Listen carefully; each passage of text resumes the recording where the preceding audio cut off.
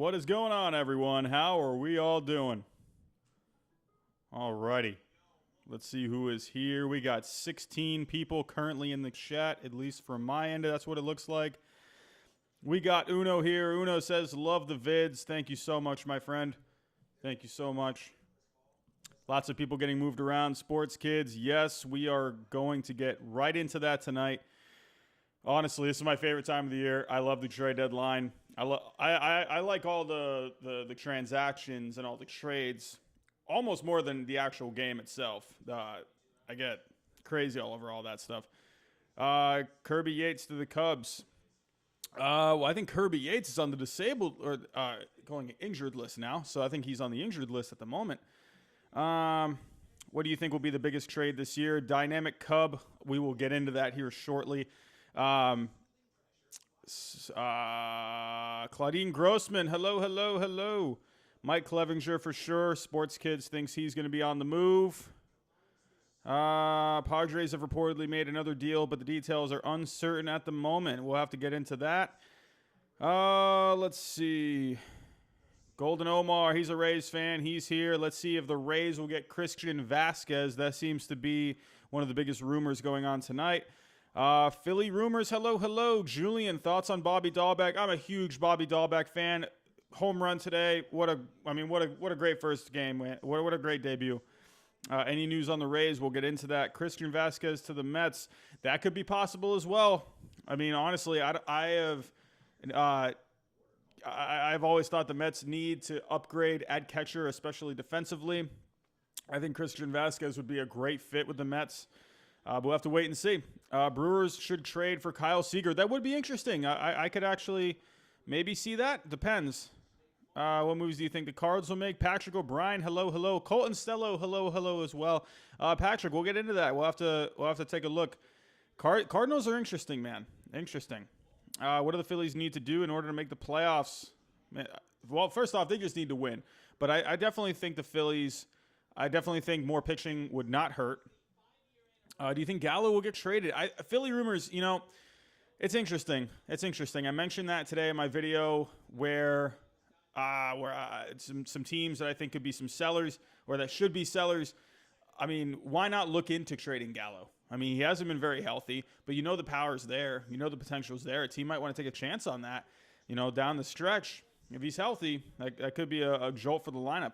Sean Norton, love the deadline. Best part of the season. Sean Norton, I agree, man. I'm going to talk about some times where I really enjoyed the trade deadline, where I have one story about the trade deadline especially. I'll get into that in a second.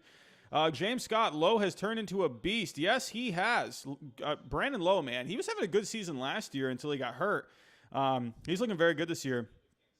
Might be asking for too much in a trade. It could work, but for that to be a fit, Vasquez needs to up his offense a touch. Yeah, Vasquez, his OPS I think is below 600 ever since he kind of had that mini surge where he hit like 3 home runs in a couple games. Kyle Seager for Eric Sogard and Bryce Terang. Hey, we'll have to look into that a little more. I'll be pulling up baseball trade values tonight. I'll be typing in trades for you guys. Just to make sure, where are we here? We got 20. It looks like from my end, hold on, where are we at? We got 29 people watching. That is one away from the goal that I'm hoping for tonight. 30 people hopefully can get into the chat tonight. Hopefully tonight, there's a lot of people. I think, anytime the trade deadline's going on, I feel like a lot of people are just on the internet looking for the rumors. Hopefully people looking for rumors will come here tonight. Hopefully, if we can hit 30 tonight, that would be awesome. That would be a first time ever hitting 30. But man, if we can, why not? Let's shoot for 50 in here tonight. Why not? We got trade rumors to talk about. But we'll get right into it right before or right after I catch up on these rumors here. Or rumors, goodness, I'm already just head deep into it now. Let's see. Jonathan Lucroy could get slot money. Okay. Clevenger on the Angels would be interesting. Blue Jays getting Clevenger would be interesting as well. BZ Baseball.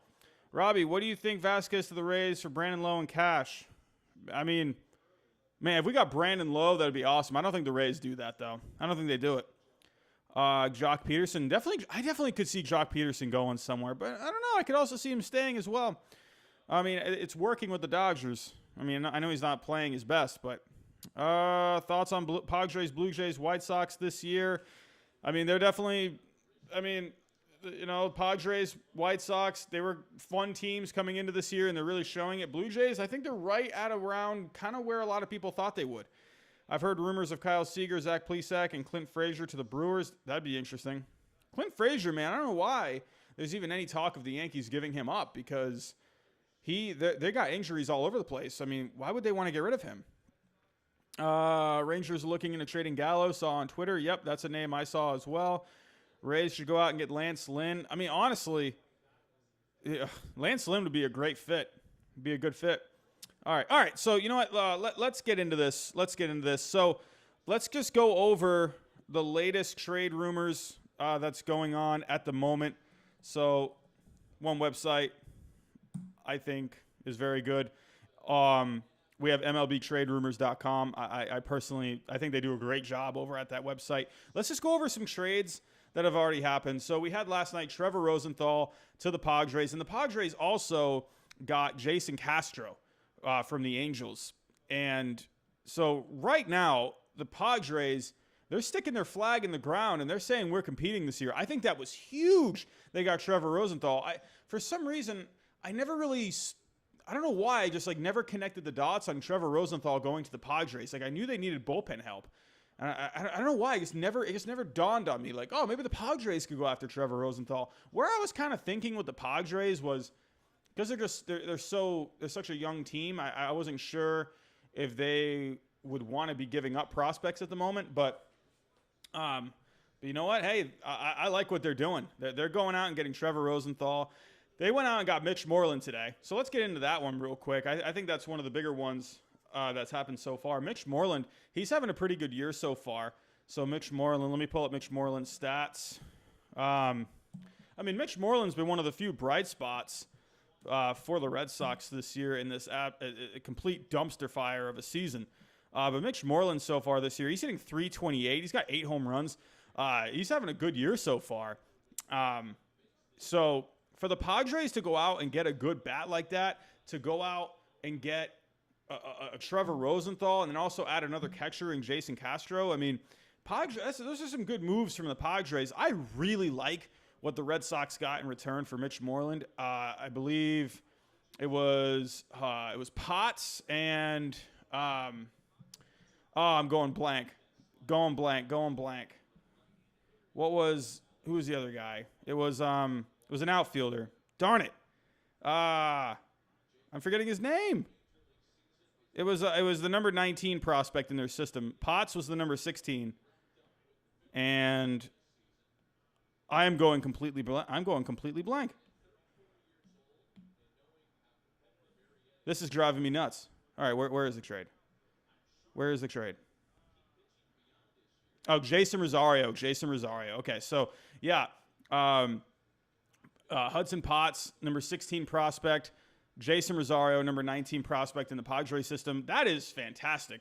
What a haul. I mean, Mitch Moreland, yeah, he's having a great year, but he probably wasn't going to be staying in Boston. I could see him maybe staying for one more year because Tristan Casas isn't really ready to come up yet. But at the same time, though, they have Chavis. If they wanted to hold on to him, that would give him more time at first base.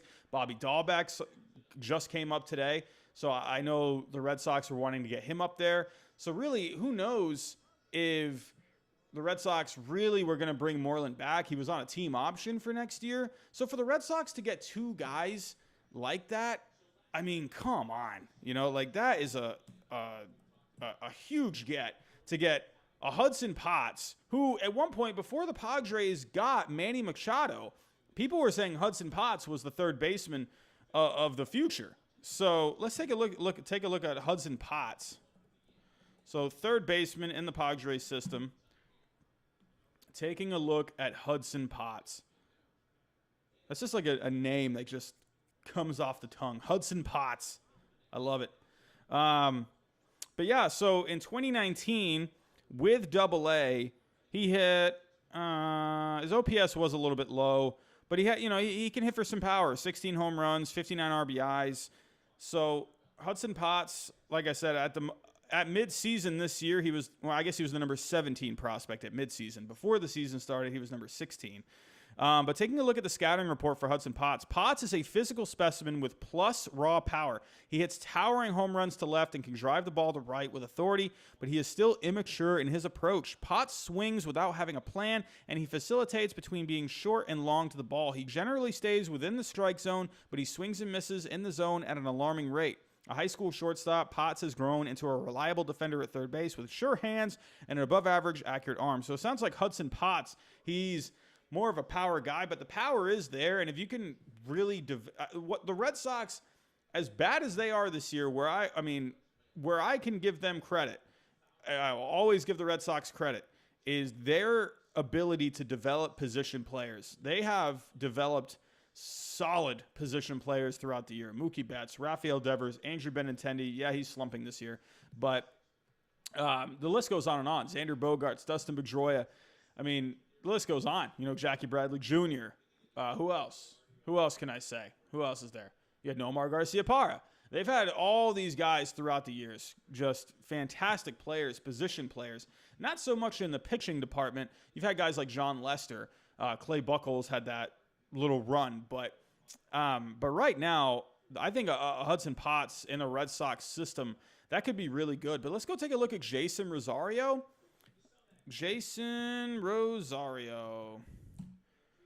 So let's take a look. Jason Rosario scouting report. Baseball America, guys. Baseball America is a great website. If you feel like spending a couple of bucks a month, Baseball America, great resource for prospects. That's where I get a lot of my research.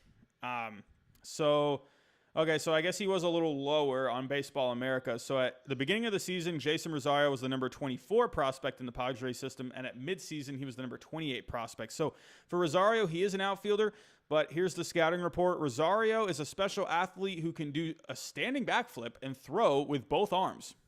That's not bad. He's a plus runner in the outfield with excellent closing speed and frequently makes highlight reel catches. He is a consensus above average defender in center field with an average arm strong enough to keep base runners honest. Rosario has a discerning eye and finished 5th in the California League with a .372 on base percentage. I'm already liking what I'm reading right here. Good defender, has speed, athleticism, gets on base, has a good eye at the plate. But not much happens when he swings. Okay, so here's where we start to get into it. He crouches low in his stance and gets his body contorted, resulting in poor contact on the ground and minimal impact off the bat. He flashes above-average power in batting practice, but never gets close to it in games. Though he's a plus runner in the outfield, Rosario shows average speed on the bases and runs less often than he should. So, again, there's kind of something going on there, with his stance, with his swing. Again, the Red Sox, this is why they get a lot of position players in trades, because they're just so good at developing position players. I don't know what it is about the Red Sox, but they just have a really good knack for it. So I'm excited about this trade for the Red Sox. I think it was a great trade for the Red Sox. I don't think you could have done any better. Maybe you could have gotten a pitching prospect, but to me, I wonder, because you got to think here with Chaim Bloom. You have to think. He knows the Red Sox need pitching. He knows this. He absolutely knows the Red Sox need young pitching in that system. So, to me, I think Bloom, at least I hope, that he has to think here, that Chaim Bloom has to think, there's got to be another trade out there somewhere. He's got to be thinking, you know what, I think I can get a pitcher with another trade. So I think he could have gotten a pitcher out of this. I don't know. I mean, who knows? But so with Chaim Bloom, I think he did the best that he could in this trade today for Mitch Moreland. I loved it. I love Mitch Moreland, but you know what? It was time. It's time to move on. It's time to move on from these guys. Moreland, he needs to play elsewhere. He needs to go help a contending team. My Red Sox are absolute garbage. It's time to move on. I love Mitch Moreland to death. I'm glad he's getting an opportunity to play on a contending team this year. He deserves it. He's having a good year. But let's take a look at some other trades. Let's take a look at the Trevor Rosenthal trade. So right now with Trevor Rosenthal, he's going to the Padres. That's a great deal. I mean, come on. The Padres bullpen has just been probably the most underachieving bullpen this year. Emilio Pagan has just not gotten it together at all this year for the Padres, and that's pretty disappointing. Kirby Yates, he's out for the year. So, and Drew Pomeranz, he's down right now. So they do have Pagan closing out games, but I think getting Trevor Rosenthal, that could end up being the trade of the trade deadline. I really think that, because the Padres right now, where they're a little weak, is the bullpen. The pitching, the starting pitching is looking good, minus Chris Paddock, and hopefully he can get it together. Offense is looking good. There's just that bullpen. And getting Trevor Rosenthal here, I think, is really good. He's got a 3.29 ERA on the year, 7 saves. He's striking guys out pretty well. So, in return, the Royals got Edward Olivares. Edward Olivares, I think that's how you say it. So, let's pull up Edward Olivares' scouting report here. While I'm pulling this up, guys, if you can, go ahead and like the stream. That will help get out to more baseball fans that are looking for trade rumors and trade discussion. I'm hoping everyone can come in here tonight to talk trades. That's all we're going to talk about. I do have the Phillies Braves on right now, so I will be checking in with this game. I'll be checking in with some scores throughout tonight, but really the focus for tonight are the trades. Is the trade deadline tomorrow at 4 o'clock. So this is honestly probably one of my favorite times of the year. Besides opening day, trade deadline, probably number 2 for me. I love the trade deadline so much, but I digress.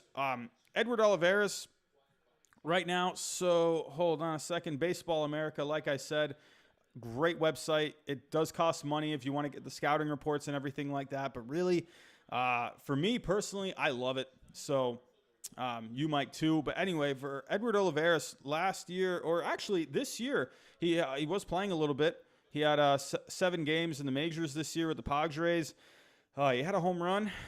I mean, he was kind of just playing off the bench a little bit, but he was the number 14 prospect in the Padres system at midseason. So here's the scouting report for Edward Olivares, who went back to the Royals for Trevor Rosenthal. He's an athletic right-handed hitter. Olivares has a compact swing and teases above average power. His pitch selection has been below average, but it is improving and was the catalyst behind his big season. Olivares is an above average runner with long strides in both center and right field, but late jumps and bad routes previously made him a well above average defender. He made great strides to improve both in 2019, although he's still a tick below average. He has an above average arm. So Olivares, he's athletic, he has speed. So right now he's got above average raw power right now. Pitch selection seems to kind of need a little work there, but overall I think this is a guy that definitely has some good potential and perfect for the Royals, because I think for the Royals right now, what do you need a Trevor Rosenthal for? Honestly, get rid of all these veterans. Trade Whit Merrifield too. I mean, I don't know. That's just, to me, it's like when you're in a rebuild, try and just get rid of your veteran players. If you're not winning, have these veteran players go elsewhere and have them play for teams that are trying to contend, So I think this is a good pickup for the Royals. I mean, honestly, just keep adding to your riches and prospects. You're not going anywhere this year. You're probably not going anywhere next year. Try and rebuild here. That's what I think. So let's get back to the chat. Whoa, I am seeing 50 people in here. Oh, whoa. Hello, everyone. What is going on? I think that's a record. Minus from opening night, I think that is a record. I don't think we have hit 50 ever since opening night. That is awesome, everyone. Welcome. I am stoked. This is great. Just to give you a quick update on the channel as well, guys, I'm going to tell you this right now. We have had an unbelievable week with subscribers. We have gained about 100 subscribers this past week. It has been a fantastic week. I can't thank you guys enough. If you are new here, first off, welcome. But yeah, I cannot appreciate you guys more. It has been an awesome week. I think last week we were at 1,600 subscribers on Saturday, and today, and at the last time I checked, we were at 1,715. So I've gained over 100 subscribers this past week. So again, I can't thank you guys enough. It has been an awesome week. So thank you so much, everyone. And this is great to see. This is what I want, guys. This is what I want, to have live streams to talk some baseball. So again, thank you so much. If you are new, welcome, welcome. If you guys can, go ahead and like the stream. Just to let you know, Super Chat donations are on. So if you have a comment or a question that you do want to ask and I won't miss it, you can put it in here as well. So again, can't thank you guys enough. It's been a fun week. It's been a fun weekend of trade rumors. So anyway, let's get to it.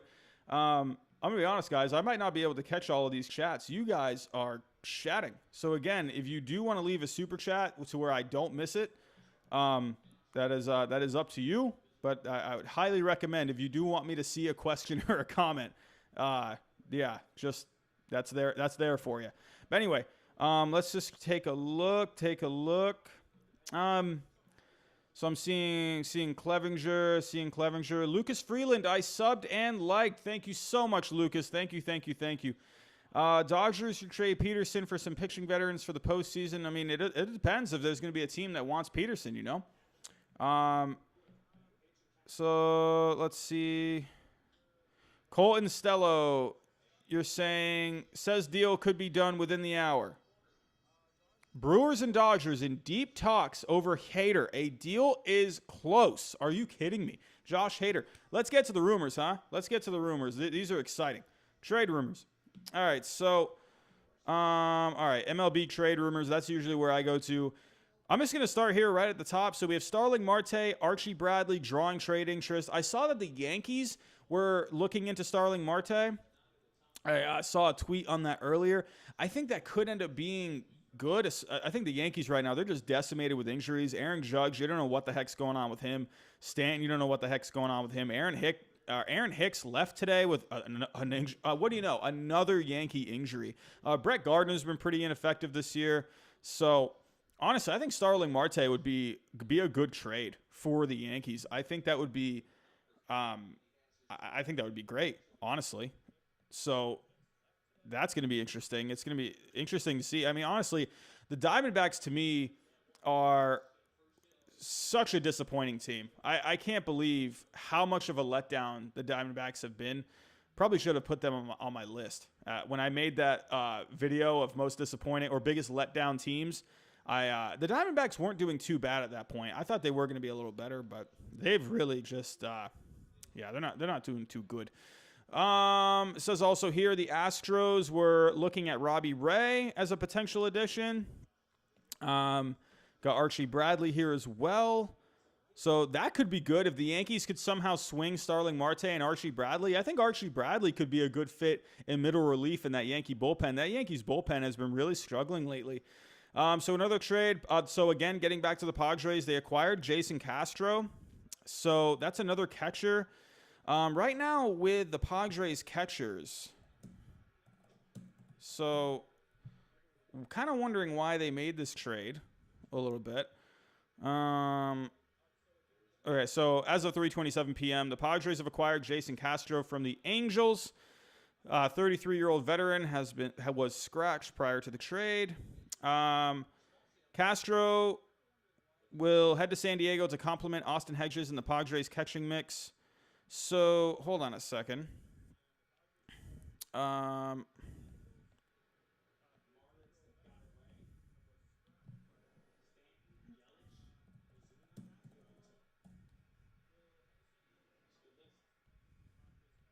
So what happened with Francisco Mejia? Was he hurt? Francisco Mejia, was he hurt? Oh, they put him on the injured list.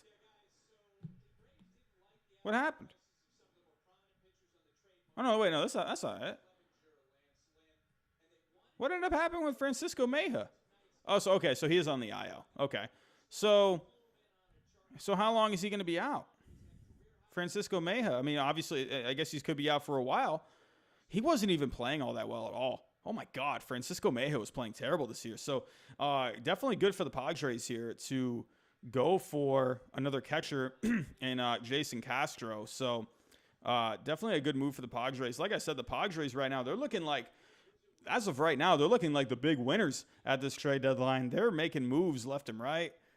So, all right, getting into Lance Lynn. So Right now, the Athletics, Twins, Padres, Blue Jays are interested in Lance Lynn. Honestly, any team that needs starting pitching should be interested in Lance Lynn. I guarantee you the Rangers have been getting phone calls left and right. So as of 4:55 p.m., the Athletics are potentially interested in Lynn. The Twins, I think, dude, Lance Lynn on the Twins would be a great fit. I think he would be. I think that would be awesome. Lance Lynn, you could have him go. You could have Lance Lynn go game 1. You could have him go game 2. I think Lance Lynn would be a great fit with the Twins. Padres. Could you imagine if the San Diego Padres got Lance Lynn? That would, my goodness, that starting pitching is already really good. If they get Lance Lynn, the Padres are going to be really scary in the postseason. So as of 2:30 today, Rangers discussing Joey Gallo in trades. I don't know where Joey Gallo would go.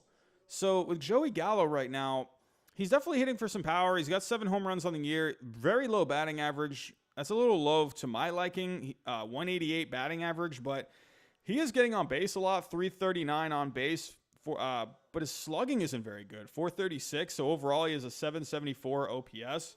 So I don't know, Joey Gallo.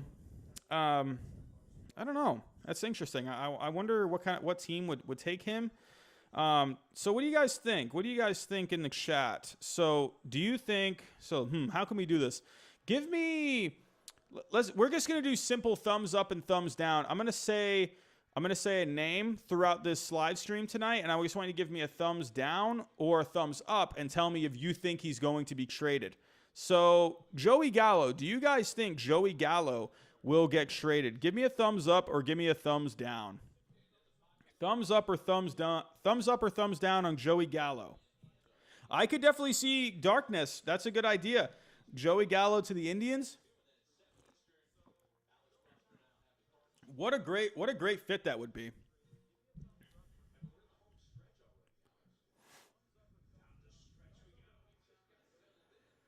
So we got 2 thumbs down, 3 thumbs down, 1 thumbs up, 4 thumbs down, another thumbs up. Oh, wow, we're getting a lot of thumbs down. So you guys are not thinking Joey Gallo is going to get traded. Yeah, so for me personally, I don't think Joey Gallo is going to get traded. He's only 26 years old. I think if a team blows the Rangers away, then I definitely think that he could be on the move. But I think the Rangers are going to have to get blown away. He's still only 26 years old. So, but what a fit that would be. Joey Gallo on the Indians, that would be a crazy fit. That'd be awesome. So, and the Indians, I mean, they're not wanting to spend too much money. So Joey Gallo, well, actually, what's Joey Gallo's his contract right now? So Joey Gallo contract. Is he still in arbitration? Yeah. So right now he's only making $4,400. So 4.4 million. 4,400. Can you imagine making $4,400 as a Major League Baseball player? Jeez. Yeah, he's got 2 more years of arbitration, and he's a free agent in 2023. So, I mean, financially, I think he would be a good fit with the Indians. I don't know. Maybe, I don't know. Let's take a look also. What are some teams that could maybe use some power? Good old Fangraphs is always a nice way to tell us who is leading in certain categories. So right now, if I were to take a look, team stats, home runs. So let's look at some contenders right now that maybe could use some more home runs. Indians, like what I've already said, Indians, really the Indians, they have great pitching. They have a good bullpen. If they can get another bat, I think that would be good for the Indians. So right now the Indians are 25th in home runs. You got the Astros, 22nd in home runs. Joey Gallo on the Astros, that could be something. He stays in Texas. Maybe the Cardinals. The Cardinals are dead last in home runs. Granted, they have had less at-bats than everyone else because they're still trying to catch up in games. But, if the Cardinals, maybe they want to add some power, they could use a bat. The Marlins are 29th. Man, Joey Gallo on the Marlins, maybe? That'd be interesting. Maybe, I don't know. Maybe the Rockies? Joey Gallo's power in Coors Field. That could be interesting. So I could definitely see these kind of teams looking at Joey Gallo, the Cardinals, maybe the Marlins. I don't know. I don't know what the Marlins. I mean, I think the Marlins could definitely make the playoffs this year. What a story that would be. But I don't know if they're really wanting to trade prospects at the moment. I don't think they're in that position. They're not in a position like the Padres are where they just have a plethora of prospects. And they're now in win now mode. So I could definitely see maybe the Marlins, Cardinals, Indians, Astros. Maybe the Astros. I don't know, though, because the Astros don't have too many prospects. The Rockies. Maybe the Rockies. Maybe the Rays. Maybe the Rays. I mean, right now the Rays are 16th in home runs. Joey Gallo is like a bat that fits like perfectly with the Rays. He doesn't have like a high batting average, but he gets on base and he gets a lot of extra base hits. That's somewhere where I could maybe see Joey Gallo on the Rays. I think that could end up being a good fit. But yeah, that's pretty much, those are the teams that I pretty much, if Joey Gallo were to get traded, I would say one of those teams. So yeah, that is definitely a interesting set of teams where if Joey Gallo would go to those teams, honestly, the two teams where if I saw Gallo got traded, I would probably find it the most exciting if he went to the Rockies or the Rays. I think that would be good fits for both. Or Joey Gallo to the Padres. I mean, hey, the Padres are wheeling and dealing left and right. We have 85 people in this chat. Holy cow, everyone. Whoa. We got more than 80 people in this chat. This is nuts, guys. Wow. Thank you so much for joining tonight. This is awesome. But let's move on from Joey Gallo. Let's take a look at some other guys right now. Let's see. Let's talk Lance Lynn. So right now, I know I just talked Lance Lynn a second ago, but Lance Lynn, I honestly think right now, I had that when I made my video on trades that I would like to see, I put Lance Lynn going to the Yankees. I mean, one of the reasons I put that trade was because Lance Lynn going back to the Yankees would be kind of hilarious to me because he was just on the Yankees a couple years ago. And then he went to Texas and started doing really good. So I really think a big part of that was Larry Rothschild. My best friend, he's a big Yankees fan, and that was his reasoning for why he wasn't good on the Yankees was pitching coach Larry Rothschild. So they got a new pitching coach now, so maybe he would be a better fit this time around. I do wonder if Brian Cashman would want to send back prospects for a guy that he let walk. But right now, I mean, starting pitching-wise, I think Lance Lynn right now, he would be a great fit.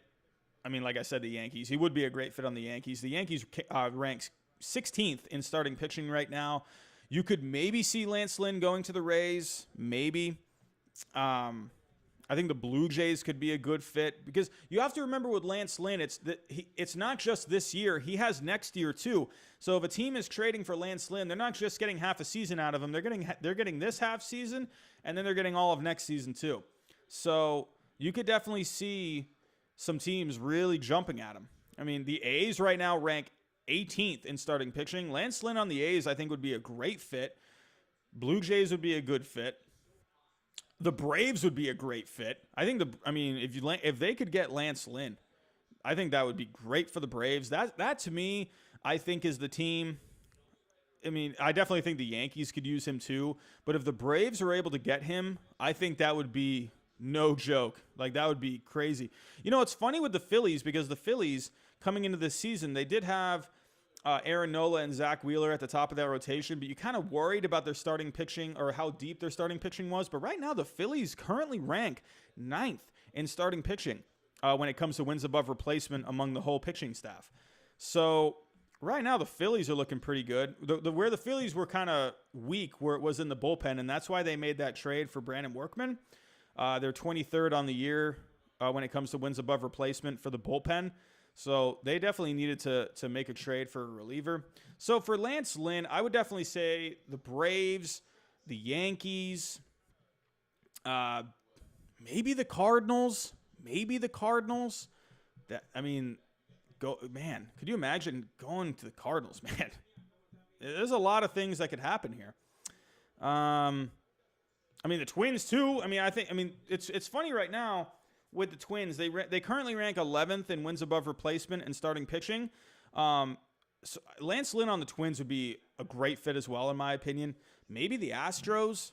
So there's definitely a lot of places that Lance Lynn could go. So in the chat, give me a thumbs up or give me a thumbs down if you think Lance Lynn is going to be traded. Let's see. Let's see what you guys think.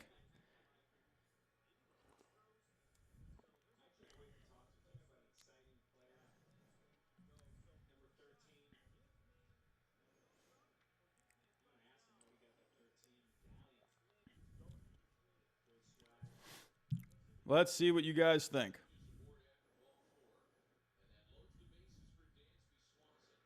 Oh, we got lots of thumbs up here. Ooh, this is a clean sweep. This is more of a sweep than when the Red Sox got swept in that 5-game series against the Yankees back in 2006. Ho ho, we got thumbs up everywhere. Yeah, so I definitely think Lance Lynn is going to be traded. Lance Lynn, he is definitely going somewhere. If the Rangers hang on to Lance Lynn, I would question the Texas Rangers ownership. They're the guys making the decisions in the front office. I would question them for the rest of my life. If they hang on to Lance Lynn, that would be, in my opinion, the most silly thing. The Rangers need to just start over. They don't have anything. They don't have any guys that are going to help them make the playoffs in the near future. They don't really have much going on in their minor leagues. I think the Rangers really need to stock up on prospects. They need to get prospects any way they can.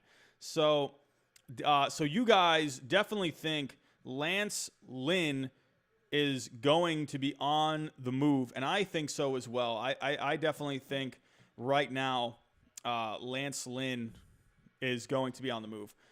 So let's take a look. Hold on, I'm trying to find. Hold on a second.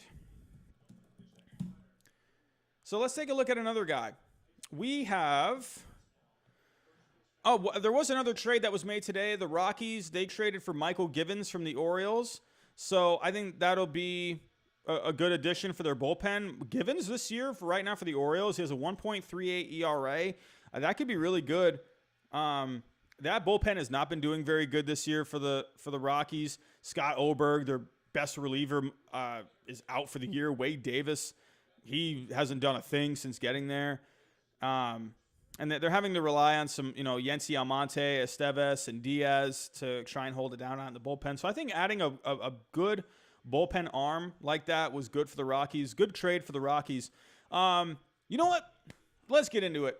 Mike Clevinger. So right now, Mike Clevinger, we have some reports today that the White Sox and the Indians were talking a trade for Mike Clevinger. First off, that's crazy to me because that's in the division. That to me is saying like that. I don't know what that's saying. If the Indians traded Mike Clevinger to the White Sox, who they're in a division, like they're right now neck and neck with the White Sox in the division. That I don't know what the White Sox would send back for Clevinger. I don't even know right now. I don't know who they would send back. I can't even think of who they would send back. But it says right here, the White Sox and Indians are actively involved in trade talks surrounding Cleveland right-hander Mike Clevinger. John Heyman of MLB Network adds the Braves, Yankees, Padres, and Dodgers are among Clevinger's pursuers, and there is a good chance to be dealt. As recently as Friday, it seemed unlikely Clevinger would go anywhere, with Cleveland apparently setting an extremely high price tag on him. The price tag seemingly remains high. Heyman hears that Cleveland would want big league talent in return, while Robert Murray reports that the initial ask was 4 quality prospects.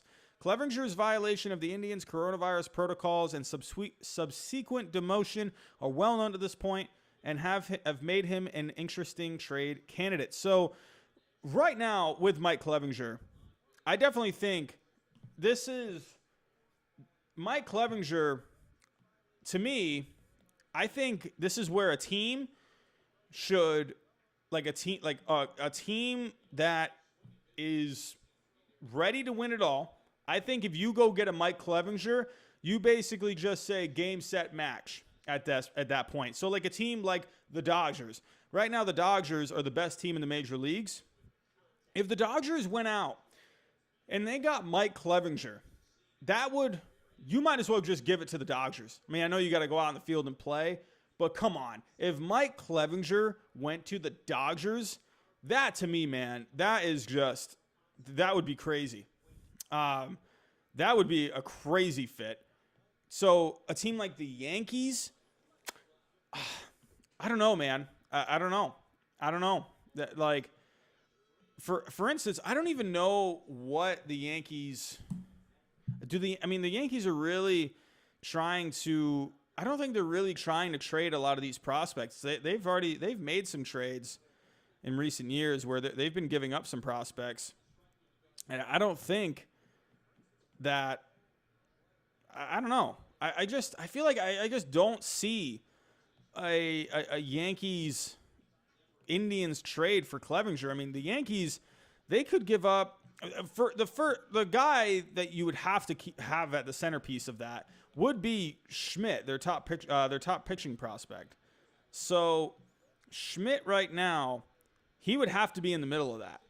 And then they would have to, if you're including Schmidt in that trade, you're going to have to add in at least like 3 more prospects. So you'd have Clark Schmidt. I mean, I don't know. I don't know what the Yankees, yeah, they'd have to give up a lot more. They'd have to give up a lot more to make that work.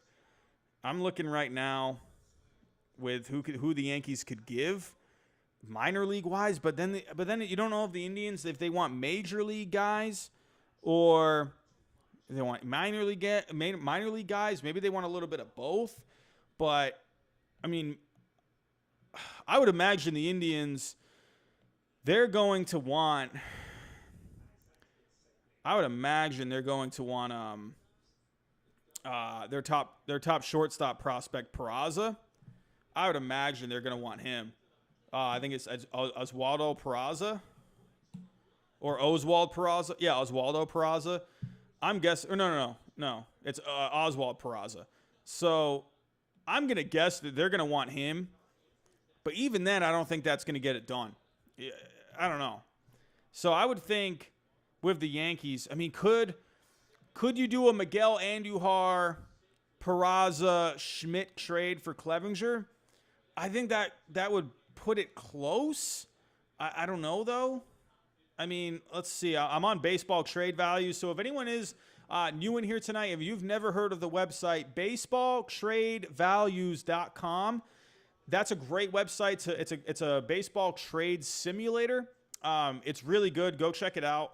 So it's a little confusing at first trying to figure it out, but right now, so let me see. I'm plugging in Miguel Andujar, Clark Schmidt, and Peraza. So let's see if that could make it close. I don't know. I don't think that's going to do it. I mean, could it? I don't know. Let me look at the numbers. That makes it close. I think so right now. So the trade that I have up would be Mike Clevinger to the Yankees, and back to the Indians would be Clark Schmidt, Oswald Peraza, and Miguel Andujar. So that trade is close. It's close. So tell me what you guys think. If you were the New York Yankees, would you do that trade for Mike Clevinger? Would you give up Clark Schmidt, your top pitching prospect, Oswald Peraza, your top shortstop prospect, and Miguel Andujar? If you were the Yankees, would you do that trade? Give me a thumbs up. Give me a thumbs down.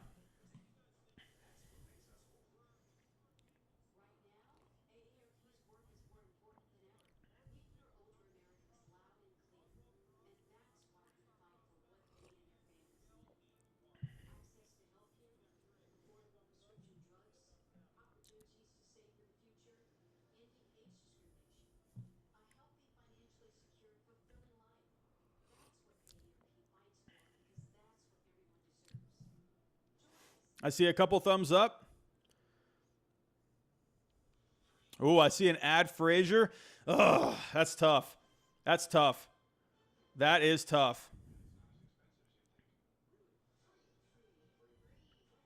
Whoa, Joshua Kesserwan. I'm sorry if I'm pronouncing that wrong. $25. Holy cow. Joshua, thank you so much. Whoa. Whoa, whoa, whoa. That is awesome, Joshua. Thank you so much, my friend. I just noticed that in the chat. Wow. Thank you so much for that donation, man. That is highly appreciated. What do you think the Tigers should do with Matthew Boyd? I know his value is down, but if I were the GM, I would trade him. If I were the Tigers, I would try to trade him. But the problem here with Boyd is he is just not having a great year. I mean, right now, he is not doing good at all. He's got a 7.27 ERA. I think did he pitch recently? Hold on, let me take a look.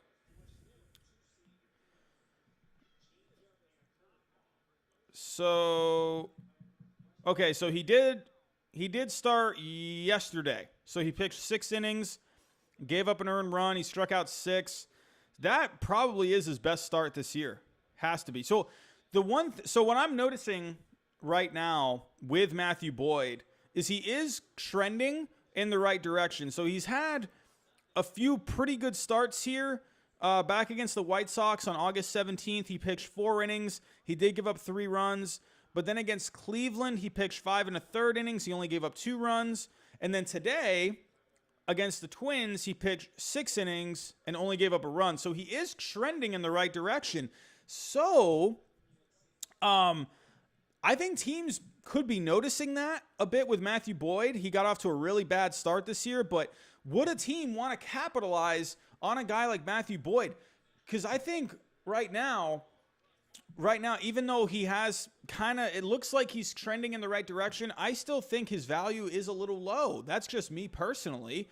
But I think teams are going to be interested if they're seeing this kind of production. Like I said, he's trending in the right direction. Could a team like the Yankees, could a team maybe like the Brewers maybe go after him?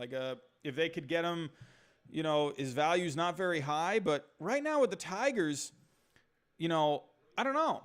Because, would you want to hang on to him and try to get him right for the rest of the season? And maybe you can wait to the offseason to trade him at that point? I think that's possible. I mean, he is, like I said, he's done better as of late.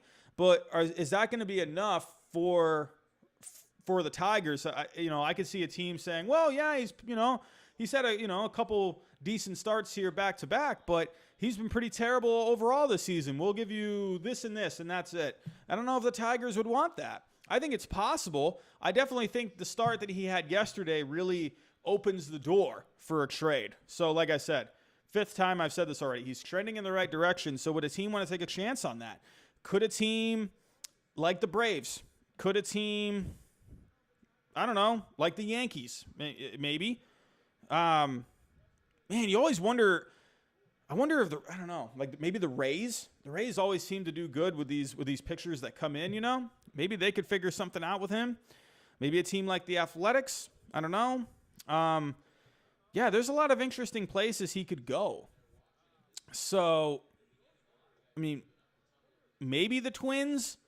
I don't know. He pitched well against them recently, so maybe the Twins liked something that maybe they saw something they liked. I don't know. I definitely think it's really, really up in the air with Matthew Boyd right now. Like I said, he's had a couple of good starts recently, but are the Tigers going to get enough in return? And I wonder about that. I wonder if maybe they just wait until the offseason. Because, I mean, really, there's not really any rush to trade him. Let's take a look at his contract. So he's not a free agent until 2023. My guess is Matthew Boyd ends up staying, because I just think they're not really gonna. I don't think they're gonna get much for him. I think it's a little too late for him. I don't know. I could be completely wrong, because then I could see a team saying no. We're liking what we're seeing with Boyd lately. Let's go for it. So I don't know. I mean, he still has control of 2 more years after this season. So I mean, he gets a lot of strikeouts. I don't know. My prediction, I'm going to say no at this point. I don't think he's going to get traded. But let me know in the comments, guys. Let me know. Do you think Matthew Boyd gets traded? Give me a thumbs up or give me a thumbs down. Let me see what you guys think.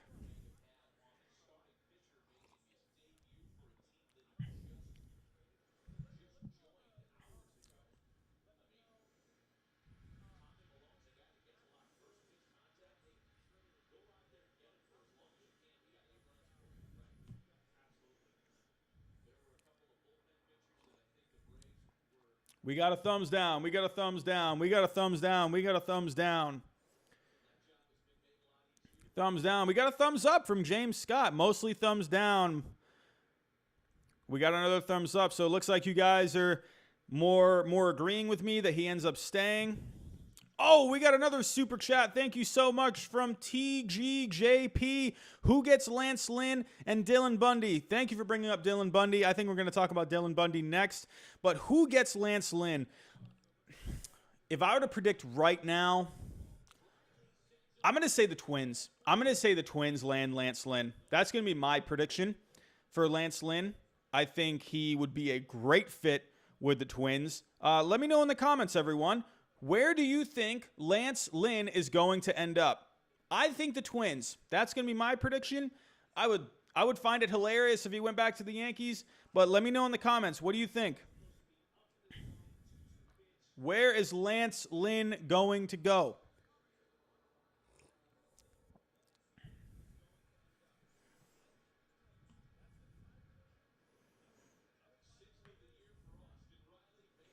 We see White Sox. We see White Sox. James Scott says Yankees.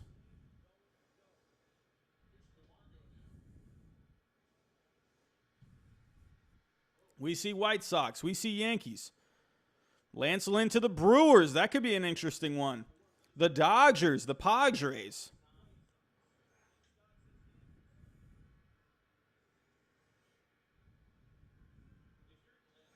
James says the Blue Jays. TGJP, you think Padres or Minnesota? Sports Kids thinks Braves. Do the Braves get anybody at all? I think the Braves need to get someone. Lance Lynn to the Braves could be a good one, too. Cardinals, that would be interesting.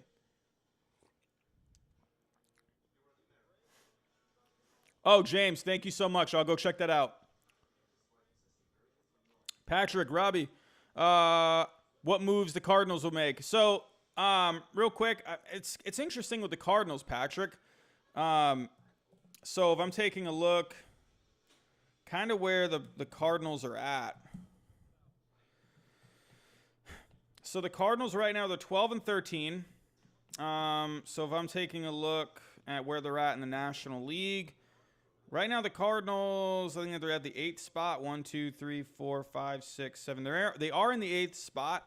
I wonder if St. Louis makes any moves. I could see St. Louis maybe making like a minor move, maybe getting someone like, I don't know, maybe like a Kevin Gausman or something like that. Maybe, I don't know. I don't think they're going to get anyone big. I don't know. I just feel like they're just having such a weird season, and they're not really in like a great position to, really make like a big postseason run as of right now, because they are the 8th seed in the National League. So I don't know. I don't see like a big move from them. I could see maybe like a minor move, but who knows? Who knows? So hold on. So I'm seeing a lot. I'm going to talk about Dylan Bundy here in a second. Let's move on to Josh Hader. So right now there is a big belief that I got to pull up some Twitter pages here, because right now it looks like Twitter is all the rage. So MLB Trade Rumors, for some reason, they're not like updating their page. I don't know why. So if I go to the home screen on MLB Trade Rumors, like the last thing they've posted was Starling Marte and Archie Bradley drawing trade interest. Well, MLB Trade Rumors, where are you at? It's trade deadline season, my guys. You last updated your page almost 2 hours ago. What are you guys doing? Come on, MLB Trade Rumors. You got to do better than this. So it looks like I got to go to Twitter. I think you guys are all over the Twitter pages. So I'm going to head to Twitter as well. Okay, so here we go. Okay. All right, so let's look. John Heyman. What's John Heyman saying? Okay, so John Heyman tweeted about 3 minutes ago, Padres have been working on trying to get Clevinger for a week now. San Diego has the young players to get it done. But word is the Padres seem intent on keeping Trent Grisham and Jake Cronenworth. Clevinger, as said earlier, appears likely to be dealt somewhere now. So that would be hot.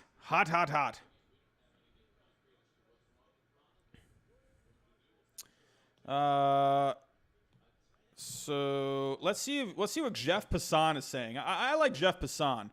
I find him to be a little more reliable.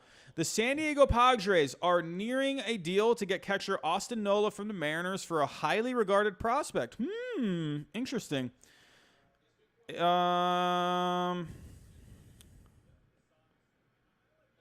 yeah, he tweeted, and he's not really tweeting too much. But yeah, so right now Passan is hearing that Austin Nola could be heading to the Padres. Austin Nola. Let's see how Austin Nola is doing this year on the Mariners. So Austin Nola this year, he's actually having a pretty good year. Hitting .306 so far. He's got a .903 OPS, 5 home runs. Holy cow, man. The Padres are making moves. This Padres team, they're making moves. They're in on Austin Nola. What the heck? So this is crazy what the Padres are doing. They're making trades just left and right. So let me try and talk in the chat here a little bit. Guys, you guys are awesome tonight, man.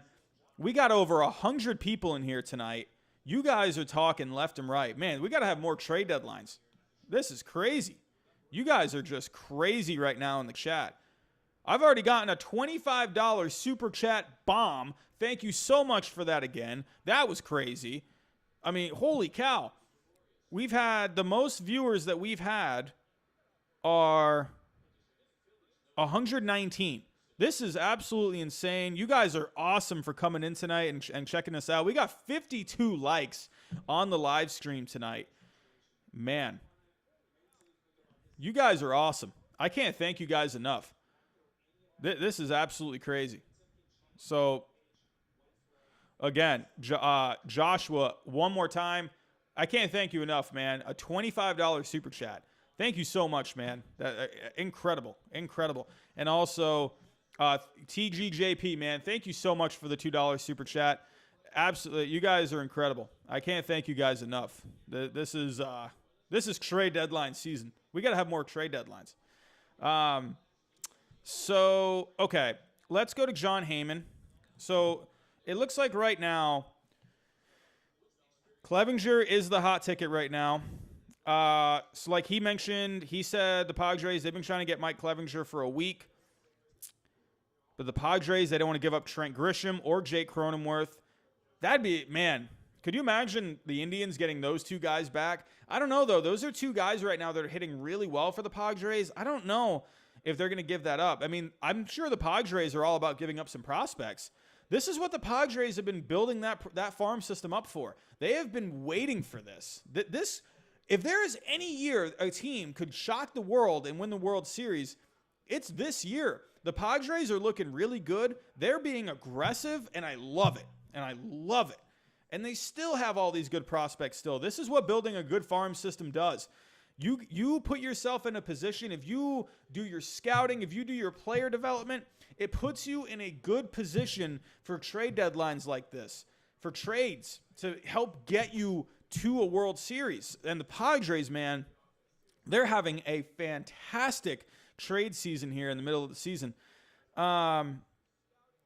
So 36 minutes ago, John Heyman also tweeted. He was responding to Robert Murray. He said the Padres do not have a deal for Mike Clevinger. So I don't know. I'm not really hearing anything really on Christian Vasquez. It seems like that has died. I don't know. I don't know what's going on with that. But yeah, Mike Clevinger to the Padres. I mean, let's go take a look at baseballtradevalues.com. I'm going to set up a Padres Indians trade.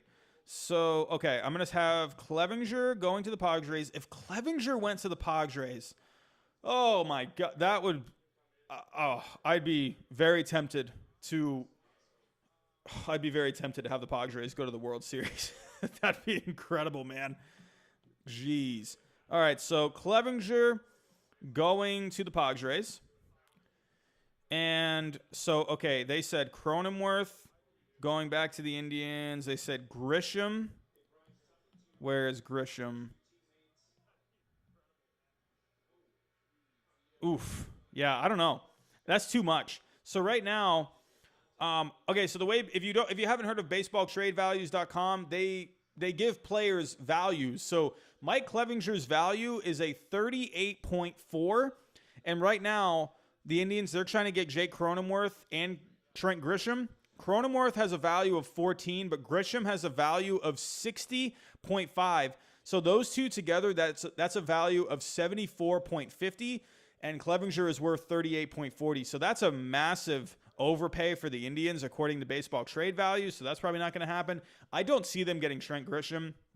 They've done a good job with Grisham. He was a top prospect at one point, and then he started to kind of just fall off the face of the planet.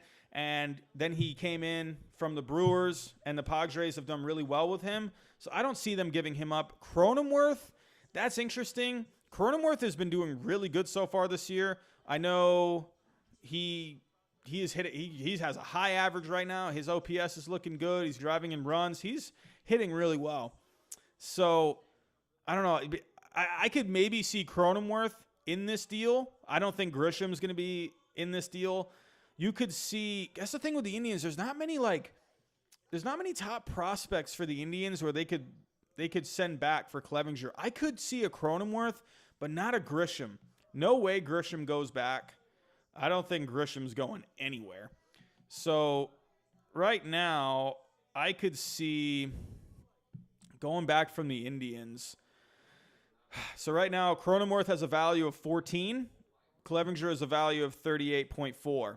So right now, you're looking at a 24-point difference. So with the Indians, you're gonna have to send back someone like, I don't know, man. Or the Padres, they're gonna have to. I would say Cronenworth, maybe Naylor. I don't know. Oh wait, no, I'm looking at the wrong one here. Whoops. So okay, whoops, I was looking at the wrong one. Okay, here we go. Now we're on the right one. So maybe a Lucchesi, a Morejon, maybe a Trammell. You could see maybe a Taylor Trammell. I don't know. I would think the Indians, they're going to want some. Well, yeah, Cronenworth can play major leagues right now. He's been playing in the major leagues. So I guess that's the major league piece. You could maybe do Cronenworth and Adrian Morejon. I don't think that's not going to get it done. That's not going to get it done. Maybe Taylor Trammell. Could you do a Taylor Trammell and a Cronenworth? That could maybe get it done. That actually looks pretty good. Those numbers add up. So, yeah, that's pretty close. For Mike Clevinger, Jake Cronenworth, and Taylor Trammell, give me a thumbs up or a thumbs down in the chat if you think that would be a good trade for both sides. Let me know. Taylor Trammell and Jake Cronenworth for Mike Clevinger. Let me know.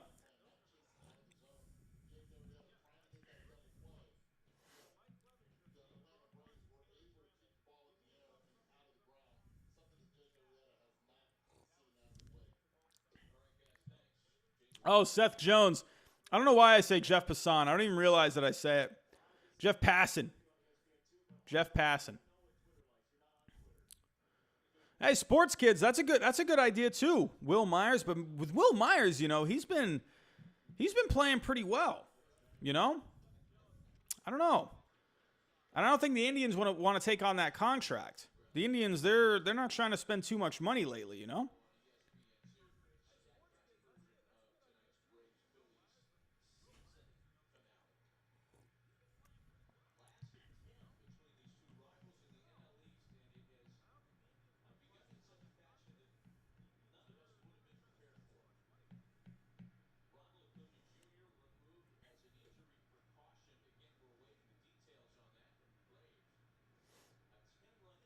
$135 people in the chat. You guys are incredible, man.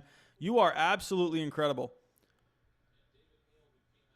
Yeah, so I'm seeing a lot of thumbs down. So, yeah, that's going to be a tough one for the Padres. I love what the Padres are doing, but if they got Mike Clevinger, that could honestly be one of the best trade deadlines for a team of all time. That would be insane. You would get a guy that can close out games. You'd get a good offensive first baseman who can also DH now in the National League. So, Mitch Moreland, I think, is a great fit for the Padres.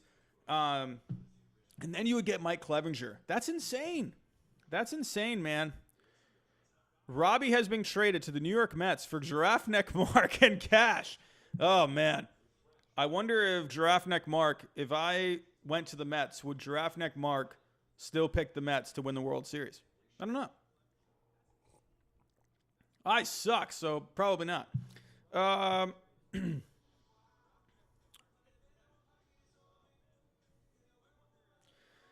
right.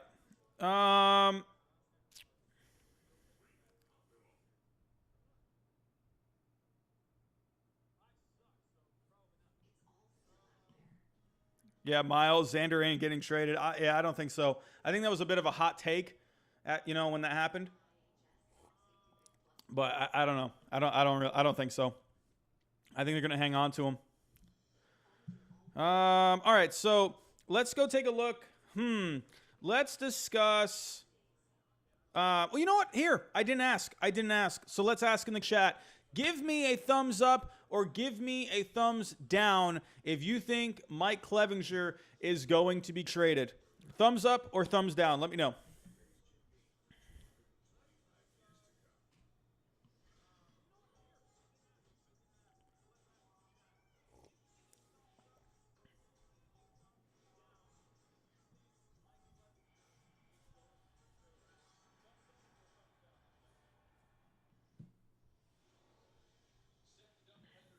We got a thumbs up. We got a thumbs up. We got a thumbs up. We got another thumbs up. We got a lot of thumbs up from Ben Chavez. We got a thumbs up. We got 2 thumbs up from Colton. Oh, this is going to be, if you guys are predicting this right, this is going to be a lot of fun. So, Matthew Palevsky, thank you so much for the $2 super chat, my friend. What outfield bat should the Indians target? With the Indians, man, it's weird because they don't ever want to spend money. I personally think the Indians would be a perfect team to get JD Martinez if they wanted to spend the money. He has the opt-out after this season, so that's kind of weird. You don't know, so it's a little risky trading for him. So I don't really think you're going to get much back for JD Martinez, but Martinez, he's not going to be the best outfielder, but you can plug him in there sometimes, and I think it's going to be fine. But I think JD Martinez would be a great fit with the Indians. He hasn't gotten off to the start that he usually gets off to. But I don't know. But this Red Sox team, they're just so whacked this year. So, none of these players are playing good this year for the Red Sox, man. It's almost like they have just sent it, and they're just they just gave up on this season. I don't know. I don't see a team really locked in at all. I see Bogarts lately is playing well. But, Moreland's been playing well this year. Verdugo's been having a pretty good year. But I don't know what's going on with JD Martinez, man. I think if you put him on a contender like the Indians, that's going to just get that adrenaline going, man. I think he would be a good fit for the Indians. Me personally, it's just the money that holds it up a little bit. But right now, man, I think with the Indians, if you're, you could maybe say Kevin Pillar, maybe, if the Red Sox are looking to part ways with him. He's been hitting pretty well. Let's take a look at Kevin Pillar. Kevin Pillar. So right now, I mean, he hasn't been doing good lately, though. He got off to a really good start, but he's hitting 268 on the year, 4 homers, 13 RBIs. You could maybe see a Kevin Pillar out there. I think he would be a good fit there. He's not too much money. You could do... I don't know. Not really many outfielders right now. You could maybe see Brian Goodwin, maybe, on the Angels. I could see a Brian Goodwin. Jared Dyson's already been on the move. He's already been traded. I mean, I mean, you got Clint Frazier, but I don't know. I don't think the Yankees are going to trade him. I don't know. Maybe Jacoby Jones with the Tigers want to do in division trade. I mean, why not? If they're gonna get a prospect or something out of it, I could maybe see a Jacoby Jones. Honestly, I really think that could be an option. Jacoby Jones, maybe going to the Indians. I think that could be a pretty good fit. Jacoby Jones is having a pretty good year this year. 283 average, 5 homers, 14 RBIs. He's got an 880 OPS. I think a Jacoby Jones could be a great fit on the Indians. I think that would be a great fit. So, or Whit Merrifield also. James Scott, thank you for that. Whit Merrifield, how awesome would that be if he went to the Indians, where Merrifield can play some outfield? So, Matthew Palevsky again coming in with a super chat, $2 super chat. Thank you so much. What about JD Davis, Starling Marte? You got Starling Marte? Mike Yastrzemski, I'm going to lean towards no on Mike Yastrzemski. He is 30, but I think right now with the Giants, I mean, he's there. He's cheap. He's not really costing them anything. I don't know. I mean, I think you get a lot of prospects back for him. Me, I'm a prospect junkie. So me personally, I would look for Mike Yastrzemski trade. That's just me, but because I think you could get a lot back for him. Because he would help a team now. He's one of the better players in the National League this year. Starling Marte. What is Starling Marte's contract looking like? So that's the one thing with the Indians is you got to kind of watch it with the money. So Starling Marte right now. So this year he's making 11.5 this year, 12.5 next year. I don't think they're going to go for Starling Marte. I could see, like I said, a cheaper outfielder, maybe like a Jacoby Jones, something like that. What is Whit Merrifield's contract right now? That would be a really good fit. James Scott, thank you so much for that suggestion. That's a great idea. But if he is, I don't know. I don't know these guys' contracts at the top of my head. Yeah, he's no. He's Whit Merrifield is not expensive. He's making an average of $4 million a year. So Whit Merrifield, I think, could be a good fit for the Indians. I think that would be a fantastic fit. That would be really fun. I would like that. Whit Merrifield to the Indians. I think that would be a lot of fun. But yeah, those are the guys that I think. You could say a Whit Merrifield. You could say Jacoby Jones. Maybe a Kevin Pillar. Yeah. So, alrighty. Let's take a look.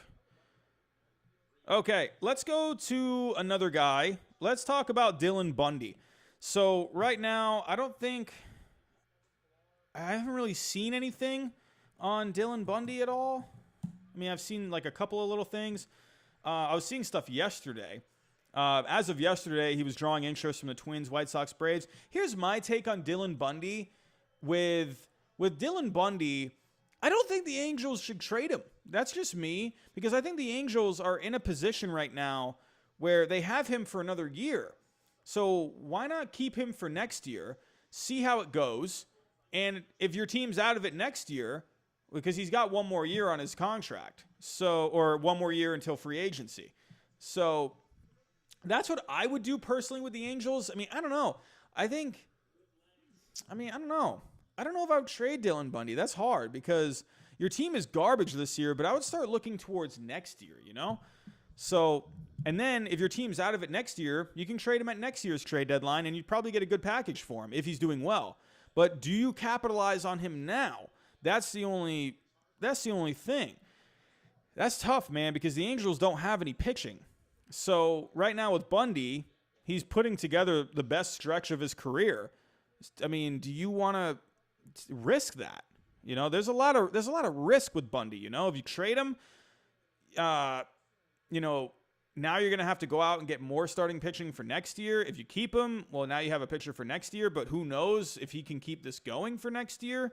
I don't know. There's a lot of ifs with Dylan Bundy. You tell me, you guys in the chat, would you trade Dylan Bundy? Would you trade Dylan Bundy?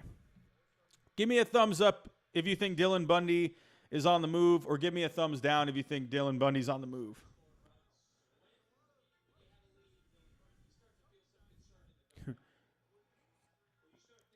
Oh, Joshua.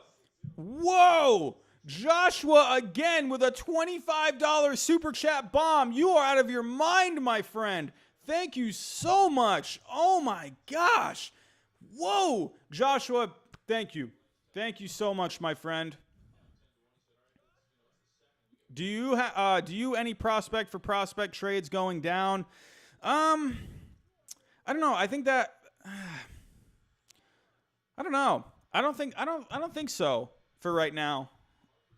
I'm trying to think of if there would be any prospect for prospect trades right now.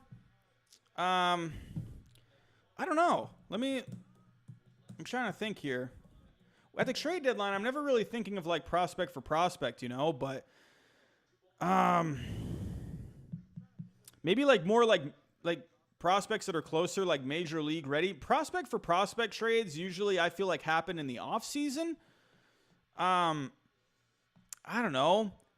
Maybe you could do like the Angels maybe trading like a Brandon Marsh or like a Joe Adell or something like that, like a high level prospect, maybe for like for like a high level like pitching prospect or something like that. But as of right now, prospect for prospect, I'm not really sure. I mean, hold on. So this is where Baseball Trade Values is no pun intended, is a valuable website. So right now, let's take a look. I mean, you could definitely see some minor moves. I mean, there's always those minor moves going on. But right now, I don't see a lot of like these high prospects going anywhere. I don't know.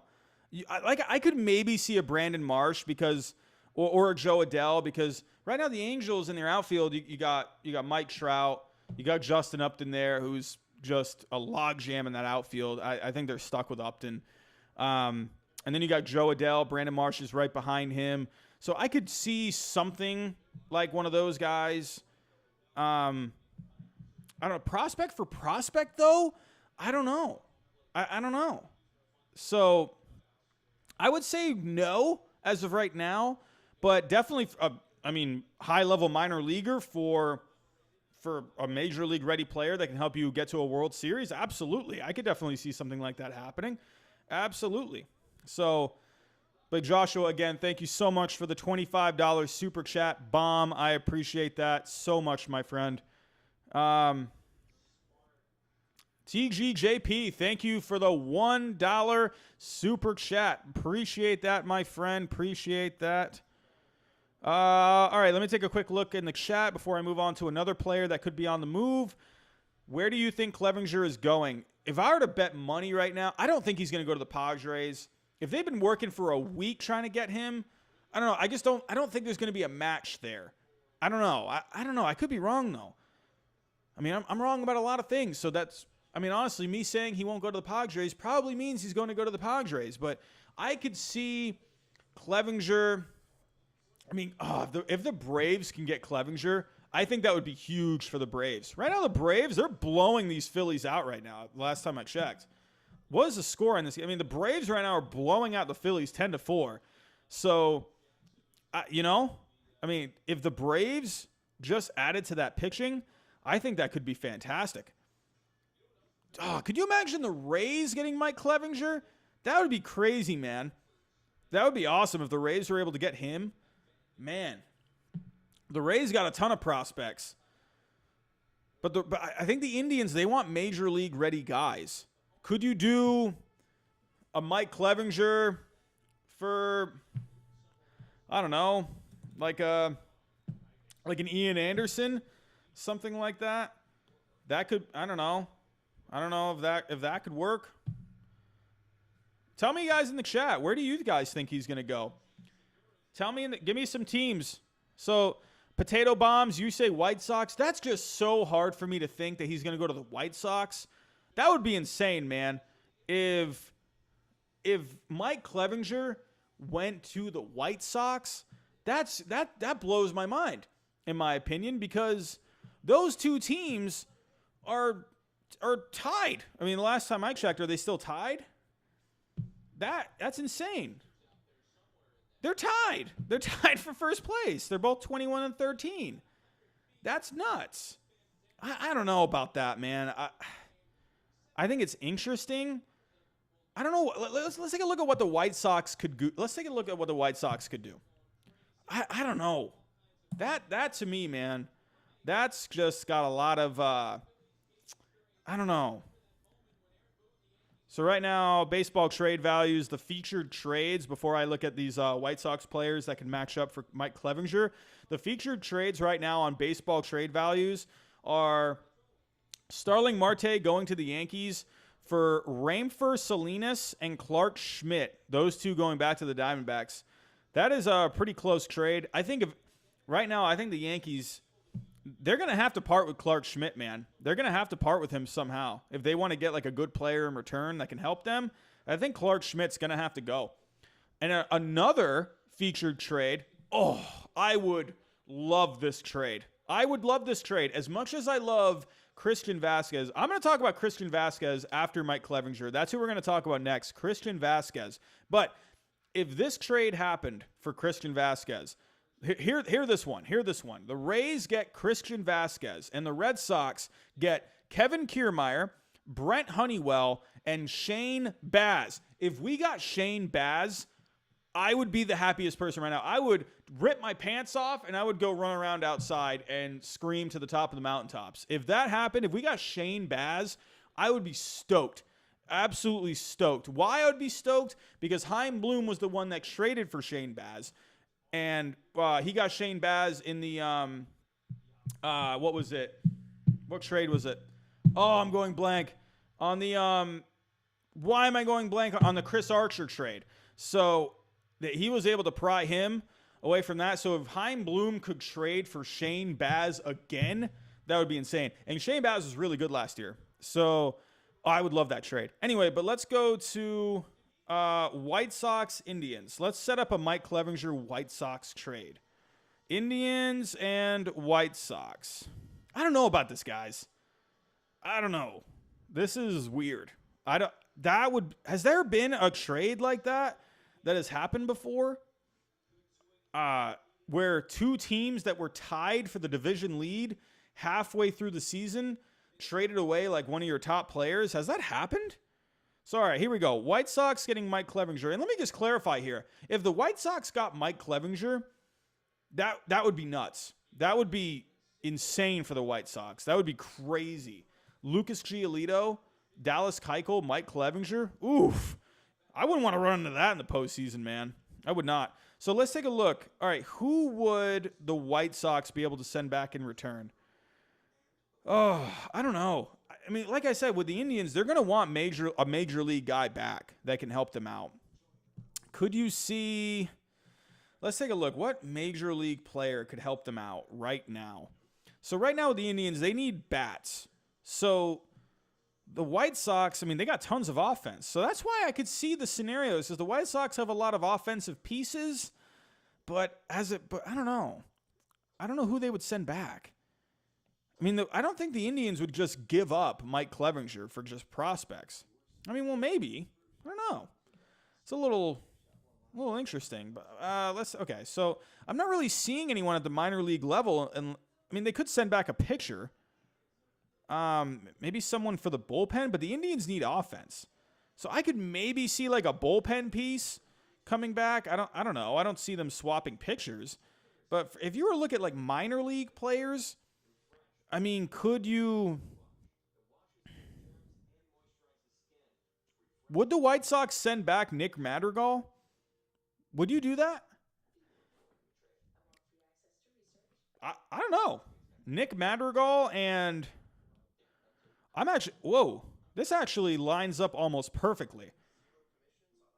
That is a perfect trade. This is literally the same numbers, identical. Nick Madrigal and Gonzalez, an outfield prospects. Hold on, let me take a look here. All right, Indians' top prospects. Where does he rank? Gonzalez. Oh, no, he's on the White Sox. Stupid me. He's on the White Sox. Gonzalez. Where are you? Okay, Luis Gonzalez, the 13 prospect in the White Sox system. Would you guys do that trade? Do you think that's a fair trade? Mike Clevinger for Nick Madrigal and Gonzalez? Give me a thumbs up. What do you guys think about that trade? Like, Luke, I agree, man. Luke, I mean, I wouldn't trade Nick Madrigal, but on baseball trade values, the numbers line up perfectly. Because I don't see the Indians trading him away to a division rival I don't know. I would think they would want like a major league ready player.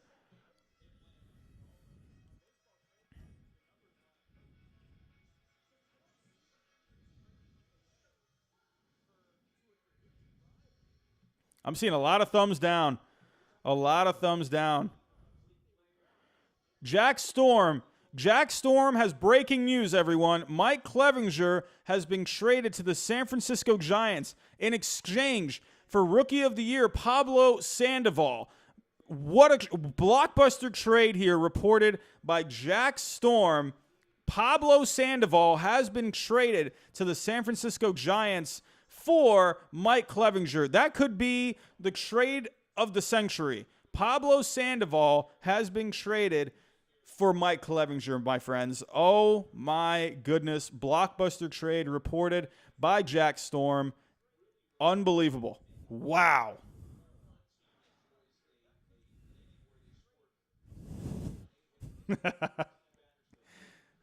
My stream's lagging a little bit behind yours, so I was waiting for the reactions on this. No, Ben. No, it's Ben, it's not true. I'm just kidding. I'm just kidding, Ben. I promise. Pablo Sandoval, man. He's pretty good. He's pretty good. Damn, the Giants got fleeced. Would the Padres trade Gore for Clevinger? Javier Nunez, man. I don't know about that. No, they wouldn't trade Mackenzie Gore for Mike Clevinger. No way. Mackenzie Gore is one of the top prospects in baseball. That's not going to happen. Jack Storm, thank you for that trade update, my friend. That gave me a nice funny feeling in my stomach. Anytime I see Pablo Sandoval, man, oh man, that brings back happy memories. That's sarcasm if you guys aren't picking that up. But yeah, so Nick Madrigal for Mike Clevinger, I don't think is going to be that's not going to be happening anytime soon. All right, so let's get into Christian Vasquez. So Christian Vasquez. Oh, this is how I feel about Christian Vasquez. I love Christian Vasquez. I think he's the longest tenured Red Sox. He's been in the Red Sox organization the longest. He's been in the Red Sox organization since 2008, I believe. So losing Christian Vasquez, that would be tough, man. Because Christian Vasquez, he's not really too old right now. This is a guy where I could see him being with the Red Sox for his whole career. That's kind of one of those guys, like a Yadier Molina kind of a guy, where he is just good with the pitching staff. I don't know. It's hard when you have a catcher like that because it's so hard to replace a top-level catcher like that, you know? So when you got a Christian Vasquez on your team, that's kind of hard. But if the Red Sox were able, I think the Red Sox right now, what they need to do is they need to trade. They need to get a pitching prospect. They need to get something. Like if they could get a Shane Baz, I think that would be incredible. I would do that trade. if we were able to get Shane Baz or another pitching prospect from the Rays, I mean, I'd be all over it. You know? So right now, Shane Baz is the 5th ranked prospect in the Rays system. He's their top pitching prospect. And then you got Brent Honeywell as well. Ah, man. I would flip out if we got Shane Baz. I would flip out. Brent Honeywell is a nice piece too. I don't know if the Rays would give up all those prospects, but the Rays, they have a phenomenal farm system. I believe it's a top 3 farm system right now. So Matthew Palevsky with another super chat bomb. Thank you so much. Clevinger to the Yanks for Jason Dominguez, Schmidt, and Frazier. Ooh, Matthew, that might be an overpay, man. That might be a bit of an overpay. I think Jason Dominguez right now, I don't think that's going to be happening. I don't think the Yankees get rid of Dominguez, man. Right now on baseball trade values, yeah, I think that's going to be an overpay. And Dominguez right now, I mean, I could maybe see, like, if you did, like, I don't think you're not going to be able to get Schmidt and Dominguez. Maybe a Dominguez and, like, a smaller piece. But I don't know. I don't think the Yankees are going to want to give him up. This guy has potential superstar written all over him. So, I don't know. But the Yankees, I mean, they could get Clevinger for a couple of years. Here's the one thing that weirds me out about Mike Clevinger to the Yankees. Clevinger with short hair and a clean-shaven face. I don't know if I could see it. I don't know, man. Could you guys see Mike Clevinger on the Yankees? Like, obviously, I could see him, the picture on the Yankees, but could you see Mike Clevinger, the person on the Yankees? I like almost can't see it. You know, that's like weird.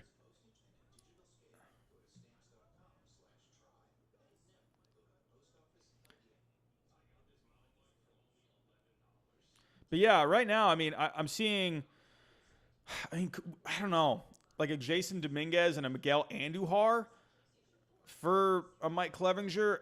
Maybe. I could maybe see that. According to multiple sources, Rays have acquired Vasquez for Zunino, Ronaldo Hernandez, and cash.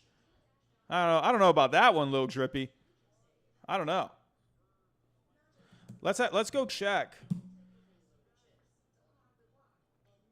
Not really much going on right now. I'm not seeing anything. John Heyman, my guy, what are you saying? So, I mean, John Heyman hasn't reported anything in the last 30 minutes. Ken Rosenthal.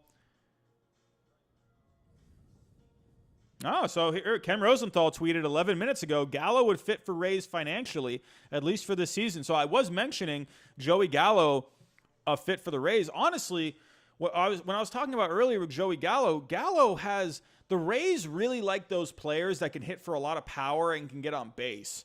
The Rays love that kind of a player. Like a Hunter Renfroe, they love that. So Hunter Renfroe has been pretty good this year for the Rays. He's not going to hit for a high average, but he's going to hit for power. But yeah, this is I think Joey Gallo to the Rays would be very interesting. So yeah, 18 minutes ago, Ken Rosenthal said, among players in whom the Rays are showing interest, according to sources, Tigers right-hander Daniel Norris and Rangers right fielder Joey Gallo. Padres have also shown interest in Gallo, along with seemingly every other available player with a heartbeat. So once again, yes, Padres in on Joey Gallo, it looks like. The Padres, at this point, I think they're going to somehow pull off a trade for Juan Soto at this point. I mean, honestly, the Padres, they're probably going to trade for Mike Trout at this point. The Padres are trading for everyone at this point. But yeah, Joey Gallo on the Rays, I actually think that could be a really good fit. And I think the Rays, they have the prospects to send back. So I think that could happen. That could be a blockbuster trade that happens sometime tonight, maybe tomorrow. I don't know. I mean, what do I know? I don't have any sources. I'm not Ken Rosenthal with a bow tie. I will never be as cool as Ken Rosenthal with a bow tie. You can't beat that. And Jeff Passan and Ken Rosenthal, in my opinion, are two of the coolest guys on the planet. I mean, come on. Ken Rosenthal with that bow tie, get out of here. You're not going to beat that. Here we go. Sports with AJ, man. Incredible. Sports with AJ. We've had a few guys.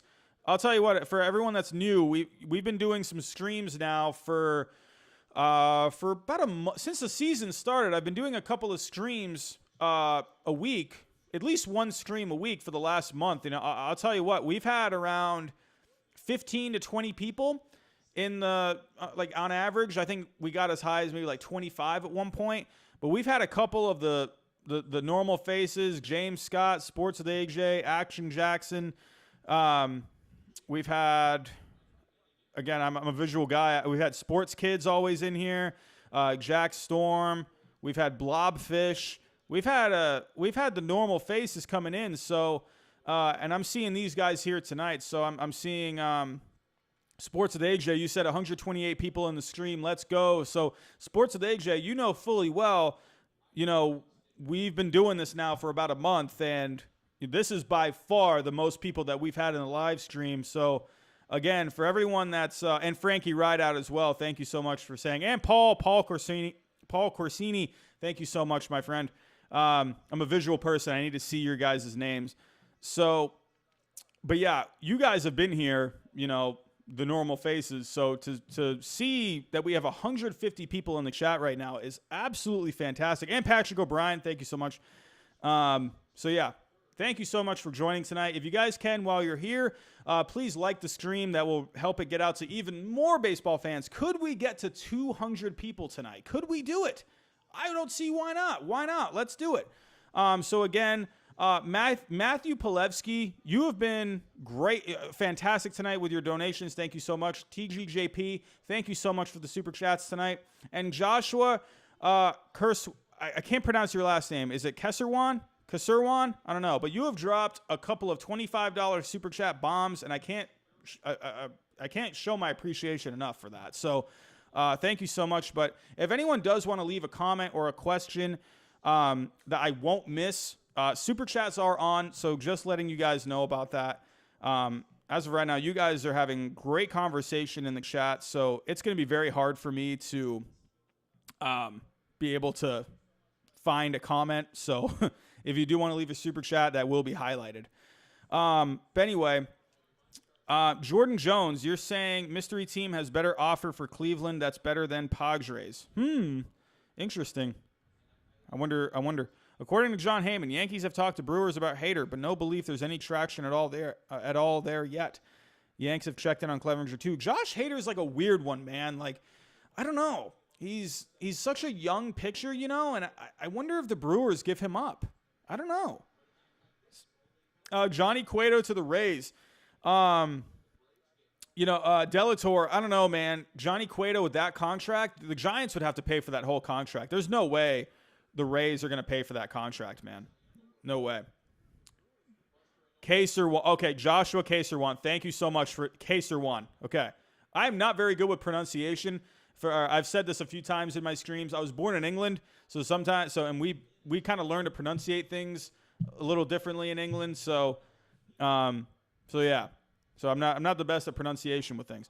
So Kaser1, I will remember that. So how about Andrew Hart to the Nats for Jackson Clough, Jake Irvin, and Austin Voth? I mean, honestly, if the Yankees can get anything for Andrew Hart at this point, why not? Josh Bell to the Rays. That could be interesting. Josh Bell with all that power, that could be very interesting. How is Josh Bell even doing this year? Josh Bell stats. Let's take a look. I mean, he's hitting 217. The thing with Josh Bell is he's having a really down year. He's only got a few home runs. He's not going to be good in the field, and he's only getting on base at a 271 clip. I don't know. I don't see Josh Bell going anywhere. I think the Pirates are stuck with him. I don't see that anywhere. If he had a higher on base, I could see him playing for the Rays. But the Rays, they want guys that get on base and that can get extra base hits. The Rays, they like players like that. All right, so one more time talking about Christian Vasquez. I think Christian Vasquez would be a very interesting piece to trade. I could honestly see it. I really could. I could see Christian Vasquez. I could see a Christian Vasquez to the Rays trade easily, because at this point with the Red Sox, it's like it doesn't matter who you're trading to, even if it's to the Yankees or even if it's to the Rays or the Blue Jays. I don't think it matters because the Red Sox are just so out of it, and they're going to be out of it for a couple of years. I want my Red Sox to rebuild. I don't want my Red Sox doing anything silly this in the next couple of years. I want them rebuilding. I want them getting prospects. I want them getting pitching prospects. So I'm really hoping we can get a pitching prospect sometime tonight or by tomorrow by 4 o'clock. That would be amazing. But I don't know. What is going on with my chat? Okay. So, but Christian Vasquez, I don't know. I don't know. I don't know. That's a hard one, man. I don't know if he's going to get traded. I don't know about Christian Vasquez. Tell me what you guys think. Christian Vasquez, do you think Christian Vasquez will get traded? Give me a thumbs up or give me a thumbs down. Thumbs up or thumbs down. Christian Vasquez gets traded.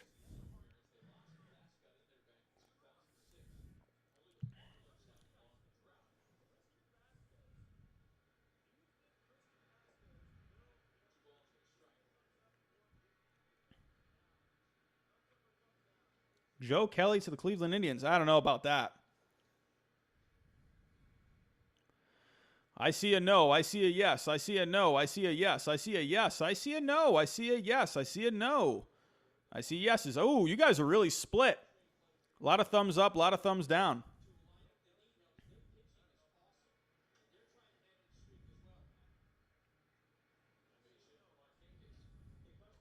Ooh, Lil Drippy. That's an interesting trade.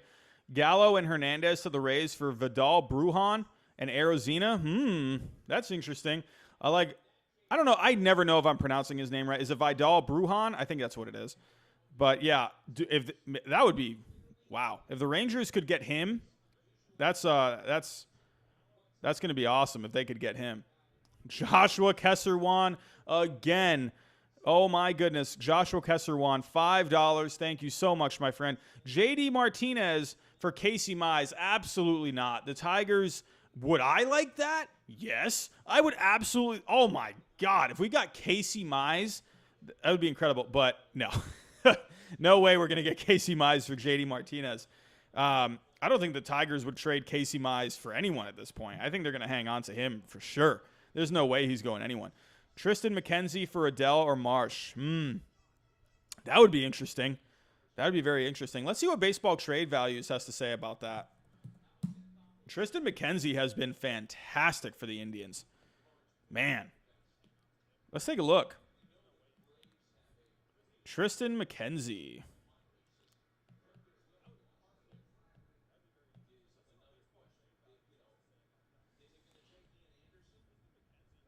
Yeah, I don't know. I don't know.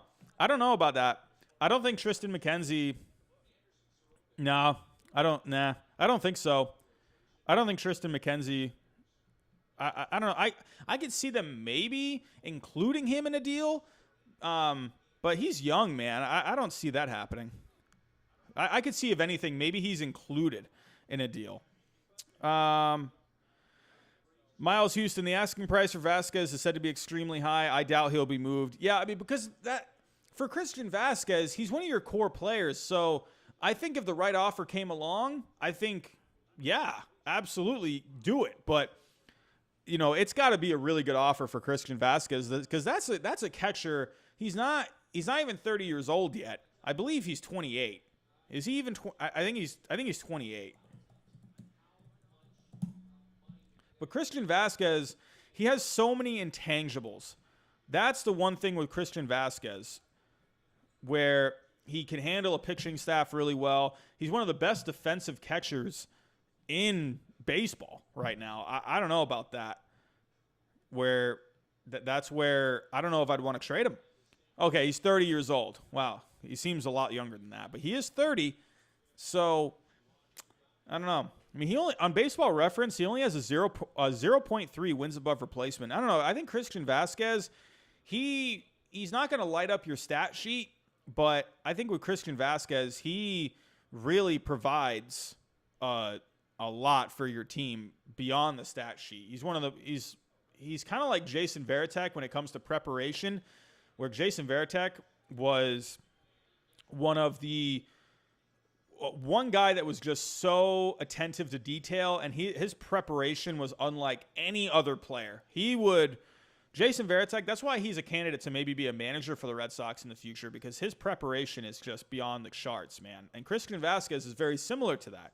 So, but yeah, I think Christian Vasquez, he offers a lot more than just, wins above replacement and all that kind of stuff.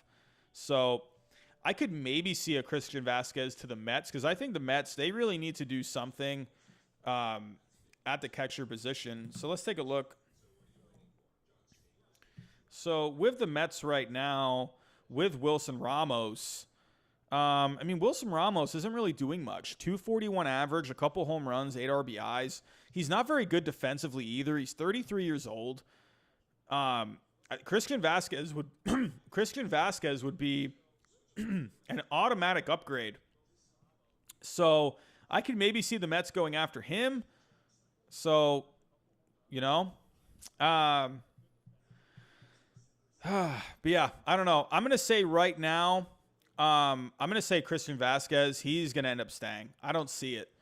I just don't see it. TGJP got, oh, sorry, my stream froze. TGJP, thank you so much for coming out tonight, man. Really appreciate the super chats tonight. Thank you so much, my friend. So we'll be talking more deadline here in the next couple hours probably. So if you want to come back, come on back.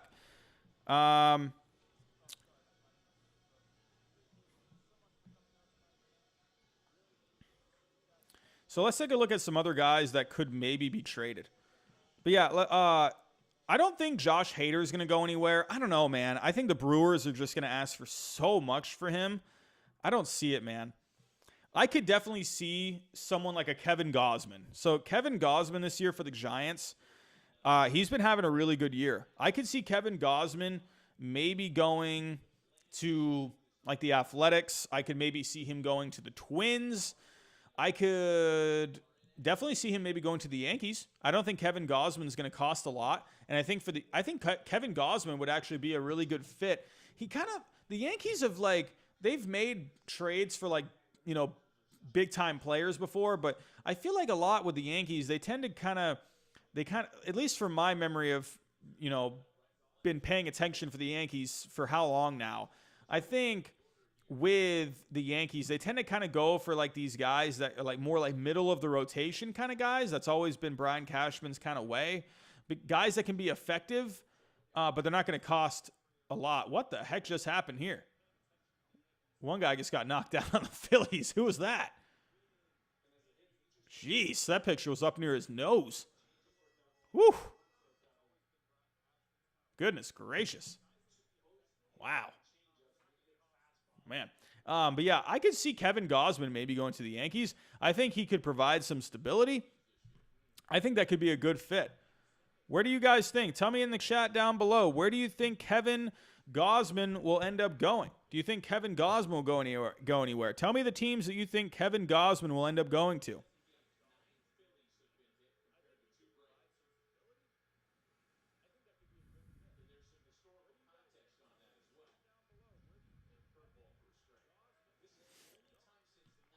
Patrick O'Brien, Robbie, how many subscribers have you gained in this stream? I have no idea, Patrick. We have been going crazy in this stream tonight. I never thought I would have this many people in a live stream, man. I'll be honest with you. We were getting around 20, 30 a stream, not even 30. So to have this many people in here at this time, man, that's crazy. Thank you so much for joining us tonight, everyone. Kevin Gausman to Oakland, that could be a good fit. Blue Jays, Can-Pan Baseball. There's another familiar face, Can-Pan Baseball. Thank you so much. Blue Jays would be a good fit too. But they did just get Taijuan Walker, so I don't know. I don't think they're going to go after Kevin Gausman. I think it would be a good fit, but they could definitely use some more pitching. But I don't know. I think they just got Taijuan Walker. So, yeah, Athletics would be good. Again, there's another Athletics suggestion. Maybe Kevin Gausman to the White Sox. Kevin Gausman to the White Sox would be interesting.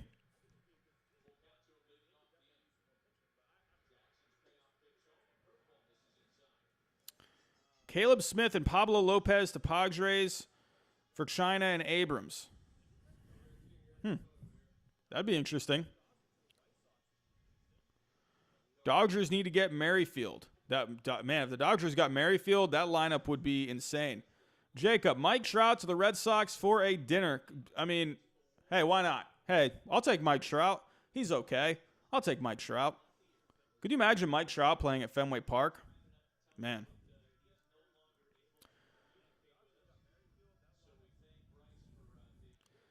C.J. Abrams for Pablo Lopez and Caleb Smith confirmed. I don't know about that, Drippy. No way. Stop it. Marlins aren't trading Pablo Lopez. Stop it. That's not happening.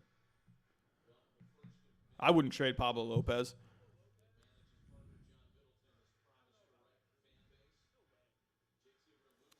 What do you think the Cardinals should do? They always stand pat.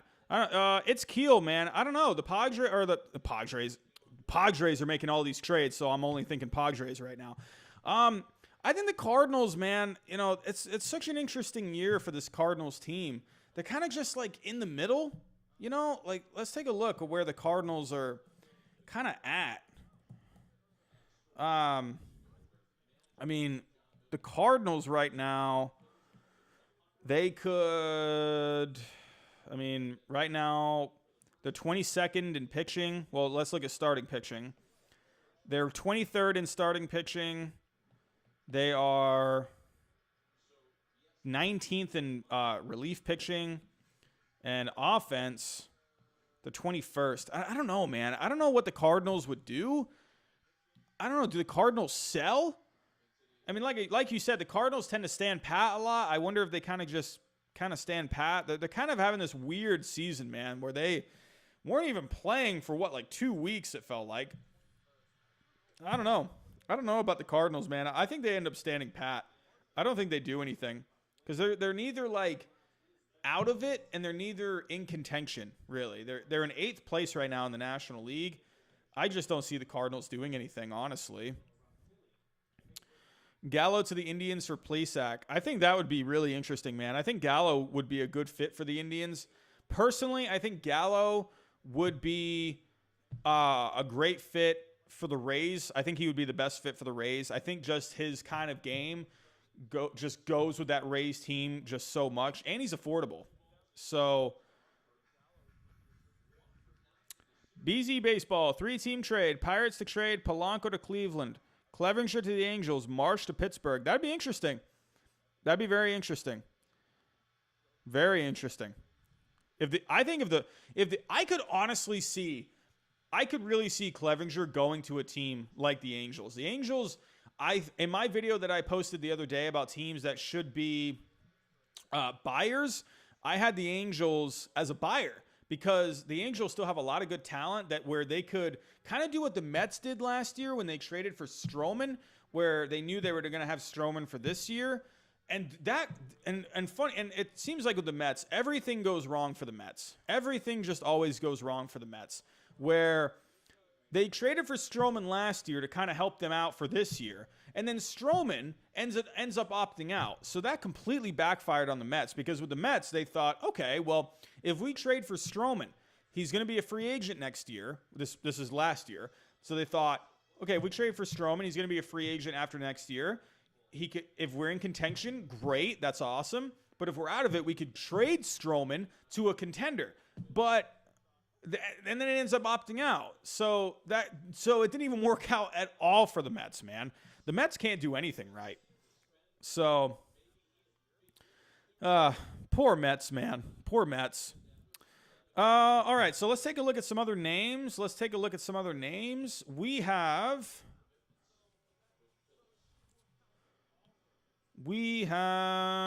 okay.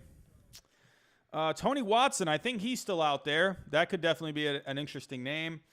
I could see a guy like Tony Watson maybe going to the Yankees, just a solid bullpen arm. I think that would be really good. Tony Watson right now for the Giants he's having a really solid season. So Tony Watson right now, he has about 11 innings pitched, a 0.84 ERA. I think Tony Watson would be a really good fit in that Yankees bullpen. He could, let's take a look at how the bullpen rankings are looking right now. So teams that could need some bullpen help. Definitely the Cubs. You could see a Tony Watson to the Cubs maybe. You could see, I don't know, maybe the Marlins. They say, hey, you know what? We're in it. Let's go for it. Maybe they can bring in Watson. That would be good for their bullpen. Maybe the Phillies aren't done with fixing up their bullpen. They are 23rd. They got Brandon Workman, but they still rank 23rd. Like I said, Tony Watson with the Yankees. The Yankees right now rank 21st in relief pitching this year. Hey, maybe a team, I don't know, like teams that have good bullpens as well. Maybe they could squeeze him in somewhere. I don't know, but I could definitely see a team like the Yankees, maybe the Phillies, the Cubs. I could see a team like that going for a Tony Watson. I think that would be a good under-the-radar move. I think that would be good. Let's take a look at another guy. Well, let's ask you guys. I keep forgetting. What do you think about Tony Watson? Give me a thumbs up in the chat if you think Tony Watson will be traded. Tony Watson from the Giants, 0.84 ERA. Thumbs up in the chat if you think he'll be traded. Thumbs down if you think he stays.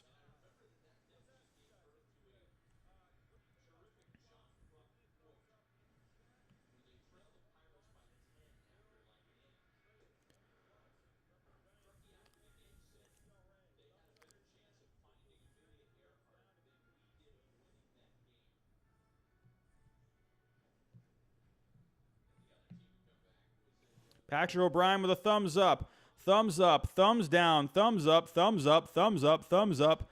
I see a no. I see a thumbs down. Double thumbs up from Ben Chavez. Thumbs up from BZ Baseball.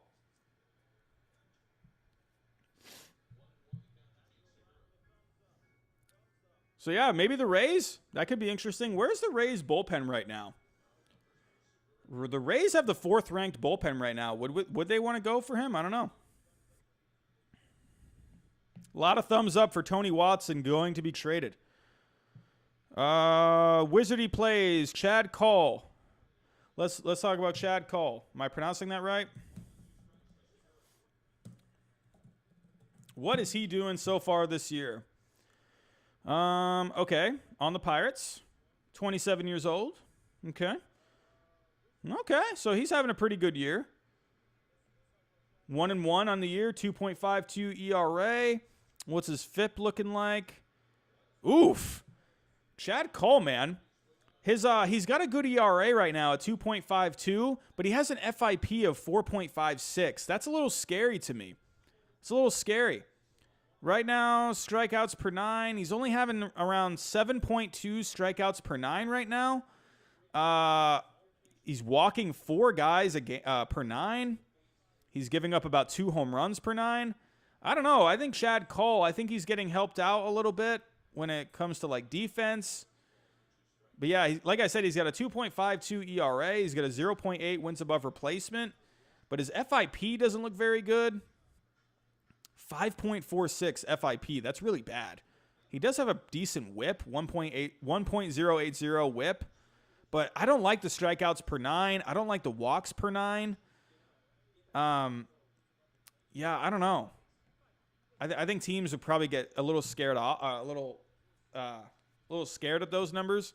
I can look at Baseball Savant. Let's take a look at how his advanced metrics are looking. Hold on. Chad Cole.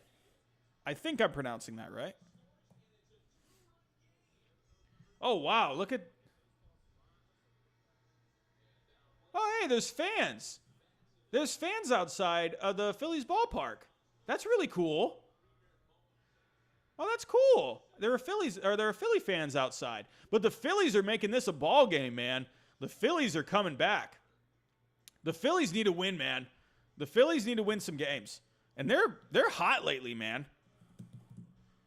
Right now, the Phillies, in their last, they've won 5 straight. So the Phillies, they're on a tear right now. But it's the bottom of the fourth. Wow, it's only the bottom of the fourth? Wow. I figured this game was in the seventh inning by now. Wow. It's only the bottom of the fourth. There's a lot of offense in this game. It's 10-8 in the bottom of the fourth. What is going on? All right, so Chad Cole. Okay, so Chad Cole, he is in the top 25% in fastball velocity. He's averaging 94 miles an hour on his fastball. He's in the top 20% in curveball spin rate. So that's pretty good.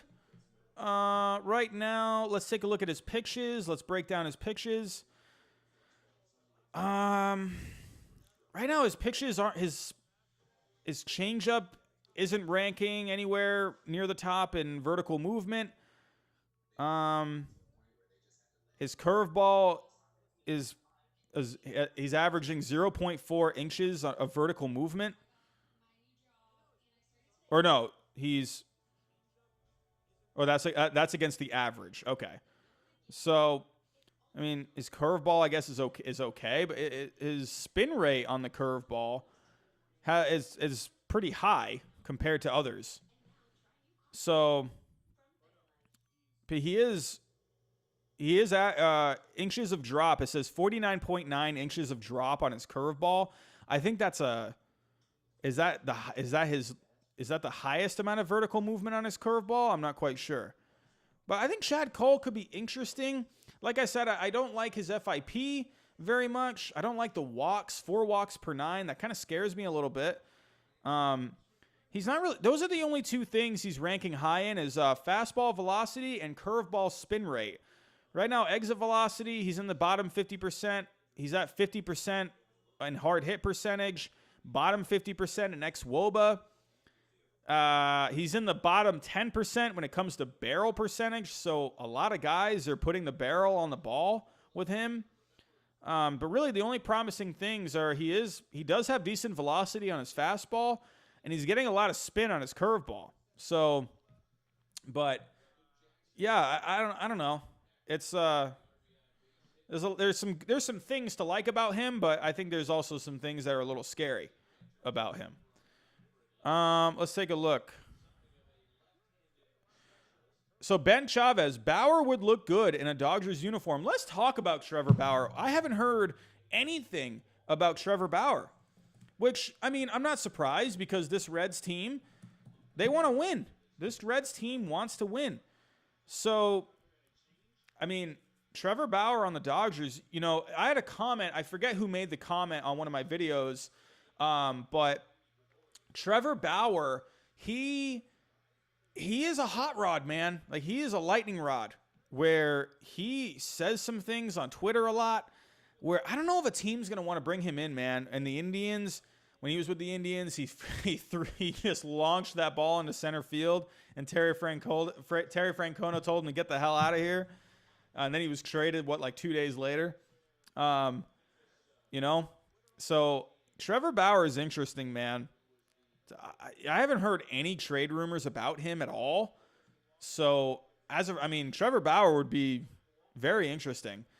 I think he would be great for the Twins. He gets a lot of strikeouts, and the Twins are kind of ranking near the bottom in strikeouts. So, I think that would be a good fit. I don't know if the Reds are going to want to trade him. Ooh, okay, here we go. So, MLB trade rumors. Here we go, MLB trade rumors. Now you're updating your page. Here we go. The latest on Mike Clevinger as of about an hour ago. No, that's at Central Time. So that's, wait. What? Okay, so they just posted this. MLB Trade Rumors just posted this. Here we go. Speculation continues to swirl about a possible Mike Clevinger trade, with multiple reports surfacing earlier tonight that the Padres had seemingly moved into the driver's seat for the Indians' righty. The most recent word, however, is that other teams may have pulled ahead of San Diego, as USA Today's Bob Nightingale reports that the Tribe have requested players' physicals from at least 2 teams, but haven't asked the Padres to submit such information. A mystery team has made a better offer for Clevinger than the Padres. Someone in the chat said that earlier. So I give credit to that person that read that before me. Nightingale writes, MLB.com's Mark Feinsand reported earlier tonight that the Braves were still in the Clevenger sweepstakes, even though the Padres were the frontrunners at the time. And two rival executives told Feinsand that Atlanta could very well be the team making an aggressive play to now top San Diego's offer. The Padres don't seem to be willing to move either Trent Grisham or Jake Cronenworth, MLB Network's John Heyman reports, which could be a roadblock in a potential Clevenger trade.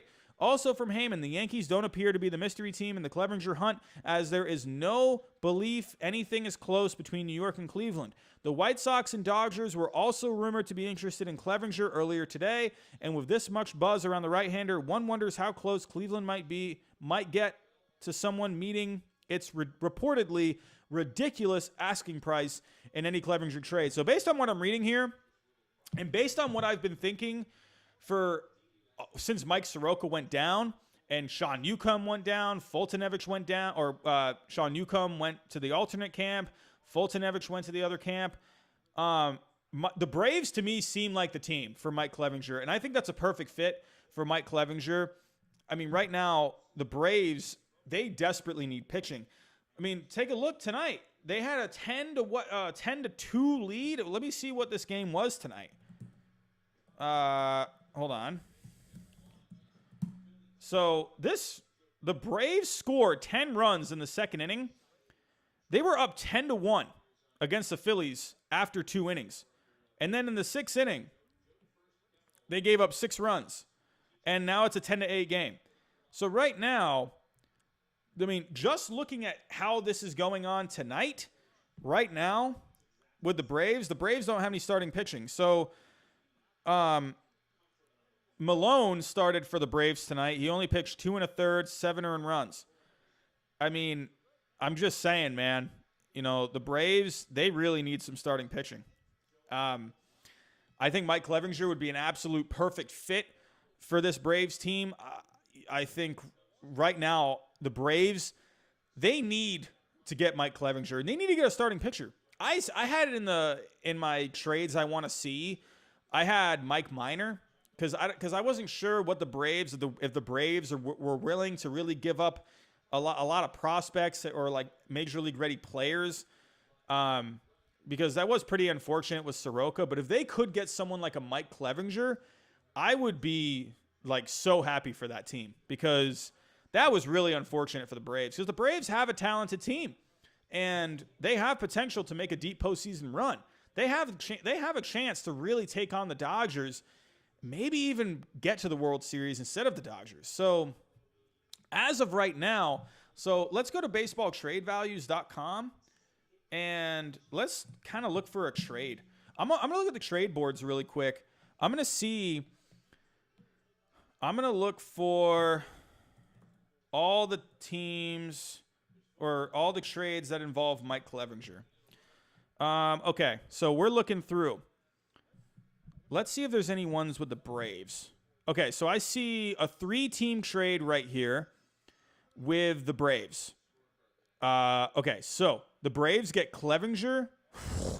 Whoa! Look at the. Okay, hear this 3-team trade right now. Listen to this. Listen to this. This is insane. Hold on a second. Okay. So the Braves, they would get Mike Clevenger and Lance Lynn. The Indians would get Joey Gallo and Sean Newcomb. The Rangers would get, hold on, I'm going to look up their full names here. Kyle Muller. Come on. Bo Naylor.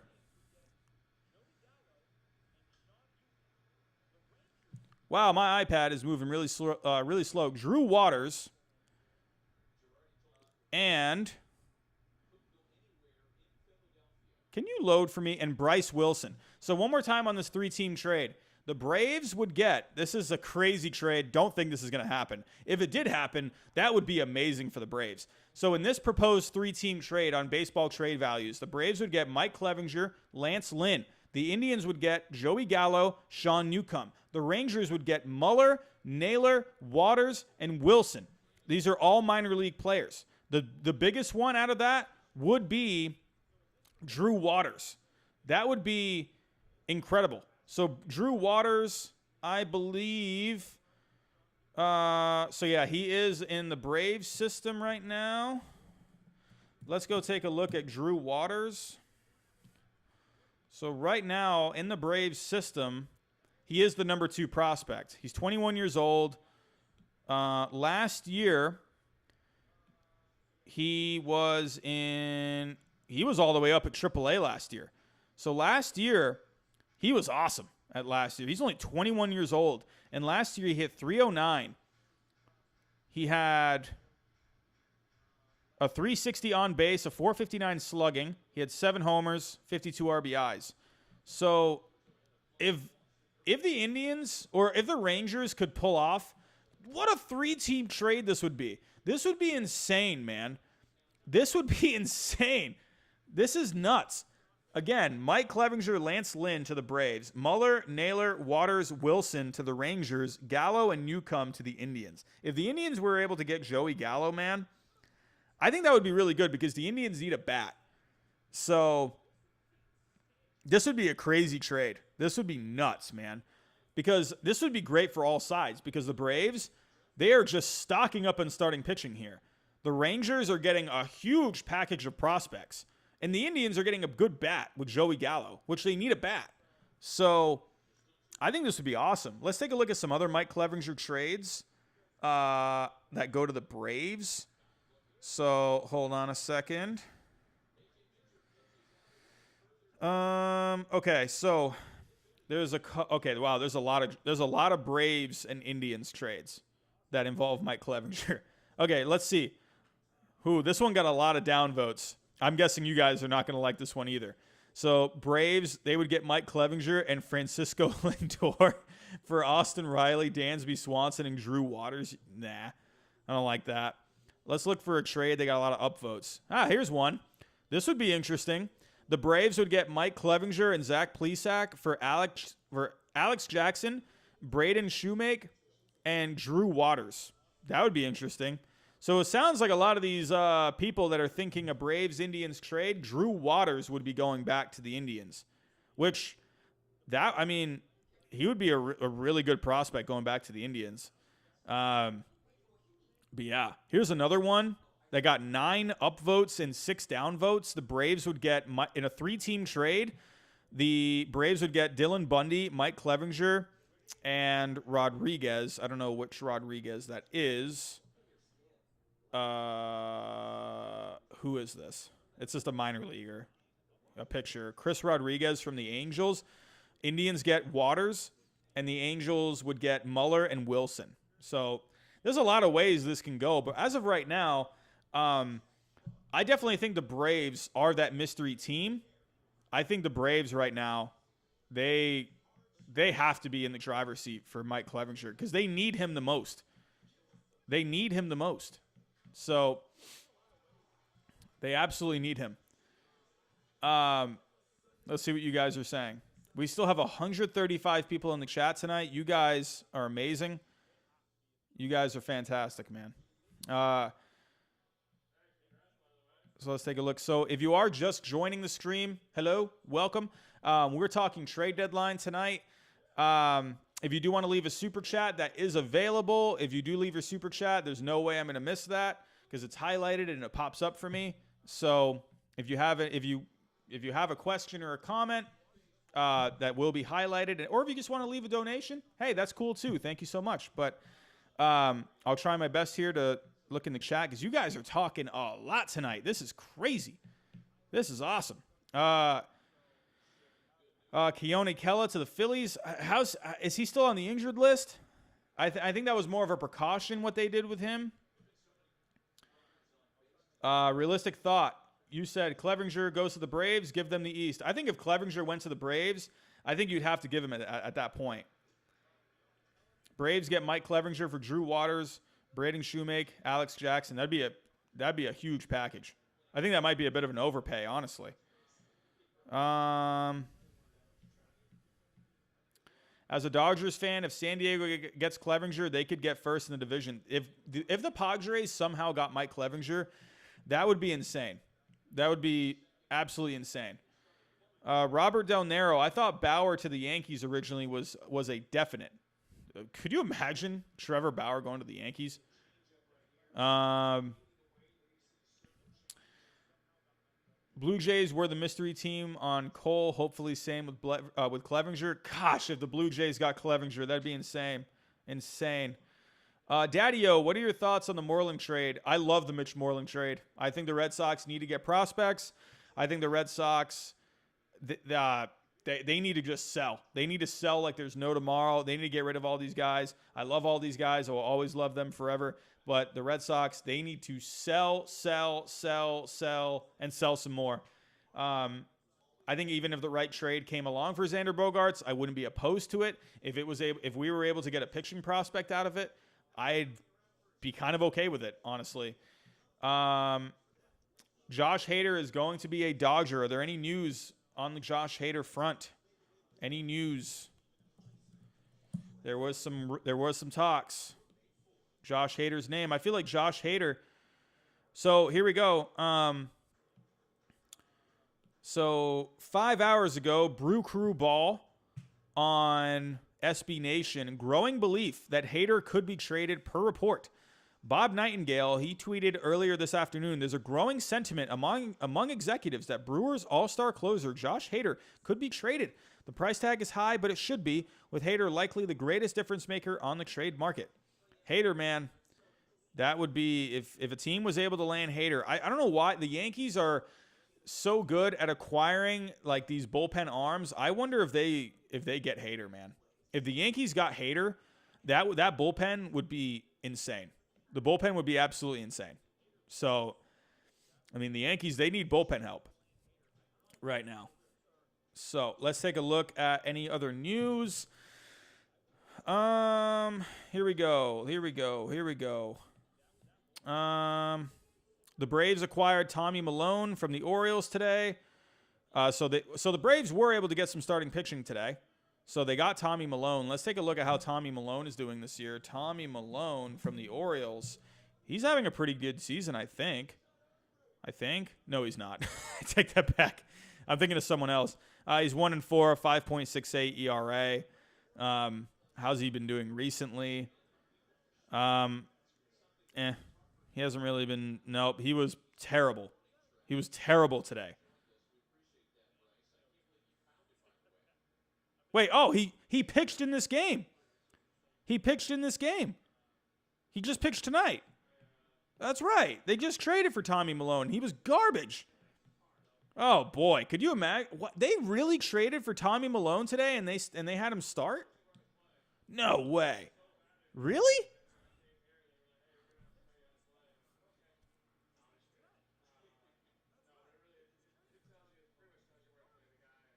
They had Tommy Milone start tonight. That's insane.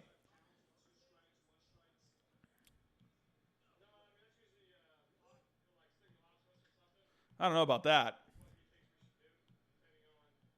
What the?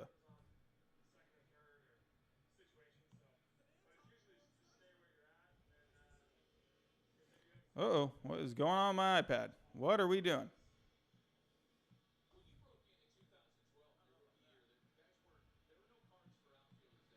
What in the world? Hold on one second, guys. I'm having some technical difficulties. What is going on with my... Hold on a second, everyone. I'm having some technical difficulties right now.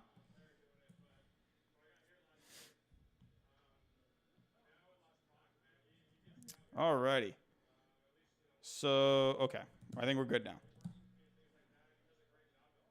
What is going on? Hold on one second, everyone. I am so sorry.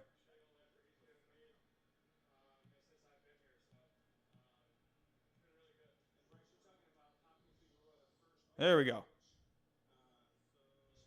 I don't know what the heck just happened.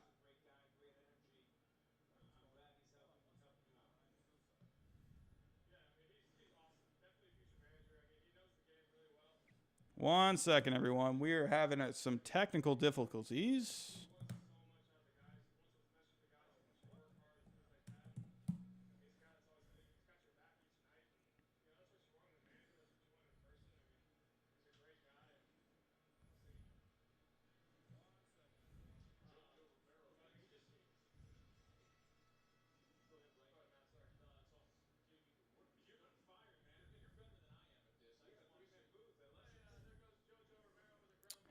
Hold on, everyone. Okay, hold on.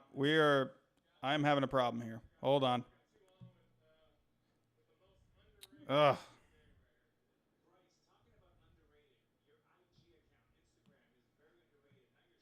My whole iPad just froze. I'm not sure if you guys can hear me or not.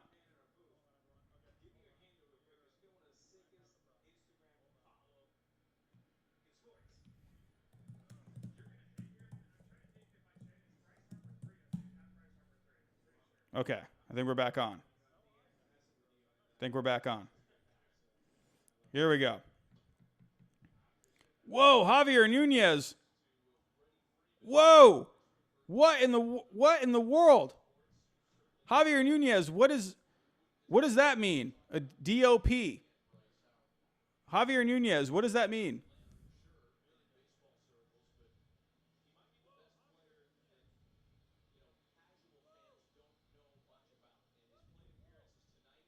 Javier Nunez, is that $250?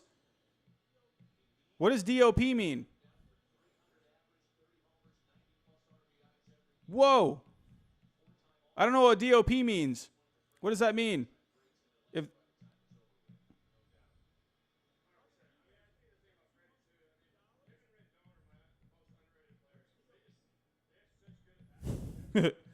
I'm so sorry. I don't know what DOP means. Is that $250, Javier Nunez? Did you Whoa. I don't know what DOP means. So I feel like that's I don't Oh. Okay. Oh, okay. Dominican currency. Okay, that makes a little more sense. I was like, $250, my dude. You don't have to do that. But either way, thank you so much, my friend. I was sorry about the confusion there. I did not know what was going on right there. Javier Nunez, thank you so much for that, my friend. Here we go.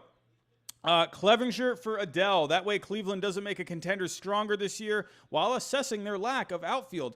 You know, that would be actually very interesting. I think Joe Adele, though, I think he's their top prospect. I don't know. I don't know. I mean, that sounds really good on paper, but with Joe Adele, man, that is just that I don't know. I think that's going to be a huge overpay. And Clevenger, he's a free agent in a couple of years. So if this was a guy that had maybe like 3 to 4 years of control, I could maybe see that. But I think that's going to be a bit of an overpay. Like if I go to baseball trade values, I have said that probably like a million times in this stream. I think Joe Adele right now, I just don't think that is, I don't know. It would need to be like a huge deal where Joe Adele right now, yeah, on baseball trade value, he has a 63.7 value while Mike Clevenger has a 38.4. So that definitely would be an overpay by far for the Angels. I don't think the Angels should do that. They'd have to get a lot more back. And I don't even think if the Indians had a top prospect to send back, I don't think that would even do much. You know, I don't see that happening, unfortunately. I see where you're coming from, though. So, but for the Angels, I don't think Mike Clevenger is going to be enough. So, that would be an interesting deal, though. That'd be crazy. So, all right, let's go to where are we right now? Let's take a look. So, here we go. The Mets deadline wish list includes a catcher and pitching, both starting and relief pitching. John Heyman tweets, perhaps in a related item. The Athletic's Ken Rosenthal writes that the Red Sox have been doing background on Mets minor leaguers, which could hint at a potential trade. Rosenthal figures everyone. Rosenthal figures Christian Vasquez would be a natural fit to address the Mets' catching needs, and we've already heard that the Sox have discussed Vasquez with the Rays in recent days. Speculatively, such Red Sox hurlers as Martin Perez, Matt Barnes, or Ryan Brazier could potentially be on the Mets' radar. Though the Sox just lost potential trade chip Nathan Eovaldi to the injured list. So right now, like I've said with Christian Vasquez, I'm not sure. I don't think the Red Sox are going to end up trading him. I think it's good on them to listen. I don't know. I think if the Mets really come at them hard with an offer, I could maybe see it. I'm really wondering if what the Red Sox are going to do with Matt Barnes. I could see if there was a trade that involved the Red Sox and the Yankees, I could see a Matt Barnes to Yankees trade. To be completely honest, I really could see it. That would, I think that would be, that would help the Yankees out this year. Matt Barnes, I think he's going to be a free agent soon. So let's see. Matt Barnes. Is he a free agent after this or after 20? Yeah. So he's got one more year left of control. So he'll be a free agent in 2022. I mean, honestly, I could see the Red Sox maybe sending Matt Barnes over there to the Yankees. I really could see it. That'd be very interesting. So, yeah, there's a lot of teams that that could use Matt Barnes. I could definitely see Matt Barnes going somewhere. So, what do you guys think in the chat? Do you think the Red Sox will end up trading Matt Barnes? Matt Barnes. Tell me in the chat down below. Thumbs up if yes, thumbs down if no.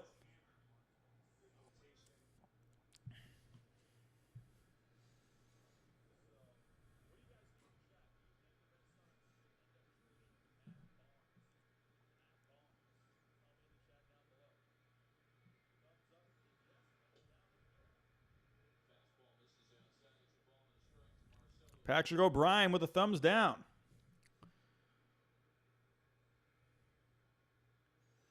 Oh, Cavani, is there something wrong with my mic?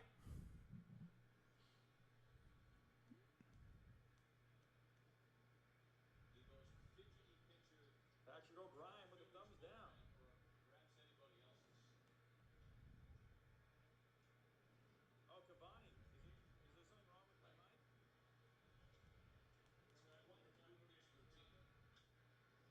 Cavani, it sounds like my mic's okay.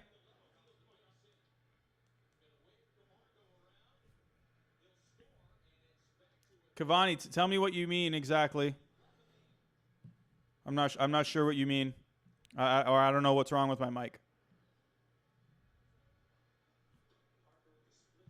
Oh yeah, Matt Barnes to the Astros as well. That could definitely be something that we end up seeing. Right now, the Astros, they rank 15th when it comes to bullpen. Ryan Presley could really use some help out in that bullpen.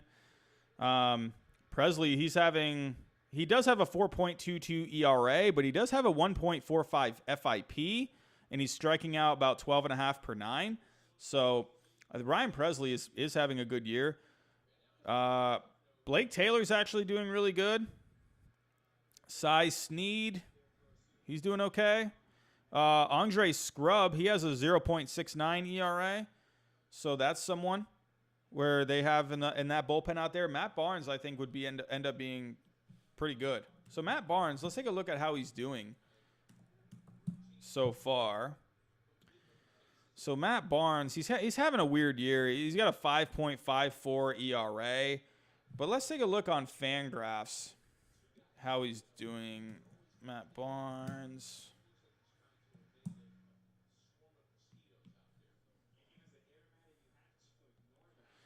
Matt Barnes. So let's take a look. Yeah, the FIP isn't really in his favor either. He has a 6.45 FIP. He is striking out 11 per nine, so that's not bad. He's walking a lot of guys, though. Right now, he has a career high in walks per nine, 6.9 walks per nine. I don't know. I don't think I don't know. I wonder if the Red Sox do trade him, because are they really going to get anything for him? His value right now is very low. So I don't know. I think I would actually predict they maybe hang on to Matt Barnes just because his value right now is really low. And I don't know. I don't think they really end up getting anything for him. So I think that maybe with Matt Barnes they end up waiting maybe till next year, because I don't think the Red Sox are going to be in it next year. So I think what they end up doing with Matt Barnes, I think they keep him for this year. I really think they try to, get him going again. And if he's doing good next year, he could end up bringing back a lot of value next year. So that is definitely something to look out with Matt Barnes. But yeah, I would say right now with Matt Barnes, I don't think he ends up getting traded. I don't think so. But that's just my opinion. That's just my opinion. Joshua Kesserwan again with a super chat bomb. $10, my friend. You're amazing, man. You're fantastic. Thank you so much. I know it's not baseball, but how long have you been teaching? I have been teaching now. This is my 7th year of teaching. So, yeah, I love it, man. It's been a fantastic career. It has been, I have learned so much, just not just about the profession, but just so much just about myself too. Just in this career, it's a demanding career, but it is very rewarding, and it's been a pleasure, man. It's been an absolute pleasure to be a teacher. And yeah, man. And it's just, kids can be a complete pain in the butt, but it's been far many more pros than cons when it comes to teaching. I'll say that. I will say, there are a lot of you in the chat right now. Yes, I am a second grade teacher, if you didn't know. Like I said, I've been a second grade teacher now this is my 7th year. I started in 2014. So I teach second grade. So it's been a lot of fun. I would love for this one day to be my career. When I graduated high school, I wanted to somehow be involved with baseball in my career. I just didn't know what path to go down. And then, I loved working with kids. So I thought that would be a good career for me personally. So I was going to do journalism and stuff like that, but I just found at that time I wasn't really, I don't know, I didn't really want to go to school for journalism in case, something didn't work out or something. So, but this would be really cool if somehow this could end up being, a full-time job one day. But we'd have to get a lot more subscribers than this. I'll tell you that. So who knows? Maybe one day. But yes, being a teacher right now, it's been incredible. So it's been a lot of fun. But let's talk about some more trades. I heard the Padres are very close to getting Austin Nola. Yes, the Padres are very close on Austin Nola. As we looked about, how long ago was this? About an hour ago, Ken Rosenthal reported that there was a trade that was close. So let's go back to the Twitters. Let's see if Ken Rosenthal is saying anything else. So no, Ken Rosenthal has not tweeted for about an hour. The last thing he said was Joey Gallo would be a good fit for the Rays. Let's see if John Heyman is saying anything. John Heyman is reporting 3 minutes ago that the Blue Jays are showing interest in lefty starter Mike Minor. That actually could be a good fit to where the Blue Jays right now, they're kind of in that spot where they're not in like a spot like the Padres where if they could make a few moves that could like really set them apart. I don't think the Blue Jays are quite there yet. I think they could be in the next couple of years. But right now, I think that the Blue Jays, if they could get someone like, they already got like a Taijuan Walker. I don't think they had to really give up much for Taijuan Walker. Let's see what they gave up for Taijuan Walker.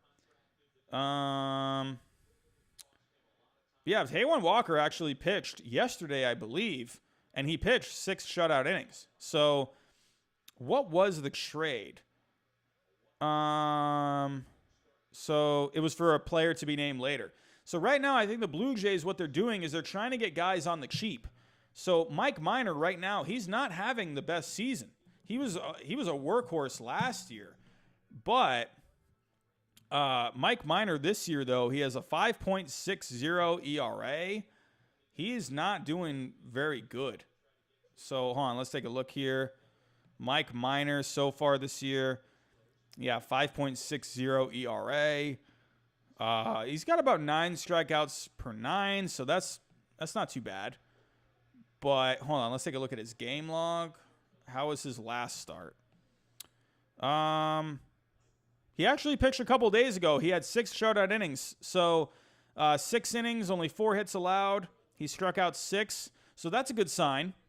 So I could definitely see the Blue Jays swinging a trade for him. I think that would actually be a great pickup for the Blue Jays. Tell me what you guys think down below in the comments. Do you think a Mike Minor to Toronto Blue Jays trade would be good?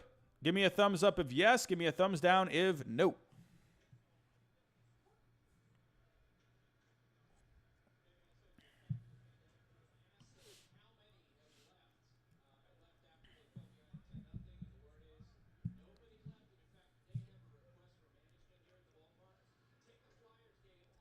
Logan Jones, can you talk about the Dodgers trade possibilities? Yes, we can talk about the Dodgers trade possibilities. I'll do that in 1 second. So Patrick O'Brien, thumbs up. Hilton, thumbs up. Javier, a lot of thumbs up. BZ Baseball, thumbs up. So you guys are in approval that Mike Minor to the Blue Jays would be a good trade. I think it would be a good trade. Why not? I think you can get him for probably just a whatever prospect. I could say they would probably have to send back like a decent prospect because Mike Minor had a good year last year. I think they could, if they send back maybe like, I don't know, like a prospect that ranks maybe like somewhere from 25 to 30, I could see that maybe. All right, but yeah, let's talk about some Dodgers. I'm not really hearing much about the Dodgers unless it was about Mike Clevinger. So right now, yesterday, Bob Nightingale, he was saying they were in touch with the Rangers about Lance Lynn.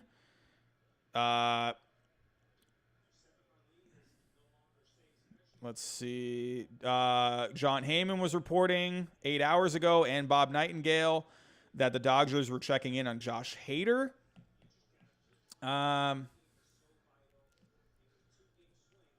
Let's take a look. Because, yeah, the Dodgers, they're just doing so good. I don't think they really need to make, like, a big splash. You know what I mean? Like, I think it would be incredible if they got a Mike Clevinger or even a Francisco Lindor. So, as of an hour ago, I'm on Dodger Blue, DodgerBlue.com. So, right now, with the MLB Trade Deadline less than 24 hours away, the Los Angeles Dodgers have already been linked to the likes of Mike Clevinger, Josh Hader, and Lance Lynn. So I just mentioned that a second ago. The Cleveland Indians are believed to be open to parting with Clevinger and potentially Francisco Lindor. The Milwaukee Brewers appear to primarily be gauging interest in Hader, and the Texas Rangers are likely to move Lynn before the trade deadline tomorrow. So, however, according to Ken Rosenthal of The Athletic, the Dodgers are pursuing smaller trades to acquire prospects. That's interesting. So, right now the Dodgers, they gave up a few young guys to get Mookie Betts and David Price, but they still have a really good farm system intact. So, but I don't know. So let's see. Dodgers trade will have to move the needle. When asked Sunday about potential trades, Roberts outlined what it would take for the team to complete a deal. First and foremost, it's got to be something for our club that's going to move the needle. We've got talent all around the roster, so something that potentially moves the needle. The way we work, 1 month or 2 month rental just doesn't make a whole lot of sense. If something were to happen, most likely it's someone we would have control of. So when I hear something like that, I hear something like a Mike Clevinger. I think of something like a Francisco Lindor, to where you're going to have these guys under control, or a Josh Hader where you're going to have him under control. I could maybe even see a Lance Lynn because he's not a free agent until after next season. So guys like that, I could maybe see the Dodgers going after. I think it would be absolutely insane. And it was the number one trade that I wanted to see on my video on trades that I wanted to see was Mike Clevinger and Francisco Lindor going to the Dodgers. I think that would be insane. I'm just saying. And honestly, as wacky as a season as we've had, why not? Why not? Let's just do it. Let's just drop a bomb, you know? Jim Tartar, anything on Robbie Ray? Will he be traded? So Robbie Ray, man, he has not been having a good season at all. I mean, you know, Robbie Ray, I wonder, because he's still getting, I feel like he's still getting quite a few strikeouts, if I'm not mistaken. He's still striking out 12.5 per 9, but he has a 7.84 ERA. I wonder if a team would be interested in him maybe in the bullpen, you know? Like kind of like Drew Pomeranz a couple years ago. Like, he was trying to start games and he wasn't doing very good, but then he moved to the bullpen. It ended up being great. I wonder if Robbie Ray would end up doing that, because he's still striking out a lot of guys. I wonder if coming out of the bullpen would be a good move. I don't know. That's just me thinking. I don't know if a team would want to take a chance on him. If a team took a chance on Robbie Ray, they would get him for cheap.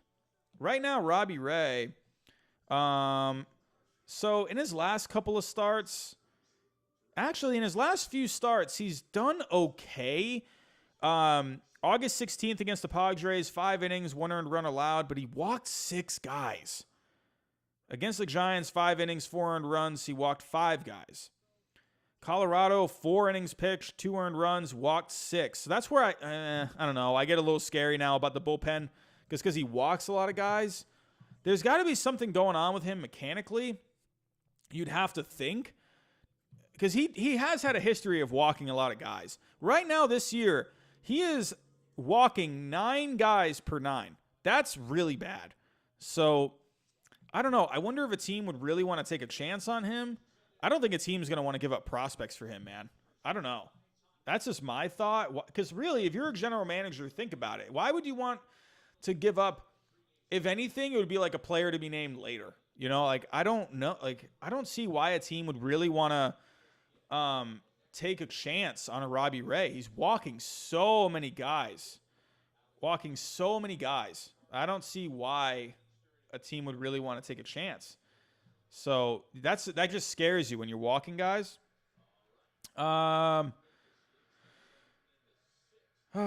Matt A. Sorry, Robbie. Just wondering if you've talked a lot about the possibility of Vasquez being traded. I had to go for a few minutes. That's okay, Matt A. Yes, I did talk about Christian Vasquez, but I'll kind of talk about what I talked about earlier real quick. So, yeah, there's possibilities of him going to the Rays, maybe the Mets. At this point, I'm wondering if the Rays is a possibility. I think Chaim Bloom definitely gave them a call, or maybe, I don't know, maybe the Rays gave him a call. I'm not really sure who gave who a call. But I could definitely see I could see a Christian Vasquez being a good piece for the Rays. I mean, I think that would be, he's good leadership. He'd be really good for that pitching staff.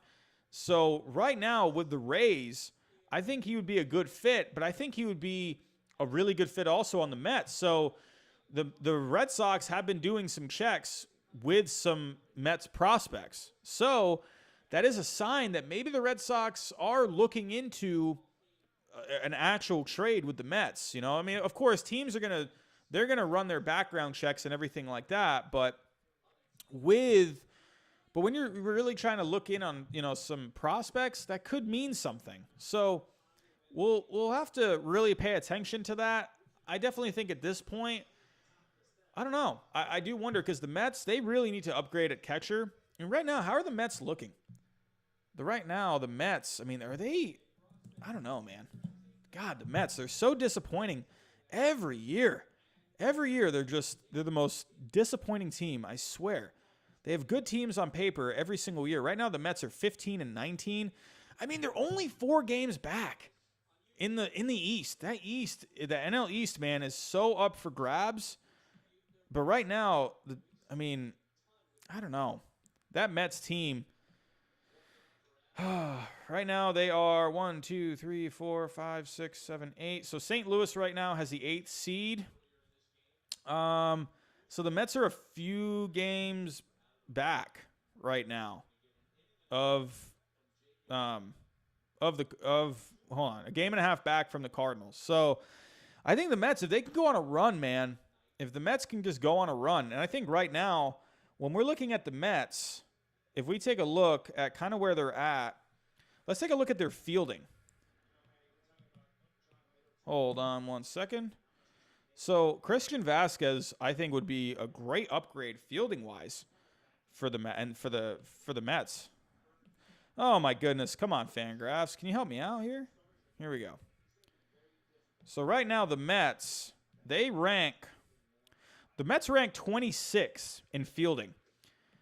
They are not doing very good when it comes to fielding. The Mets right now, hold on. So we're going to take a look. Wilson Ramos right now. Wilson Ramos isn't doing bad necessarily at catcher. He hasn't given up any runs defensively. But he hasn't saved any runs from stolen bases. He has a negative 0.4 framing. So, but overall, his defensive runs or defense above average is a 1.2. So, I mean, he's not necessarily bad defensively, but he's not really doing anything offensively. He's only hitting 229. He only has an OPS of 638. I mean, Christian Vasquez would be a slight upgrade right now. Let's take a look at Christian Vasquez. You know, Fangraphs sometimes drives me nuts. I'm trying to type in a player in the search bar, but it won't pull anything up. Christian Vasquez.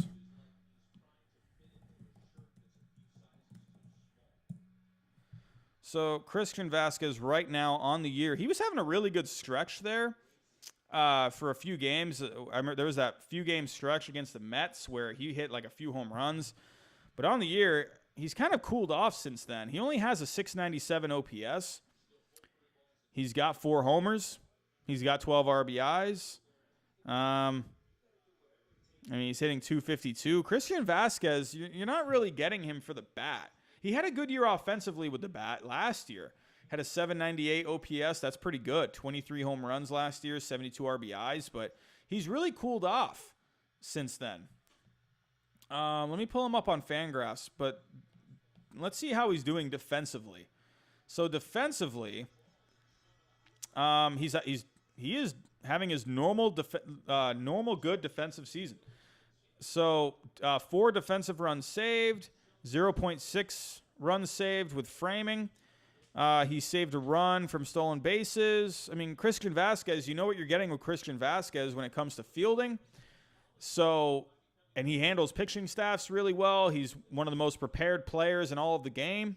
So Christian Vasquez, I think he would actually be really good for that Mets team. It just seems like that Mets team I don't know what it is with that team, man. They have good pieces on that team, but they just can't seem to really get anything going at all, ever. So, yeah, with Vasquez, I think you're trading for not just the fielding, but just the intangibles as well. So, but yeah. We have 164 people in this chat right now. That is fantastic. If you are just joining, welcome, welcome. We're talking some trade deadline stuff tonight. We do also have the Braves and the Phillies playing tonight. This has been a wacky game right now. It's the top of the 6th. The Braves, they scored a ton of runs, but their newest pitcher, already going blank on his name. Hold on.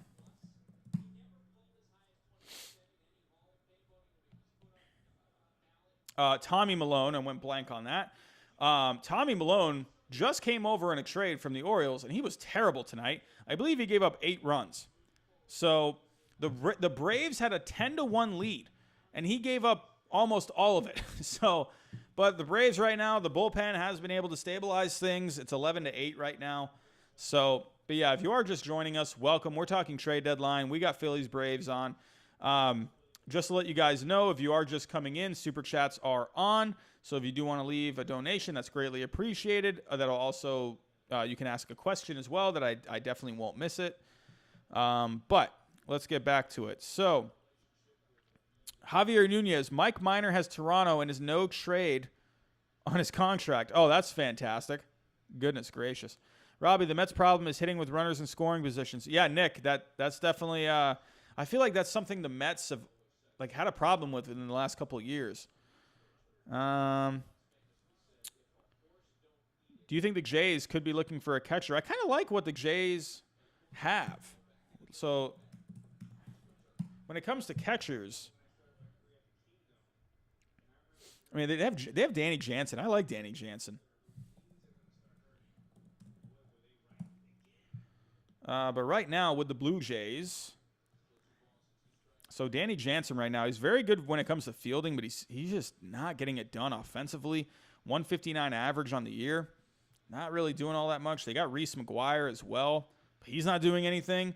You could maybe see the Blue Jays doing something, but they got Danny Jansen. He's a young catcher for them. He's 25.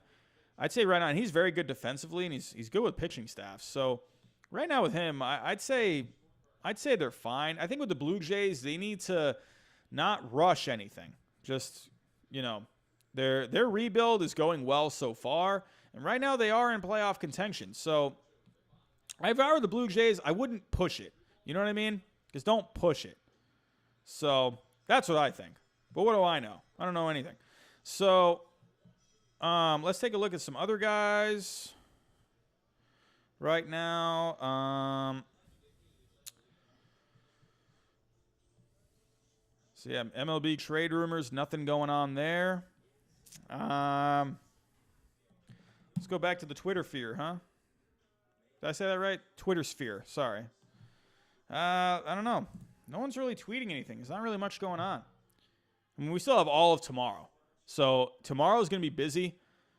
If I were not working tomorrow, I would for sure be doing a live stream, probably like all day tomorrow, honestly. Yankees have checked. John Heyman just tweeted 5 minutes ago. Yankees have checked in on Starling Marte as they suddenly have half their outfield out. A potential deal could be expanded to include a pitcher as well, as the Diamondbacks have Robbie Ray, Archie Bradley, and others. So, could you see maybe a Starling Marte, and if the Diamondbacks were trying to get rid of Robbie Ray, maybe Robbie Ray? I don't know. That's tough, man. Robbie Ray that could be what maybe the Diamondbacks say. Hey, if you want Starling Marte, you got to take Robbie Ray as well. So we want some prospects, and you got to take Robbie Ray. Because right now, in that kind of a trade, I mean, the Diamondbacks have all the leverage because the Yankees, they're decimated with injuries. The Yankees need Starling Marte more than the Diamondbacks do. So right now, that you could have the Diamondbacks be like, hey, you got to take Robbie Ray. Nope. You're not having Marte unless you take Robbie Ray off our hands. So, but, I mean, he's a free agent after this year anyway. So, I mean, I don't know. That could be something. Maybe they want to get rid of him. And that could be their way out of getting rid of a Robbie Ray. The one good thing about Ray is that he can strike guys out. He's going to walk a lot of guys, but he can strike some guys out. That would scare the life out of me as a Yankee fan with him on the mound, just walking guys left and right. But at this point, I mean, the Yankees at this point need anyone. So we'll have to wait and see. What are you guys saying in the chat? Robbie, please answer Patrick's question. Patrick's question. Where is it at? The Patrick O'Brien or Patrick Sedgwick? I'm gonna assume you mean Patrick Sedgwick. Have you heard Bloom has been looking into the Mets farm system for a potential trade? Yes, we were just talking about that a little earlier. You think Vasquez is on the move to the Mets? If so, possible return.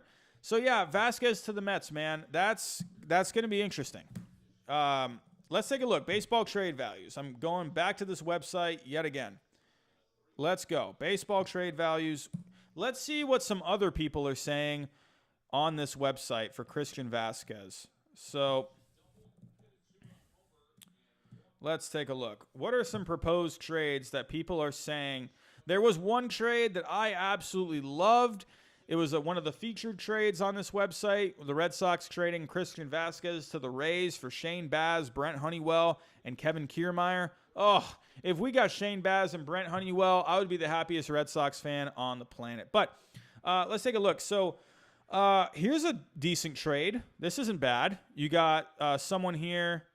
Oh, Nick Alker, was that you? Yeah. Hey, I see your trade. Nick Alker, I see your trade. Nick, I think this is actually a decent trade. The Mets getting Martin Perez and Christian Vasquez, and the Red Sox are getting Francisco Alvarez and Franklin Colomb. Yeah, Francisco Alvarez, that would be a pretty decent pretty decent return right there. So let's go take a look at how he's doing. Let's take a look. So yeah, catching prospect. Oh yeah, I had him on. I think I had him. Oh no, I left him. Just left him off of my top catchers. My top catching prospects. I just left him off of that list. So right now with him, so yeah, he's very young. So yeah, he has an ETA of 2023. So right now, so let's read the scouting on him. One of the more exciting young hitters in the minors, Alvarez already demonstrates a knack for finding the barrel from the right side of the plate and has requisite strength, bat speed, and swing path to develop into a plus hitter. His knowledge of the strike zone transcends his age and experience, and he already shows feel for letting the ball travel deep and hitting to all fields. So he's good with the bat. Let's talk about the fielding. Alvarez moves well behind the plate despite being physically advanced for his age, and is accurate plus arm strength bodes well for controlling the running game. An agile defender who earns high marks for his energy level and willingness to learn.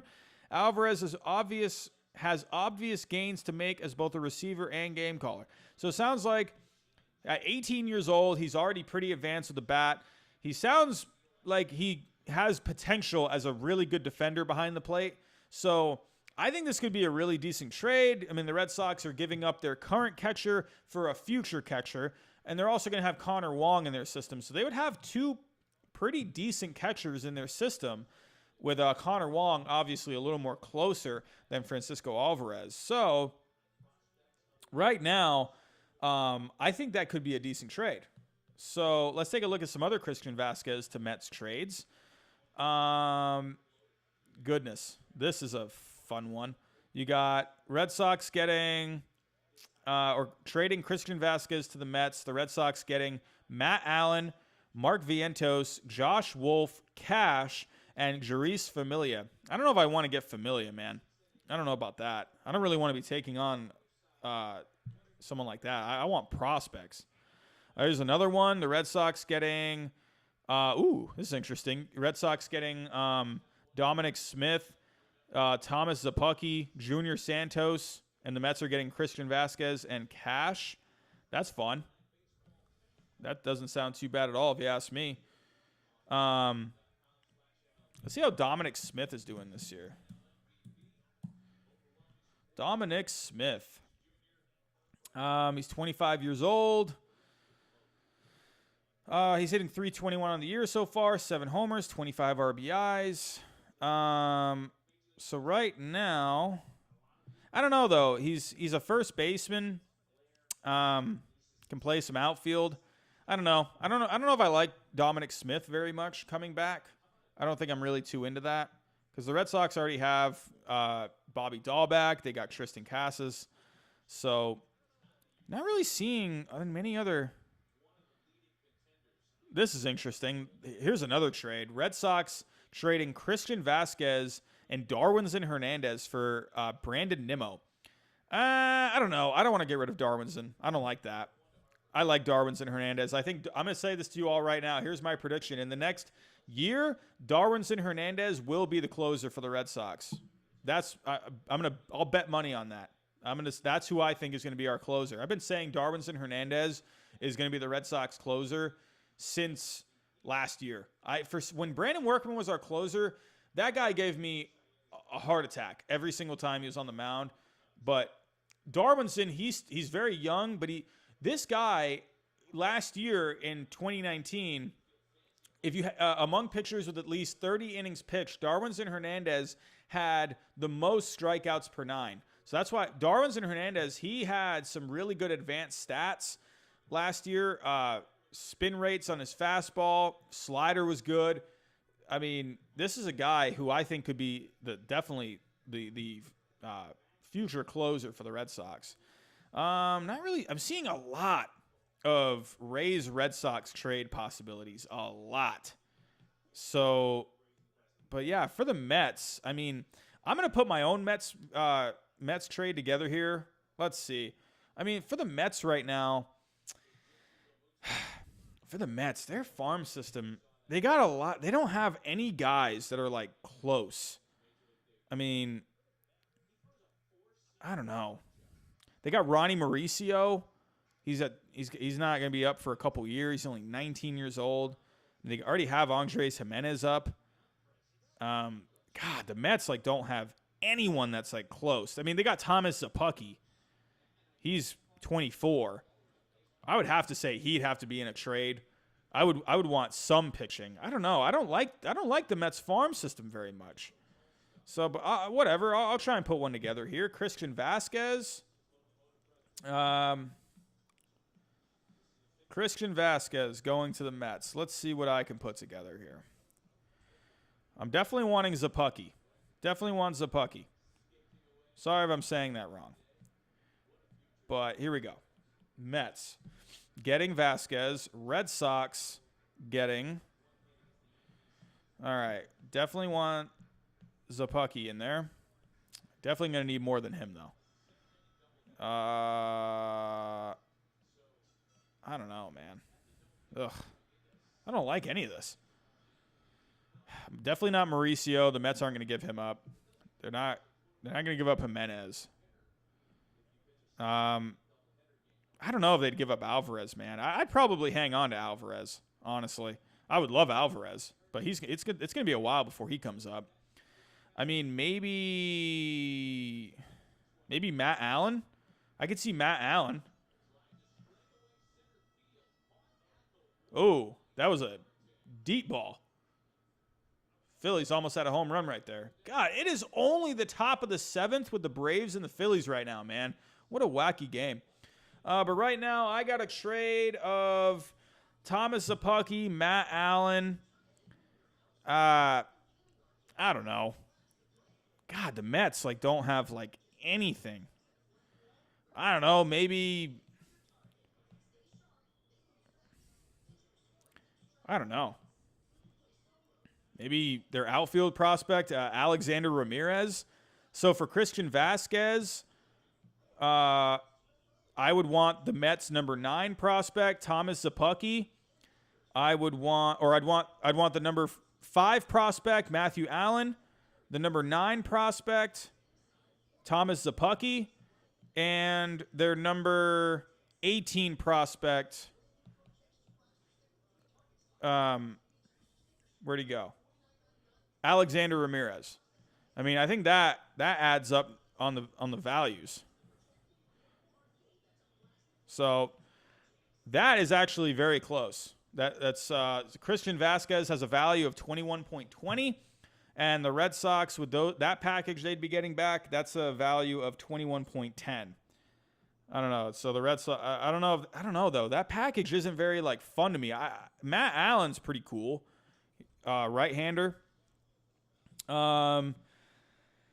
Taking a look at him right now, he's got a plus fastball, a plus curveball. That's exciting. He's got above average changeup. He's got above average control. He was drafted 3rd round in the 2019 draft. He was the number 89 pick. Allen is exactly what you want a young pitching prospect to look like. After adding strength and velocity as a senior, he operated at a 93 to 96 mile an hour fastball and touched 97 during his pro debut, all while showing an athletic and repeatable delivery. So he's got a curveball that is a, quote, absolute hammer. I don't know. What do you guys think about that trade? I'll say it one more time. The Red Sox trading Christian Vasquez to the Mets for number 5 prospect in the Mets system, Matthew Allen, number 9 prospect, left-hander Thomas Szapucki, and number 18 prospect, Alexander Ramirez. Tell me in the chat. Thumbs up for yes, thumbs down for no. What do you guys think?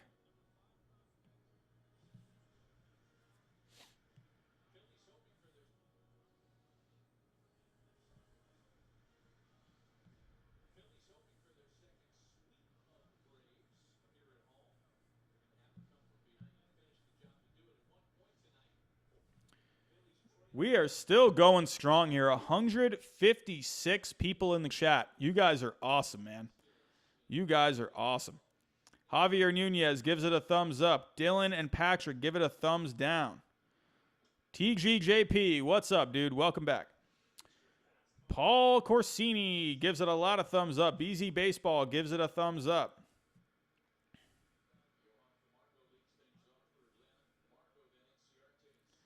Zach Burke gives it a thumbs down. That's a quite a few prospects going back to the Red Sox in that trade. I don't know, but I think that's what it's going to have to take. I mean, the Mets don't really have much like to send back. All their guys, they're so far like they're just nowhere close like to getting to the major leagues. That's a weird farm system with the Mets. Hilton Egan gives it a thumbs down. Mark B, thumbs down. James Scott with a thumbs up. So yeah, I mean, I don't know. That's yeah, sports kids. I'm leaning towards no. Yeah, that's a lot of prospects, especially from the Mets. And I mean, really, I don't know, man. The Mets are just in like a weird state. The Mets are just a weird team. They're kind of like the Rangers in a way, where they have prospects. They definitely have a better farm system than the Rangers, but they're just farther away right now. Like when it comes to the prospects that they have. Like it's like a few years till these guys start coming up. And the Mets, it's like the major league teams that they have, they're just never, I don't know, like they just can't, ever since 2015, they just haven't really been able to get it together, you know? I think the number 18 prospect, Ramirez, is too underdeveloped for Bloom. He tends to go with major league prospects closer to MLB ready. Yes. He was able to get Shane Baz. So, but that was more like, you know, he was a player to be named later at the point when he traded for him. So it ended up being that it worked out. So he probably saw something with Shane Baz that he liked. So yeah. But yeah, let's take a look at some other news going on. Some other news. Let's see. John Heyman, are you saying anything? He has not tweeted anything. 21 minutes ago, he tweeted about Starling Marte. Let's see. Jeff Passan, you saying anything? Nope, he hasn't tweeted for 2 hours. How about Nightingale? I don't really trust Nightingale very much, but he can have something.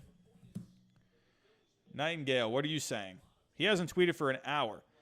He tweeted, the last tweet he said, a mystery team has improved their offer, which is now better than the Padres.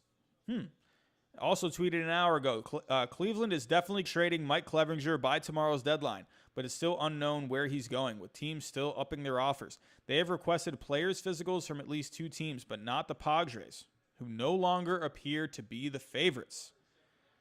So, I will say this. Could you imagine the Dodgers being that mystery team? I'm just saying. Look at what the Dodgers did with Mookie Betts. Remember, go back to the Mookie Betts trade rumors. Go back to that and think back to when. Remember, the Padres were involved for Mookie Betts, and that at one point it looked like it was going to be a done deal. And look at what the Dodgers did. They came and swooped in and took Mookie Betts. Could they do the same with Mike Clevinger? I'm just saying. I'm just saying. Could you imagine if they got Mike Clevinger? Could you imagine if they also got Francisco Lindor somehow? I feel like the Indians at this point probably won't trade Francisco Lindor because their offense is just not that good right now. I mean, it's not bad, but it's not anywhere close to what their starting pitching is and what their relief pitching is. So I think the Dodgers right now, if they got Mike Clevinger, man, that would be insane. That would be insane. Jordan Jones, deal for Austin Nola should be completed by later tonight. Yes, that I saw that he tweeted that earlier as well. Clevinger may be staying in Cleveland after tweet by John Heyman. Did Heyman just tweet? I just looked at John Heyman's tweets. Did he just say that? No, So what did he tweet? I mean, the last thing he tweeted about Mike Clevinger was Braves remain interested in Clevinger, though no word how close they may be. They definitely have the prospects, and GM Alex Anthropoulos has pulled off big moves in the past, but no sense here if they are the so-called mystery team or if that team is ahead of the Padres right now. God, why do I have like this feeling that the Dodgers are that team?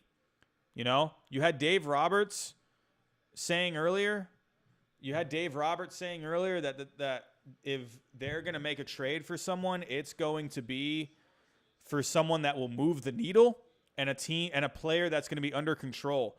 I don't know why. The Dodgers, man, I think the Dodgers it's obvious. They're dead serious about winning a World Series. They have had a team capable of winning a World Series now for a few years. So, I mean, honestly, like the Dodgers have the prospects. They got the star power to keep them winning for the next few years, which will give them time to work on drafting players, acquiring prospects. I'm telling you, man, I got this weird feeling that the Dodgers might be in it. Like that might be that mystery team. You know? That would be insane. What do you guys think? Do you think Mike Clevinger? Let's do a little poll here. Tell me what team you think Mike Clevinger will end up going to. Do you think Mike Clevinger will end up going to the Dodgers, the Braves, or the Padres? Post what you think in the comments.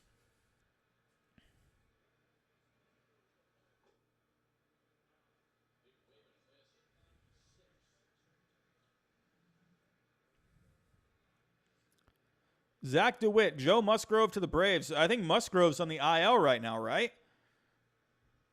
I mean, I was thinking maybe Musgrove could be a good trade piece.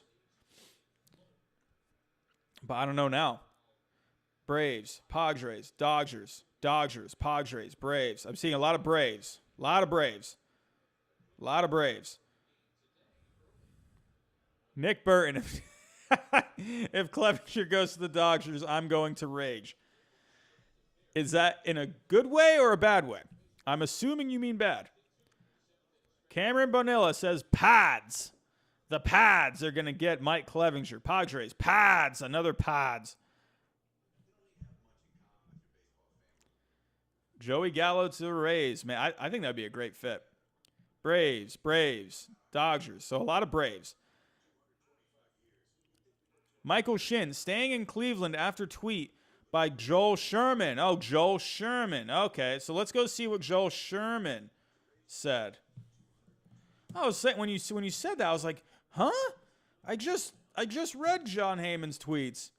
What's Joel Sherman saying? Ooh, okay. Here we go. Let's see what he's saying here. As a way to gain leverage, Indians have told interested clubs, they're in first place, love Clevinger's talent, have 2 more years of control on him, and are built on starting pitching. Yet every executive I talk to offers some version of they are trading Clevinger. An hour ago, he tweeted, so we're looking at Joel Sherman's tweets. An hour ago, he tweeted, an NL executive, I heard all the reasons why there wasn't going to be action this year, but good offers are being made and teams trying to win, especially those that haven't made the playoffs in a while are being active. So, again, the Padres right now are the trade deadline winners. They are making all the trades. They're doing everything they have to do to try and just shock the world this year. Could you imagine if the Padres and the Dodgers met in the NLCS and the Padres knocked off the Dodgers because of an amazing trade deadline? Oh, my God. If the Padres got Mike Clevinger, that'd be interesting. That'd be very interesting. You'd have a starting rotation of Dinelson Lamet, Mike Clevinger, Chris Paddock, Zach Davies, and Garrett Richards. Oh, that starting rotation, man, would be nuts. And I think that starting rotation, that would be deeper than the Padres. I mean, yeah, the Padres, they got Walker Buehler, Clayton Kershaw. I mean, they got Dustin May, Julio Urias, but I mean, they got Ross Stripling as well. But if I'm picking a starting rotation, I'd go with the Padres there, man. I'm just saying. Let me see. Let me search Twitter. MLB trade rumors. I'm surprised I haven't seen anything on I haven't seen anything on Francisco Lindor. You're seeing it all on Mike Clevinger. So we talked about Dylan Bundy earlier. I don't think Dylan Bundy is going to go anywhere. You know, surprisingly, I haven't talked about Trevor Rosenthal very much, and we're talking about the Padres yet again because the Padres are the story of the deadline so far. Trevor Rosenthal is going to be huge for that team. And now they're close to finishing up that deal for Austin Nola. That's going to be another bat. I mean, you know, Francisco Mejia hasn't really done anything this year. You know, now he's on the IL.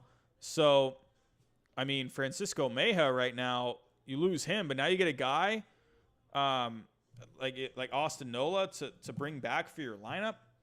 I mean, good grief.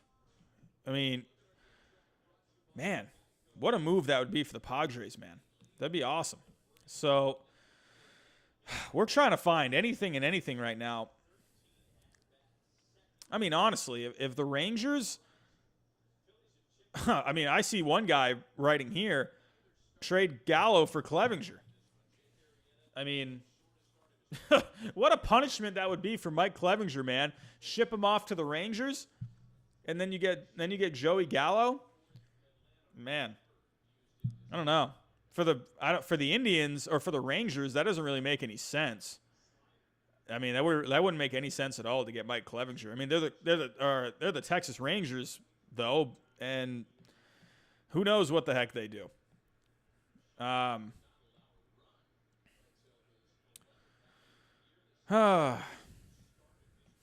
Seeing a lot of tweets right now. The Padres need to calm down. So here we go. People around the baseball world are liking what the Red Sox did with Mitch Moreland. I love what the Red Sox did with Mitch Moreland. I love it. They got a couple of really good prospects, Hudson Potts and Jason Rosario. I think it was that. Yes, Jason Rosario. I think that was a great package for Mitch Moreland. He's not even going to be coming back probably next year for the Red Sox anyway. If anything, he was going to come back for maybe a year because he has that team option. And, you know, Tristan Casas wasn't really going to be ready. But they had Bobby Dahl back, Michael Chavis. I didn't really see a need to bring Moreland back. So, honestly, to trade Mitch Moreland for what, 30 games for the Padres or to the Padres, and you're getting Hudson Potts, who's a good power bat, and Jason Rosario, who's an athletic outfielder. I mean, there's a lot to like there. I love that package. I'm really hoping the Red Sox can somehow land a pitching prospect. Somehow. Wow, I can't believe this, everyone. We have 150 people in this chat. 150 people. You guys have been fantastic. Yeah. I'm at a loss for words, everyone. I've been doing these live streams now for about a month, and I haven't had more than 30 people in a stream at one time, except for the opening night stream. And to see this many people in the stream tonight, I can't thank you guys enough, man. We've had some huge donations tonight. I am just forever grateful for that. That is awesome. Yeah, you guys are awesome.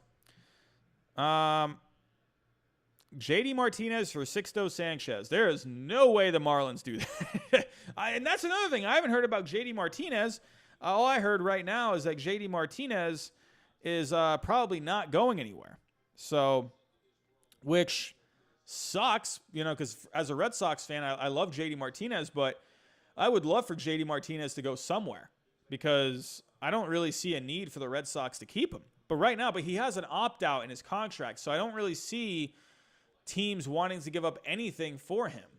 And he's not really blowing the roof off, right? He's not really doing much this year. So it looks like the Padres will platoon Nola for lefties and Jason Castro for righties. That would be interesting. I think that would be a good move. What if the Dodgers add both Lynn and Clevinger? Goodness gracious. That would be insane. I mean, honestly, you got to think with the Dodgers here, too. The Padres are making these moves, you know? I mean, the Dodgers, they're probably going to want to answer back, you know? Are the Dodgers just going to stand pat? Jaleel Dean. Robbie, the Padres are interested in trading for you, bud. What the heck am I going to offer the Padres? I was, at best, a fringe varsity high school player that just sucked. I mean, hey, I could, hey, why not? You know, hey, whatever. I'd go work for the Padres. Have me do something over there. I'd love it. Man, if I could work for a baseball team, that would be fantastic. Shoot. Hell, I'll wash the towels. Tell me what we got to do. Just make sure I can, get paid enough to pay my rent. That'd be awesome. Matthew Hoyman. I think you definitely want this question answered. Should the Cubs try to get Tony Watson? I think so. I think the Cubs would benefit greatly from adding a bullpen arm. They've had Rowan Wick, Jeremy Jeffress step up, while Craig Kimbrell, he's been trying to figure stuff out. I think the Cubs would benefit greatly by adding a bullpen arm. Tony Watson. They lost out on Givens today. He got traded to the Rockies. So, did you ever get any scholarships while playing baseball? Logan, no. I wasn't very good at baseball. Like, I was okay. To be honest, the best I was ever going to be in high school was like a fourth outfielder. I was a pitcher mainly, like a pitcher out of the bullpen and a fourth outfielder. That was it. I started playing baseball really late. Not an excuse. I'm just saying, like, these other guys were just so much better than me. Like, I was able to get as better as I could in, like, I started playing baseball really in, like, 9th grade. I played a little in Little League. I was more of a soccer player growing up. So, and then I kind of just stopped playing sports in middle school. I was more interested in that time. This was back in 2003, 2004. I stopped playing really sports in general because I was too much into Yu-Gi-Oh at the time. I don't know if anyone in this chat plays Yu-Gi-Oh still, but I played that game like there was no tomorrow. I was really good at Yu-Gi-Oh when I was in middle school. And but once I got to high school, I kind of grew out of that, and that's when I actually started playing baseball. So, for me personally, I started playing baseball really in 9th grade, and I was able to make the JV team in 11th grade. So basically I started playing 9th grade, so 2 years I was able to get good enough to make the JV team. And I remember the coaches at the time, they knew that too. So, because I remember when I tried out for the team in 9th grade, and I hadn't really played since like Little League, and I went and tried out. And one of the coaches, he was our PE teacher, and he was like, Robbie, hey, I'm going to be honest with you, man. It looks like you've never played before.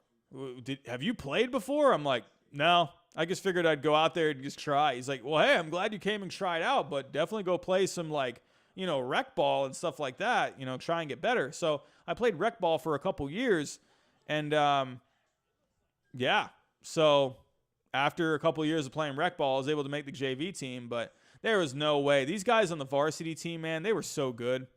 There were some really good players at our school. There was no way. If you had put me on that varsity team, I worked my ass off to try and get better, but I just didn't have the talent. So I love the game of baseball, though. So that's why these coaches, they were like interested, because they knew how much I liked the game, and I was definitely more like analytical when it came to the game. So, but yeah. Anyway, we're talking trades. Jeff Passon said, it's AJ Preller or Jerry DiPoto. Did you think this was going to be simple? Jeff Passon, man, he's so funny. He is hilarious. Why can't the Red Sox do good? Donovan, because they got no pitching, my friend. They got no pitching. 4 players going to the Mariners, 3 to the Padres. Kem Rosenthal. Interesting. So let's go pull up what Kem Rosenthal is saying. But like I said earlier, we are still going strong. We have 158 people in the chat right now. If you are just coming in, welcome. If you can, please like the stream. That will help it get out even further to baseball fans. Try and get some more people in here. If we can get to 200 people in here tonight, man, that would be fantastic. But we're like we're consistently sitting around like 150 people right now. Super chats are on, so if you did want to leave a super chat donation, that would be greatly appreciated, but you don't have to. Just saying that, because if you did want to ask a question or leave a comment, it will be highlighted so I won't miss it. But it looks like I'm seeing a lot of people right now. It's a 7-player deal. So there's another trade just went down. Ty France to Seattle. Ty France to Seattle. So hold on, is that a part of the hold on. Ty Oh, whoa! This is a big trade. Oh, we got some breaking news in here, folks. Breaking news. I think most of you were seeing it before me. I was talking about how bad of a baseball player I was, and I didn't see this. Wow, this is a big deal. This is a big deal. Taylor Trammell is going to the Mariners. This is a big deal, everyone. Whoa. Wow. Okay, so we got a lot to look up here. Oh, boy. Ooh.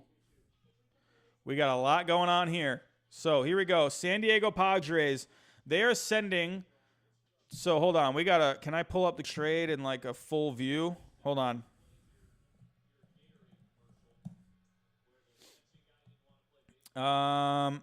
Okay.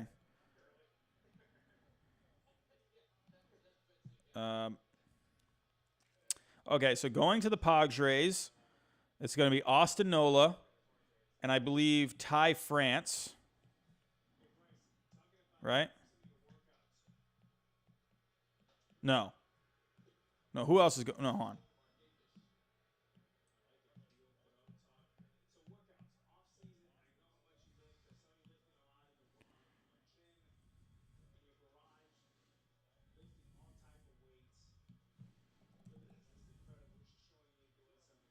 So right now, Ty France. So right now on the year, he's hitting .314. He's got a couple of home runs, an .885 OPS over 51 at bats. So he's having a pretty good year. He did play a little last year. Last year he hit .234, had 7 home runs and 24 RBIs. Yeah, he's got some power. In the minors last year, he had 27 home runs, 89 RBIs. He had he hit .399 in the minors last year. Had a .477 on base. What the heck, dude? Ty France. What a trade for the Mariners. Oh my God, what a package this is. Ty France, man. What in the world? So let's see what Baseball America had him ranked as. So let's go to, okay. So in 2019, Ty France was the 28 prospect, the number 28 prospect in 2019. They're getting Taylor Trammell, who right now on MLB.com, he is ranked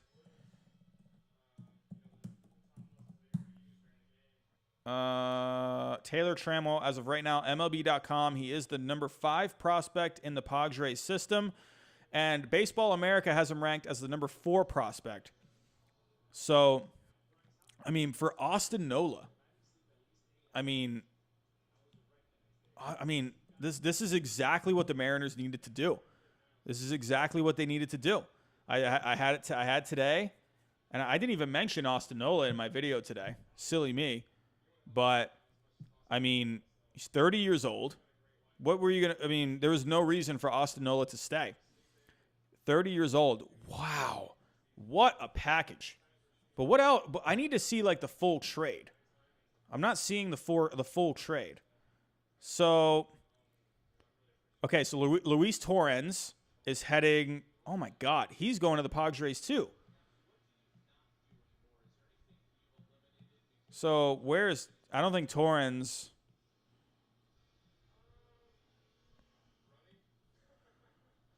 so Torrens isn't in – so where – hold on. Luis Torrens.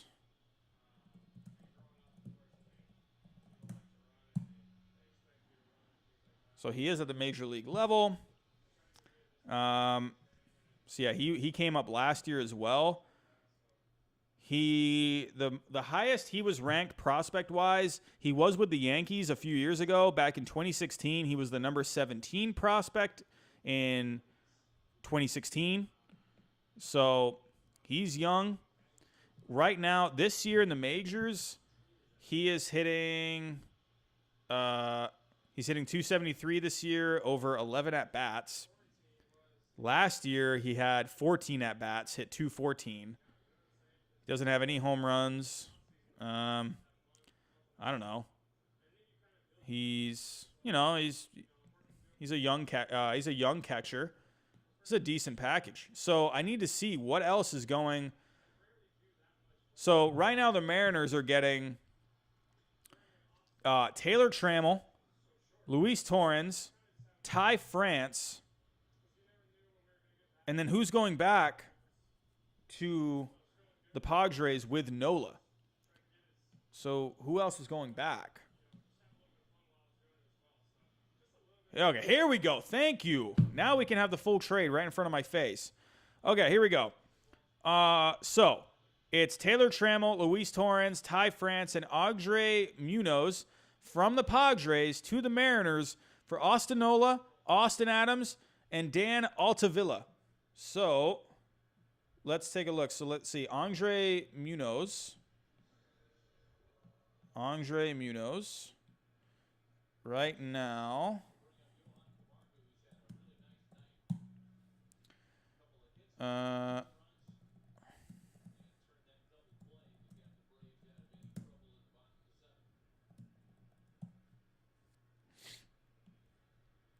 Oh, it's Andres Munoz. Sorry, Andres Munoz. Oh, he had Tommy John. Okay, so that's why I haven't really heard of like anything. But last year he was pretty decent. This is a good package, man, for the Mariners. I mean, they got Taylor Trammell. What a package, man. Whoa, man, that outfield. Like, so right now, the Mariners have Kyle Lewis. They had Jared Kelenic, who should be up by next year. They got Julio Rodriguez, who should be up in a couple of years. And now they have Taylor Trammell. They have 4 talented outfielders right now. Taylor Trammell, he has some work to do with batting and everything, with his offense. But Taylor Trammell, Kyle Lewis, Julio Rodriguez, and Jared Kelenic. That's really good. So right now the Mariners are stacked when it comes to outfielders, man. Stacked. But let's take a look at some of these guys going. So Austin Nola, we've talked about Austin Nola. He's going to be a good bat for the Padres. Austin Adams.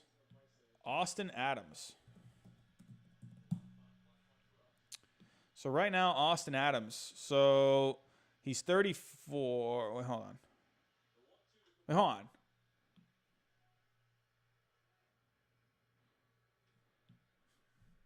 This can't be the. Hold on. Oh, here we go. I was looking up the wrong Austin Adams. There's 2 Austin Adams. Okay, so Austin Adams right now, he's pitching pretty well. So he's going to be a good addition out of the. But wait, is he hurt? Oh, he's on the injured list. Oh, he tore his ACL. Wow. Or he got reconstructive surgery on his ACL. Oh, I mean, either way, I mean, he'll be good for their bullpen when he comes back. He's only 29, so that's not bad. And Dan Altavilla.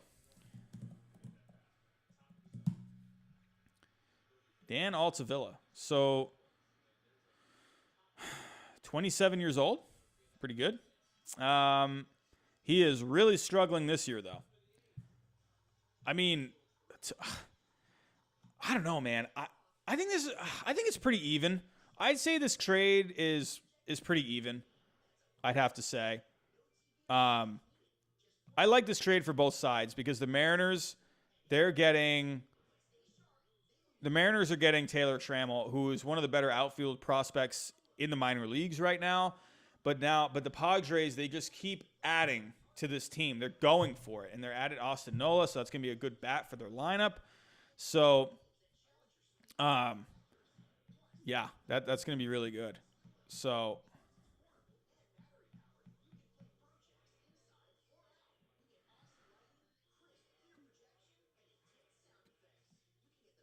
it looks like I got another donation somewhere. Did I miss it? Taco Bell's new bean burrito. You donated $10, my friend, but I don't see it. Taco Bell's new bean burrito. You donated $9.99. But I'm not seeing your super chat. I am so sorry. I missed that. Taco Bell's new bean burrito. First off, I love the name. And thank you so much for the donation, but I don't think are you still here in the chat? Like, I'm not seeing it.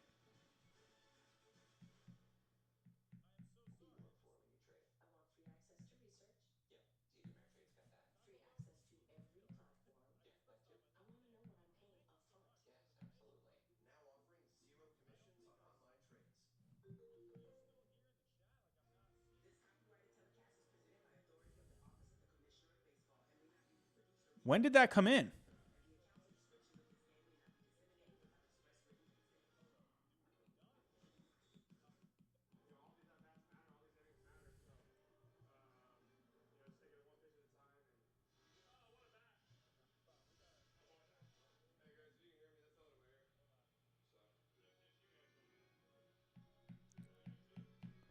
Well, I got to find this super chat, Taco Bell's new bean burrito. I got to find this for you.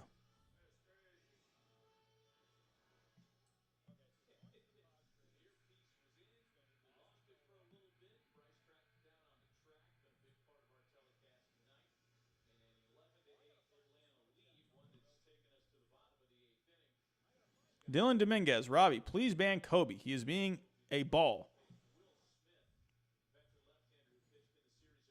Kobe, what are you doing? Someone's mad at you.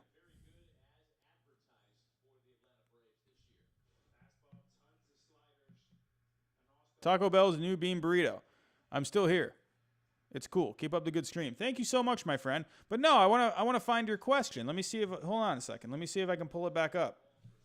Hold on one second. I think I can actually pull it up here. Sorry, I was looking at all these stats and I didn't see it.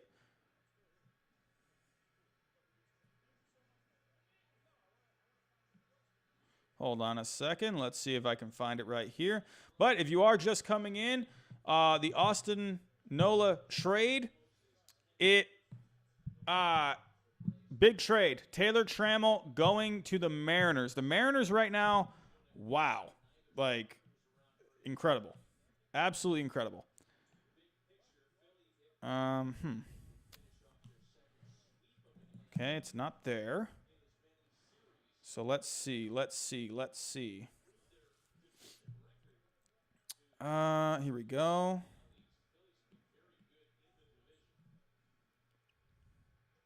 Here it is. Here we go. Taco Bell's new bean burrito. I found your super chat, my friend. I apologize for not seeing it earlier, but here we go. As a Rangers fan, this season has been quite disappointing. As a Ranger fan, this season has been quite disappointing with Minor, Gallo, and especially Kluber. Nice stream, by the way. Really loving other baseball fans talking about all this. Hey, thank you so much for joining, man. It's great having you here. But yeah, I mean, as a Rangers fan, man, it's been.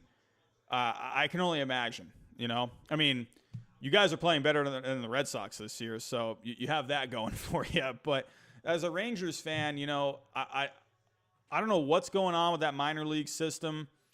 I don't know what's going on at the major league level. It's got to be tough being a Rangers fan, man, right now, and you just don't know where that team is going.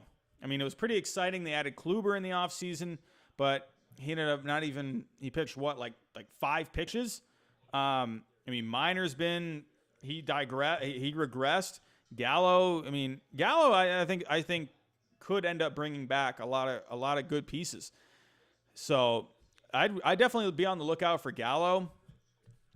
Tomorrow, I definitely think there could be a trade. It could go either way. He could stay because he's still very young. He's only 26 years old. He got a lot of power. He's a good bat. But he could also bring back a lot of good prospects as well. And I think really that's what the Rangers need right now. They need prospects. So, but again, Taco Bell's new bean burrito. I love the name, by the way. Thank you so much. Really appreciate the super chat donation. That is fantastic. Amazing. Thank you. Thank you. Thank you. Thank you. So we are. Look at all these Philly fans outside. Phillies just hit a home run. The Phillies are not out of this game, folks. It's nice seeing, you know, I'll tell you what, these fans, they're not in the stands. They're like outside the stadium. They're like looking in through the gate. But it is nice to see some people at the stadium. Really nice to see some people at the stadium, you know? It's great. They're outside, but they're there, you know? So it's nice. It's nice seeing actual people, you know, cheering. Look at all the cardboard. Are these stuffed animals? Or they're all cardboard cutouts? Okay. They got all those seats filled, man. That's pretty cool.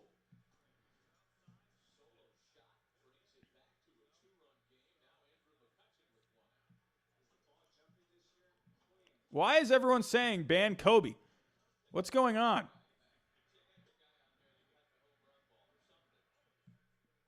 Should the Angels get Mike Clevinger? I think that would be great for the Angels to get Mike Clevinger. I think that would be awesome.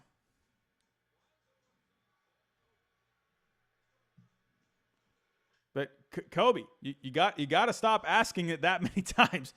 Like I said, it's hard for me. Oh, that's a home run. That's another home run for the Phillies. And it's 11-10.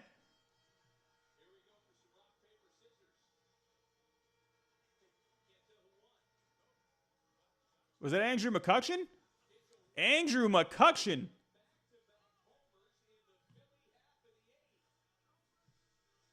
Wow, man. This is a crazy game tonight on ESPN. I know this trade deadline is definitely all the talk of the town right now, man. But, whoa, this Phillies team, man. They are, man. They gave up a ton of runs in the second inning. But they've actually pitched really good since then. Jake Arrieta had a horrible start. It is 11-10 here in the bottom of the eighth. Wow.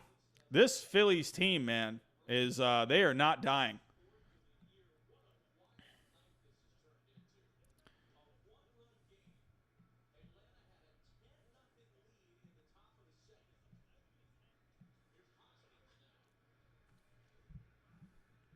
Let's take a look. It's Gear. Who should the Red Sox trade for? The Red Sox need young pitching. That's what they need. They need young pitching prospects. Please, Chaim Bloom, please bring in some pitching prospects. He hasn't brought in any. I mean, all he's gotten are position player prospects. Like, come on. Well, they got Nick Pivetta, and they got what's his face from the Phillies. Who else did they get? Who was the other guy?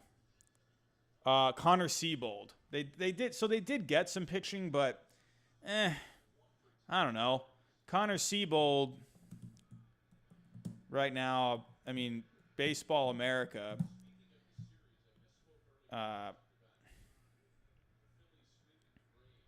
He was the number 30 prospect for the Phillies this year. So, I mean, they did get a pitching prospect. He's interesting.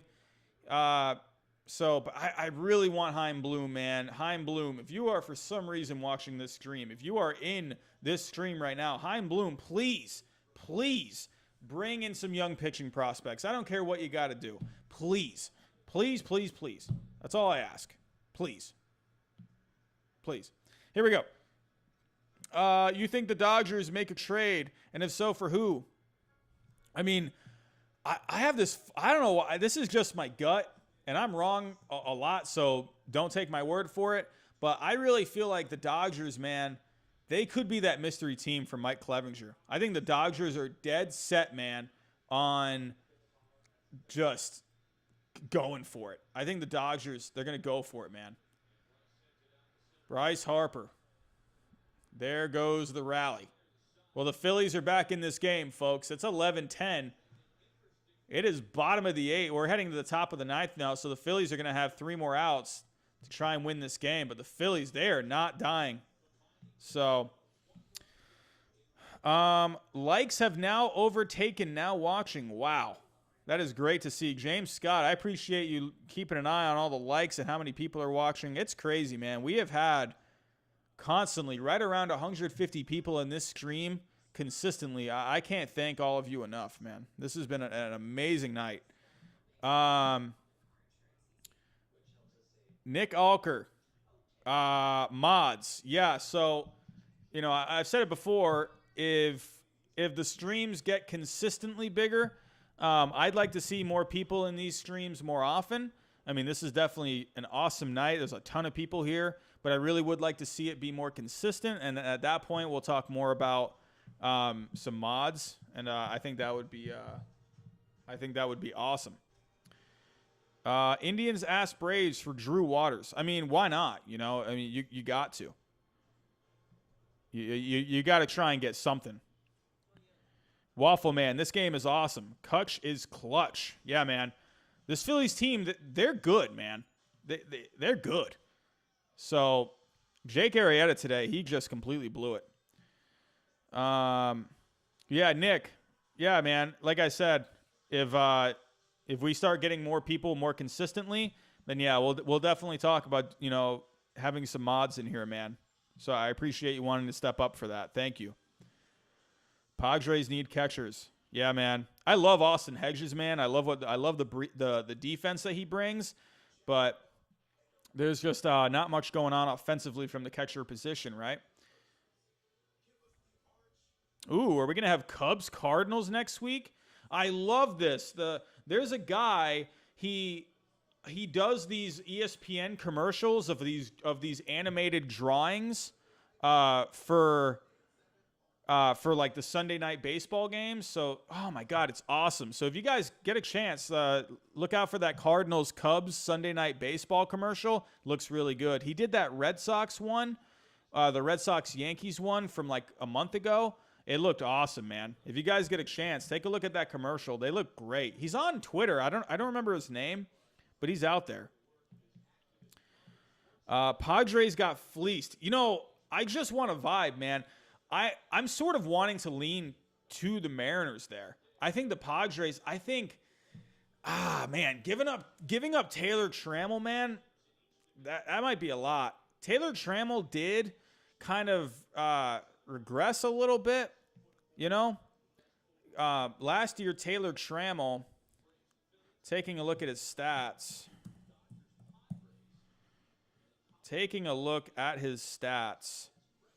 Last year, he only hit in 2019. Let's see. Hold on. I don't know why they don't combine these stats. Taylor Trammell stats, but he definitely wasn't good he wasn't as good offensively last year. So I think the Padres are like, you know what? Let's try and just get something out of him, because I don't know, maybe they were seeing he wasn't really doing very good. Who knows how he's been doing if he's been at the alternate camp. But yeah, last year in 2019, Trammell, he only hit 234. He only had a 689 OPS. He had 10 home runs and 43 RBIs. So Taylor Trammell, looking at the scouting report for this season, he was still the number 4 Baseball America. He was the number 4 prospect at the middle of the season. So Baseball America still likes him a lot. So right now, So the scouting report that Baseball America has for Taylor Trammell going to the Mariners. Trammell won Georgia High School Football Player of the Year as a senior and brings that athleticism to the diamond. He is a plus runner who makes game-changing plays on the bases and plays with a high motor. Trammell is a patient hitter, adept at working counts, but his swing is often not on time. The Padres made adjustments to his load and posture and saw results in the Texas League playoffs when he hit 3 home runs and posted a .998 OPS. Trammell isn't a natural center fielder despite his speed, and his below-average arm makes him best suited for left field. So, interesting with Trammell, like he has athleticism, but he's not he doesn't have a good arm, so left field sounds like a good spot for him. But it sounds like he's had to really tinker with his swing. So, like I said, his numbers last year weren't very good, but when it came to the minor league playoffs, he seemed to be doing something right. So, Baseball America right now says for Taylor Trammell's athleticism and patience give him a strong foundation. How well he maintain his swing improvements will determine his future. So really, with Trammell, what it is, he has the speed, he has the athleticism. I mean, last year, one good thing about Trammell last year is he did steal 20 bases, so that's good. So he has the athleticism, but it's the bat. If he can just get the bat going, he's going to be really good. So I like what the Mariners did there. I like that they got him. The Mariners are just like loaded with outfield prospects right now. So I wonder if the Mariners, I mean, could that end up being a really good problem that they end up having? So, Jared Kelenick's going to be there. Kyle Lewis is probably going to be there. I mean, this is going to be a really good, if Taylor Trammell ends up like working it out, I think that could end up being a really good problem to have. Because, I mean, and then you got Julio Rodriguez in a few years. If he keeps progressing the way he's progressing, I mean, this is, I think it was a good pickup for the Mariners. I mean, because really, what do you get? I mean, Austin Nola, why are you having Austin Nola on your team? There's no reason to have him. That's why I said the Mariners just need to sell. Just sell, Kobe, should the Angels trade Dylan Bundy? I don't know. I'm really torn. I'm torn on Dylan Bundy, because, Dylan Bundy, man, it's where next year he has a year of control. So until he's a free agent. So, did they eject Girardi?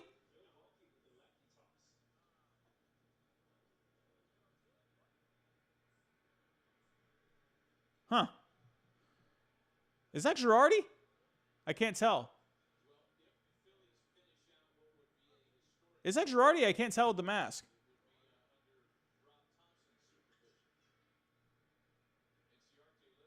Huh. Anyway, but yeah, I'm very torn on Dylan Bundy, because Dylan Bundy is he has a year left until he's a free agent.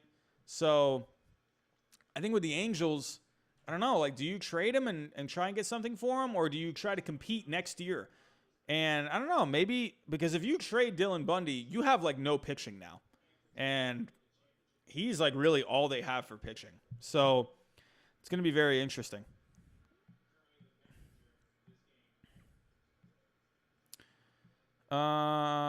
Padres are putting all their eggs in the basket this year.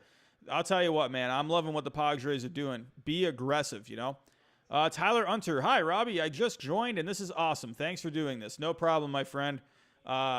Usually, I'm live streaming usually every Sunday night. So, yeah, it's been great to have this tonight. 150 people in the chat. I've consistently had 150 people in the chat all night. Oh, Dansby Swanson hits it deep, and that's gone.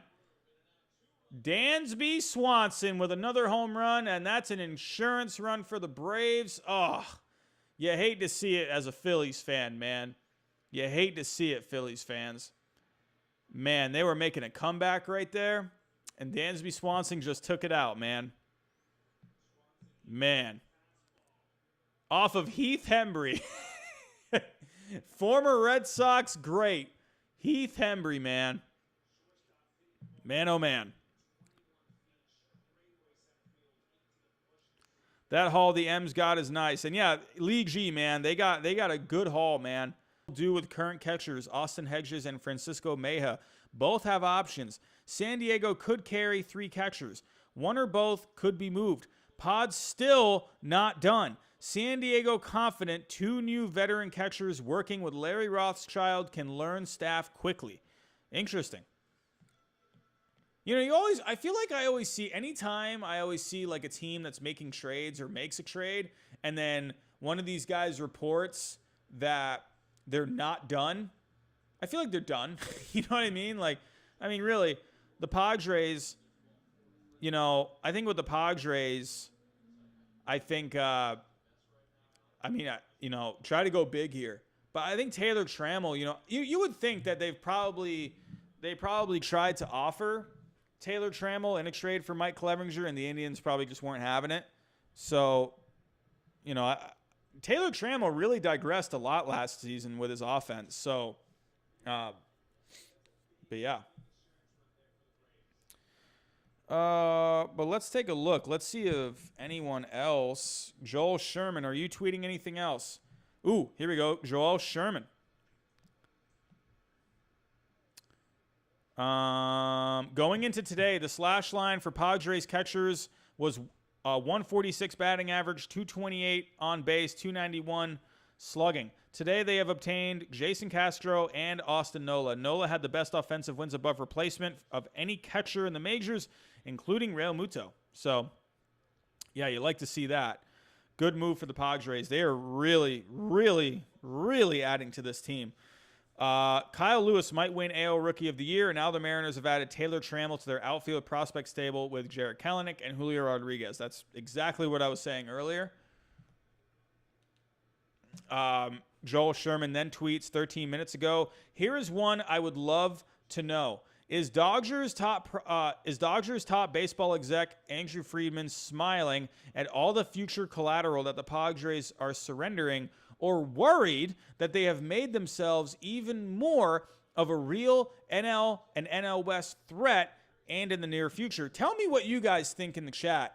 Do you think the Dodgers should be worried of the Padres? Give me a thumbs up. Do you think the Dodgers should be worried of the Padres? Thumbs up if yes, thumbs down if no.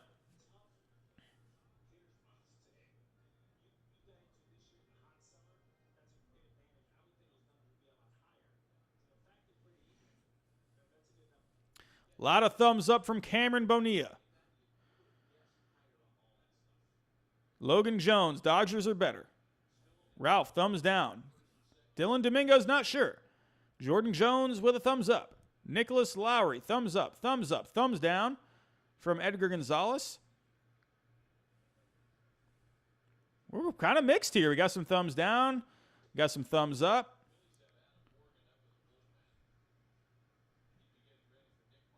Sohan Masters, what do you think the Rangers get for Gallo and Lynn? I mean, I don't know who they get, but they got to just get prospects, man. They just got to get the best prospects they can. If they don't trade Lance Lynn by tomorrow, I'll be very upset, man. Very upset.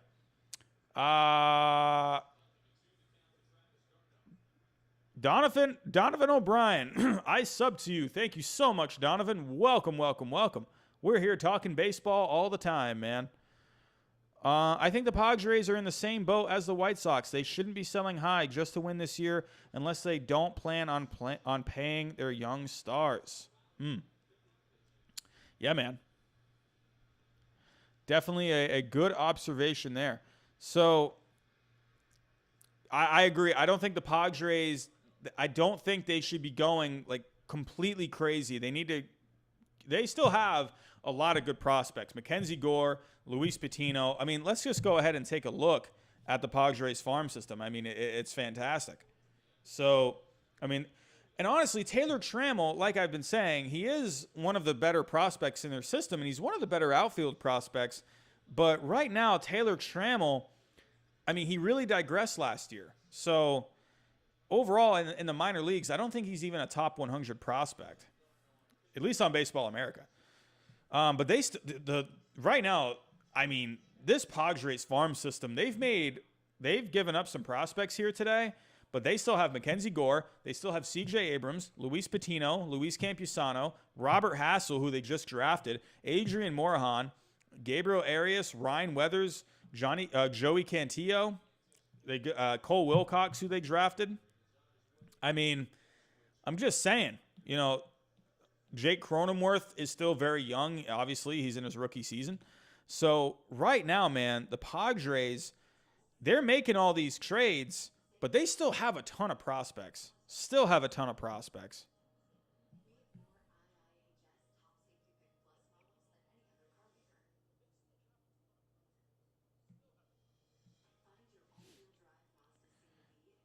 Roblox Adventures. Yo, Robbie, you want a sub? I'm guessing you mean a subscriber, but the obese man in me was hoping you meant an actual sub sandwich. I hope it's both. If you subscribe to my channel, thank you so much. And if that also means a sub sandwich, I would be very happy about that too. Just kidding. But yeah, thank you so much for subscribing, my friend. Thank you. Robbie, are the Nats going to make any moves? If so, what you think they're going to do? I don't know, man. The Nationals, they're in a weird spot, I don't know. I don't think they do anything. If they do something, I think it would be very minor. I don't think they're going to really do anything.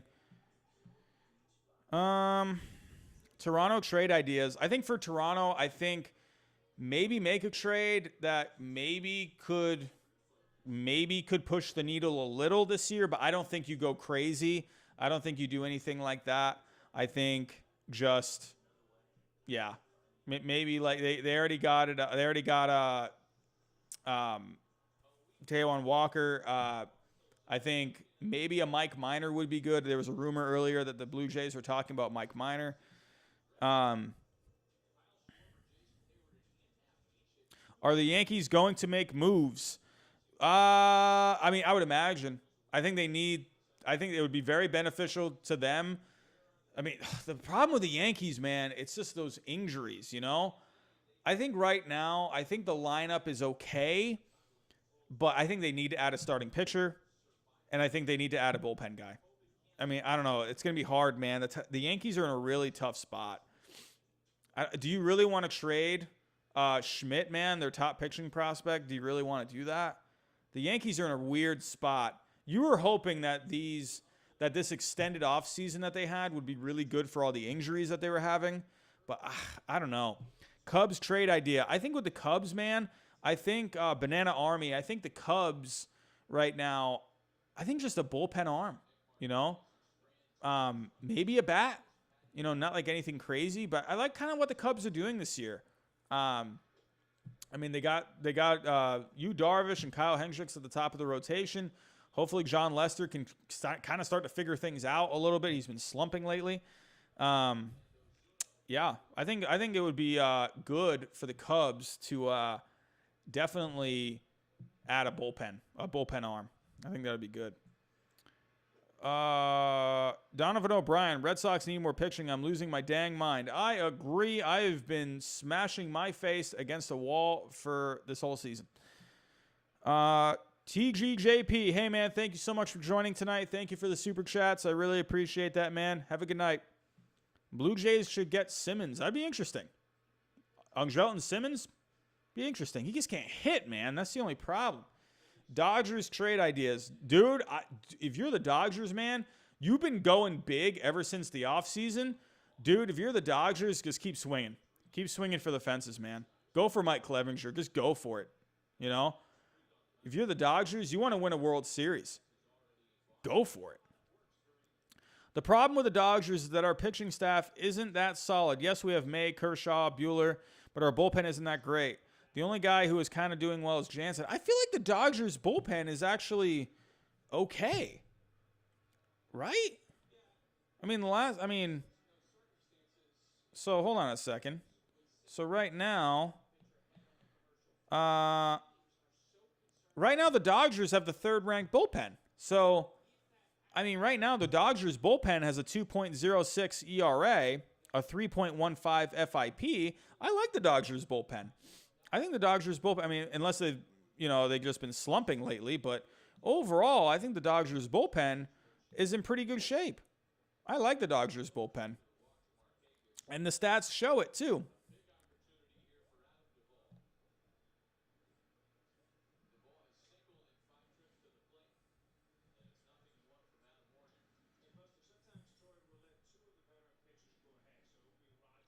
All right, we're taking a look. Kem Rosenthal, are you saying anything? He did retweet something.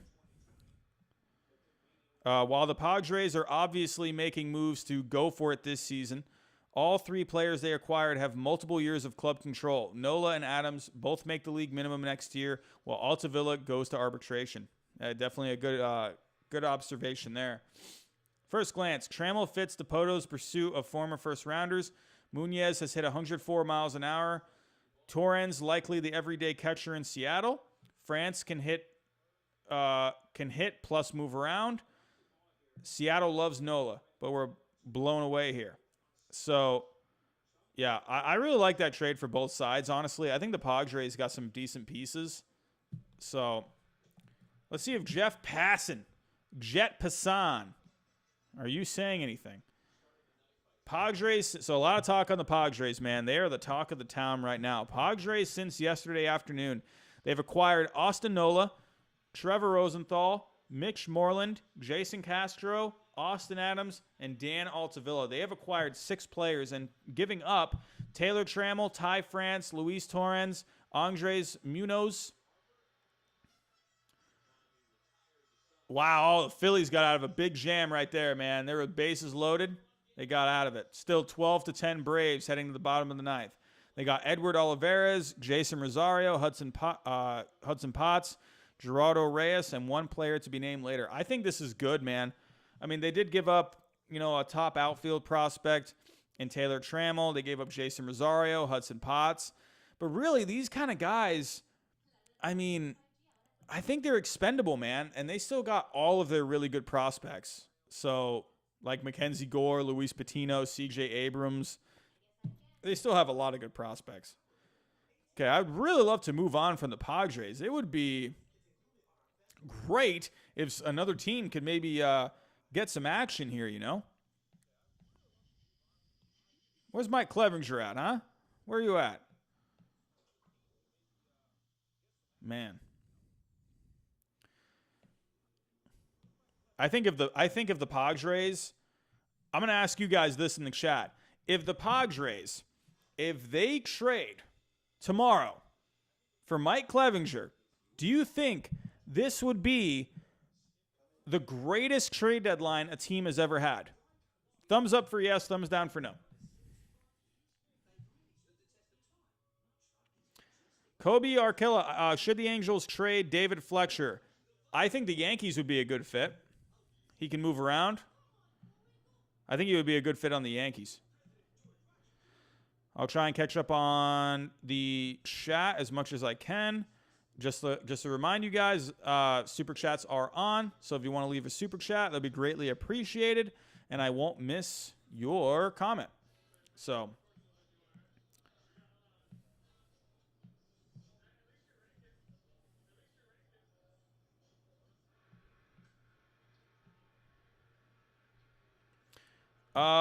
What do you think the Rangers get for Gallo and Lynn?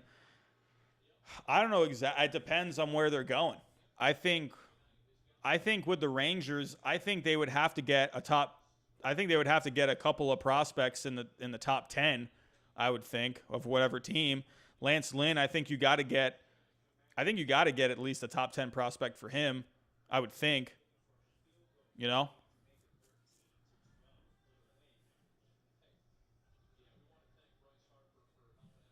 So a lot of you agree that this could be the greatest trade deadline a team has ever had. Lance Lynn to Dodgers? Definitely a possibility. I think the Dodgers, they're going to make a splash tomorrow. I mean, how could the Dodgers not make a splash tomorrow? They made a huge run with Mookie Betts in the offseason. You know, put the exclamation point on it, man. If you're the Dodgers, you got to respond to what the Padres did today or in the past couple of days, right? You got to respond. The Padres have added offense. They've added bullpen. They've added catching, offense from the catcher position. I mean, you know, Padres are going to clean out their farm system with all the trades. There goes their future. I mean, I wouldn't, not necessarily, I wouldn't say that. I wouldn't say that so much right now. The Padres have given up a lot today, but they still have all of their top prospects. They still have them all. They still got Mackenzie Gore, Luis Patino, C.J. Abrams. They still have Luis Campusano. They haven't given up any of those guys. The best one they've given up is Taylor Trammell. They gave up Taylor Trammell, Jason Rosario, Hudson Potts. So that has happened. You know, it's funny because a while ago, I was on baseball trade values. I just remembered this. I was on baseball trade values a while ago, and I was looking up potential trades for like Michael Chavis. And I posted, now that I think about it, I posted a trade with Michael Chavis going to the Padres. I feel like I actually put Hudson Potts in that trade. Let me go see if I can pull that up. I had... Where is it at?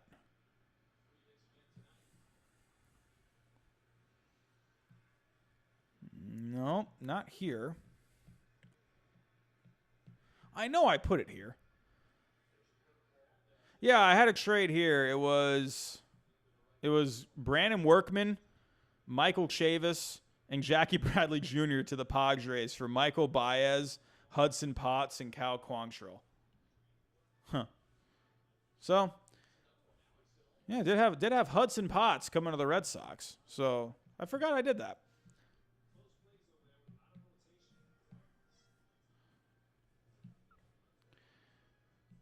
Oh boy. Orioles 2041 world champions. Hold on, my friend. Calm it down. Do you think that Austin Voth and Drew Mendoza to the Jays for Lourdes Gurriel Jr. is a good trade? I don't know. I mean, Gurriel Jr. I don't know, man.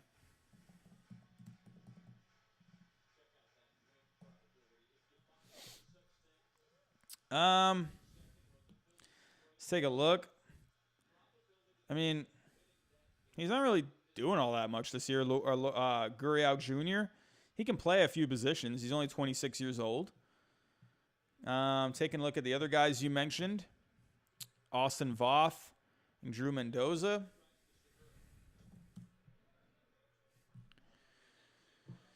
Voth is not doing well this year.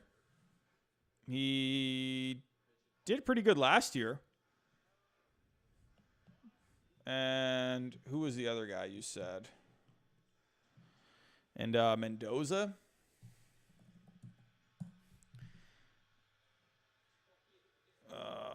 Let's take a look. Drew Mendoza.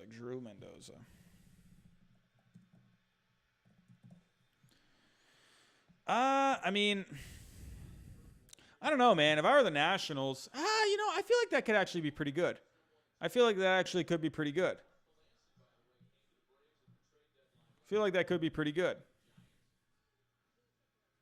Hold on one second, my friends. I have got to go to the bathroom. Hold on one second.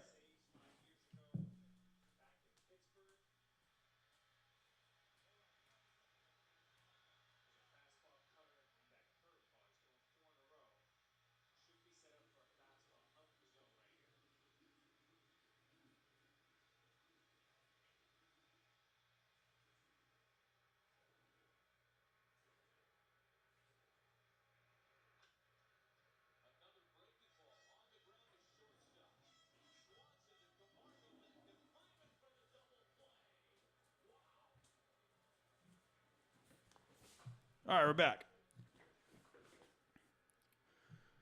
All right, so the Braves just got a huge double play, and the Phillies are down to their last out.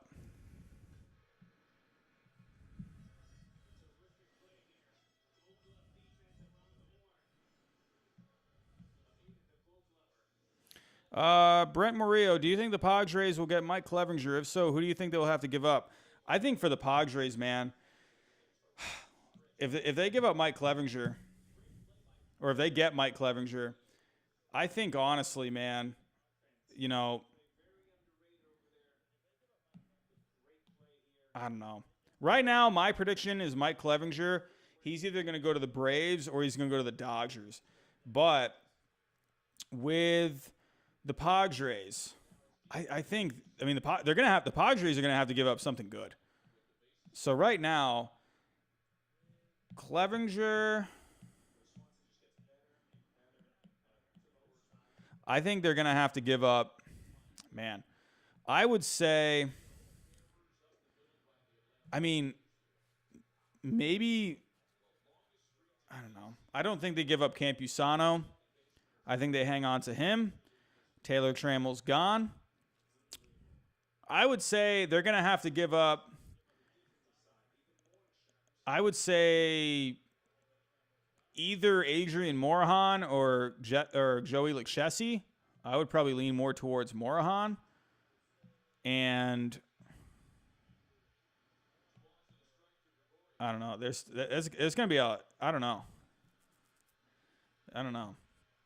They're not going to give up Grisham. They're not going to give up Abrams. Abrams would be interesting, but that's he's too valuable. No way. They're not going to give up Patino. I don't think they're going to give up Campusano. I mean, maybe Meja. Maybe they send Meja back. I don't know, because now they have 3 catchers. So maybe they send back Francisco Meja.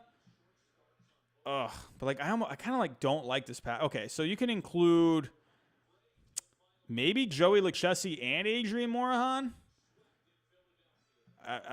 You know, I would say right now, I have a trade here: Mike Clevenger for Adrian Morejon, Joey Lucchesi, and Francisco Meja. That's close. What do you guys think? What do you guys think of that trade? Post in the chat. Mike Clevenger to the Padres for Francisco Meja, Adrian Morejon, and Joey Lucchesi. What do you think? Give me a thumbs up if you like it, thumbs down if you don't like it.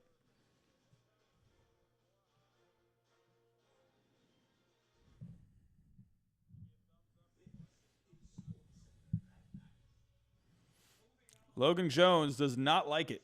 Roblox thinks it's a good trade.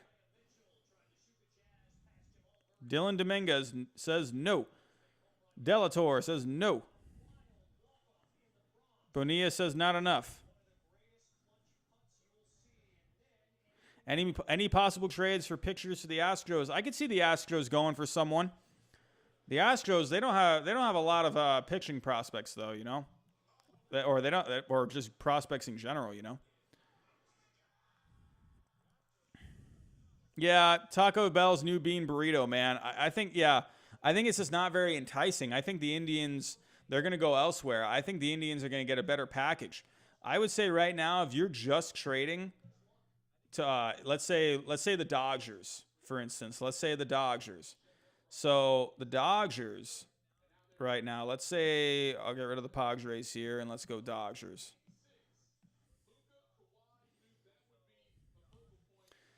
So for Clevenger, the Dodgers, I think, have stuff to send back. I think right now, because the Indians, you're not going to get any of those Padres top prospects. No way. It's not going to happen. But I think the Dodgers have some enticing pieces.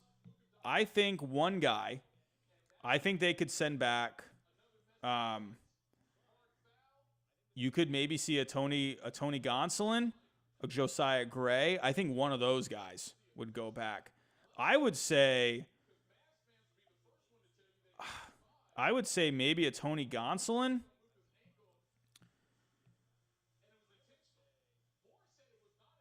I don't know. So I don't think they give up Kyber Ruiz. Would they? Would they give up Kyber Ruiz? I mean, they got Will Smith. That's a lot. I don't know. Could you do a Josiah Gray? Could you do a Josiah Gray and a Kyber Ruiz for Mike Clevinger? Baseball Trade Values likes it. I'm posting it to the trade board. I'm going to see what people think. Give me a thumbs up or give me a thumbs down. What do you think of this trade? Mike Clevinger to the Dodgers for Josiah Gray and Kyber Ruiz. Josiah Gray, right-handed pitching prospect, and Kyber Ruiz, their top catching prospect. Let me know what you think. Thumbs up or thumbs down. Let me know what you think. Delator says no. Emma Flores says yes. Roblox says nah. Dylan says yes. Joe Burke is clapping his hands. Orioles 2041 World Series champion says no. We're seeing a lot of no's. Yeah, so I'm not. Yeah, Kyber Ruiz, you guys aren't liking it. I do think a Tony Gonsolin or Josiah Gray would have to be involved in that trade. I could see a Josiah Gray. I could see Josiah Gray, and I don't know if they'd give up Tony Gonsolin. Maybe their next best catching prospect, Cartaya. Maybe Tony Gonsolin and Cartaya. Hold on. Let's check this one out.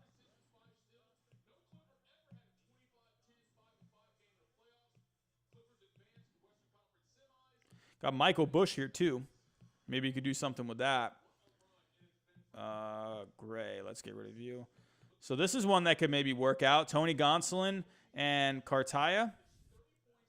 So Cartaya right now, Dodgers top prospects. Where does he rank right now? So he's their number 7 prospect. He's their second best catching prospect. So he's their number 7 prospect and Tony Gonsolin. What do you guys think of that trade? I think that's actually not bad. I don't think that's too bad because the Dodgers got Will Smith and they got Kyber Ruiz still, so they're giving up their second best catching prospect. But in this deal, they would have to give up a better pitcher in Tony Gonsolin. I think that might be all right. Give me a thumbs up or a thumbs down. What do you think? I'm seeing kind of both.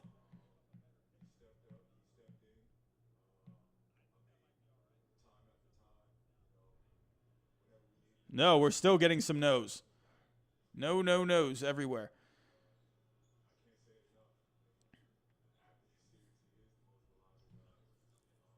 That could be a good one. Jonathan Romero, Josiah Gray, Michael Bush, player to be named later. Potato Bombs is not sure. BZ Baseball. Yeah, Drew Dude, Gonsolin too valuable. Gonsolin is good. But I mean, you're getting Mike Clevinger, you know? I'm just saying. Well, let's move on. Let's try, instead of Indians Dodgers, let's try Indians Braves. So I did one earlier, Indians and Braves. I honestly think, dude, just straight up, just do Clevinger for Waters, honestly. Clevinger for Waters. Just why not? Just do that. What do you guys think? Drew Waters for Mike Clevinger. Thumbs up or thumbs down? What do you think?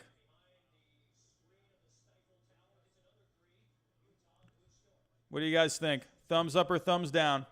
Mike Clevinger for Drew Waters. Thumbs up or thumbs down?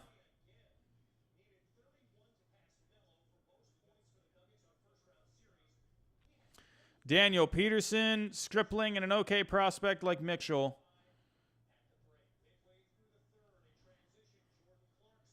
I think if you give Peterson and Stripling, I think the prospect would have to be pretty good.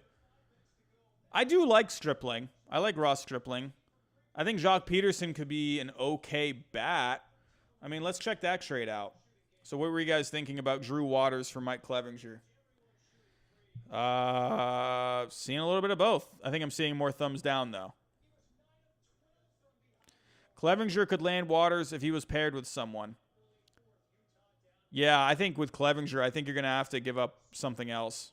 Trade values think Waters has more value than Clevinger. Let's go back to the Dodgers. Maybe we can rework something that can include Ross Stripling.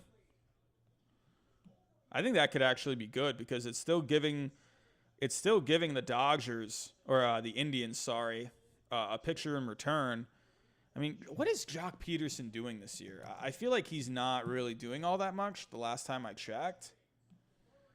So Jock Peterson this year right now, I mean, he's only hitting 207. He has 5 homers. But really, I think with him, looking at his splits, so verse, I mean, he's neither. I mean, all of his home runs have come against right-handers. He hasn't done anything against left-handers. He's only hitting 213 against right-handers. I don't know. Do the Indians want that? I don't see really what that's bringing for the Indians. I mean, whatever. Let's set it up here.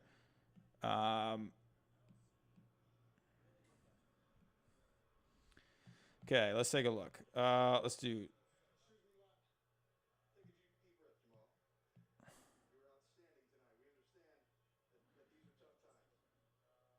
Stripling.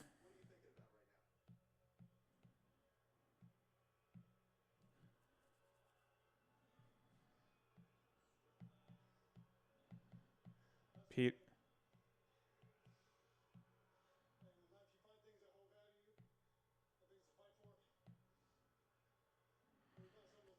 I mean, yeah, well, if you did Peterson and Stripling,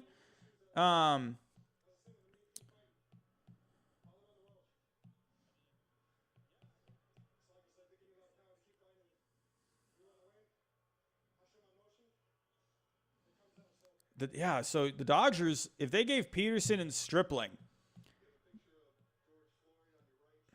they'd have to give a good prospect. I don't know, man. I mean, what prospect would they? I don't know. I don't really see something here. I mean, maybe Cartaya, and then maybe Bush. What do you guys think of this one? You got Michael Bush. We got Michael Bush, Diego Cartaya, Ross Stripling, and Jock Peterson for Mike Clevinger. What do you guys think? Thumbs up or thumbs down?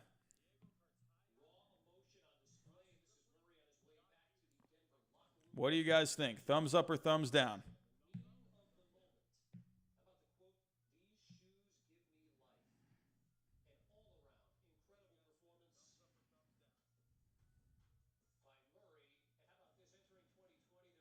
Logan Jones, what about Gavin Lux? I don't know. I don't think the Dodgers would do that. I think they really want to hold on to Gavin Lux. Okay, you guys are thinking about it. All right, so you're liking that one a little more. I think in that case with the Dodgers, you're getting a couple, or you're giving up a couple of major league guys, and you're getting Michael Bush and Diego Cartaya, who are a couple of good prospects. So I think that's decent. I don't know. I think honestly, I think the best fit is going to be with the Braves. That's just my pick. I think he's going to land with the Braves. If he lands anywhere, that's my pick, man. I think the Dodgers are a dark horse, but I feel like the Braves are more motivated to get him, you know? So before I head out of here, let's have you guys put down in the chat, where do you think Clevinger is going to land? One more time. I asked this a little earlier. Let's see what you guys are thinking now. Let's put it in the chat. Where do you think Mike Clevinger will be tomorrow at 4 o'clock? Here are the choices. Do you think he'll be a San Diego Padre? Do you think he'll be with the LA Dodgers? Do you think he will be with the Atlanta Braves, or do you think he's going to stay in Cleveland? Tell me what you think. I'm seeing Dodgers. Some are saying Yankees. All right, Yankees are a choice too. Yankees. Braves.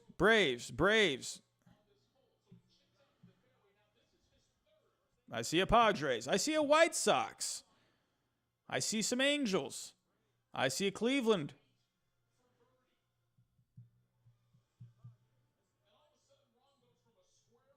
A lot of mixed feelings here.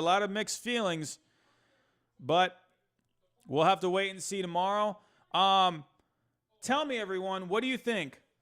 I want to ask you this before I head out of here. I got to get to bed. I got to teach 8-year-olds in the morning. Let me all know, would you like me to do a live reaction or a live stream of my reactions to the trade deadline tomorrow night? Put yes in the chat, put no, or no.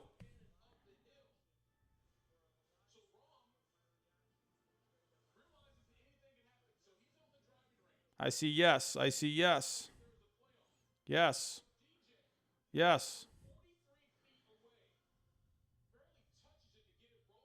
Seeing a lot of yeses. So it looks like tomorrow night, I'll be back here again tomorrow night, and we're going to talk trade deadline tomorrow, which actually works out because I get off work tomorrow at like 3:30, and the trade deadline is over at 4. So how about everyone tomorrow, maybe around like 5 or 6 o'clock tomorrow? What do you guys think? BZ Baseball, yes, but not 3 hours. I agree, my friend.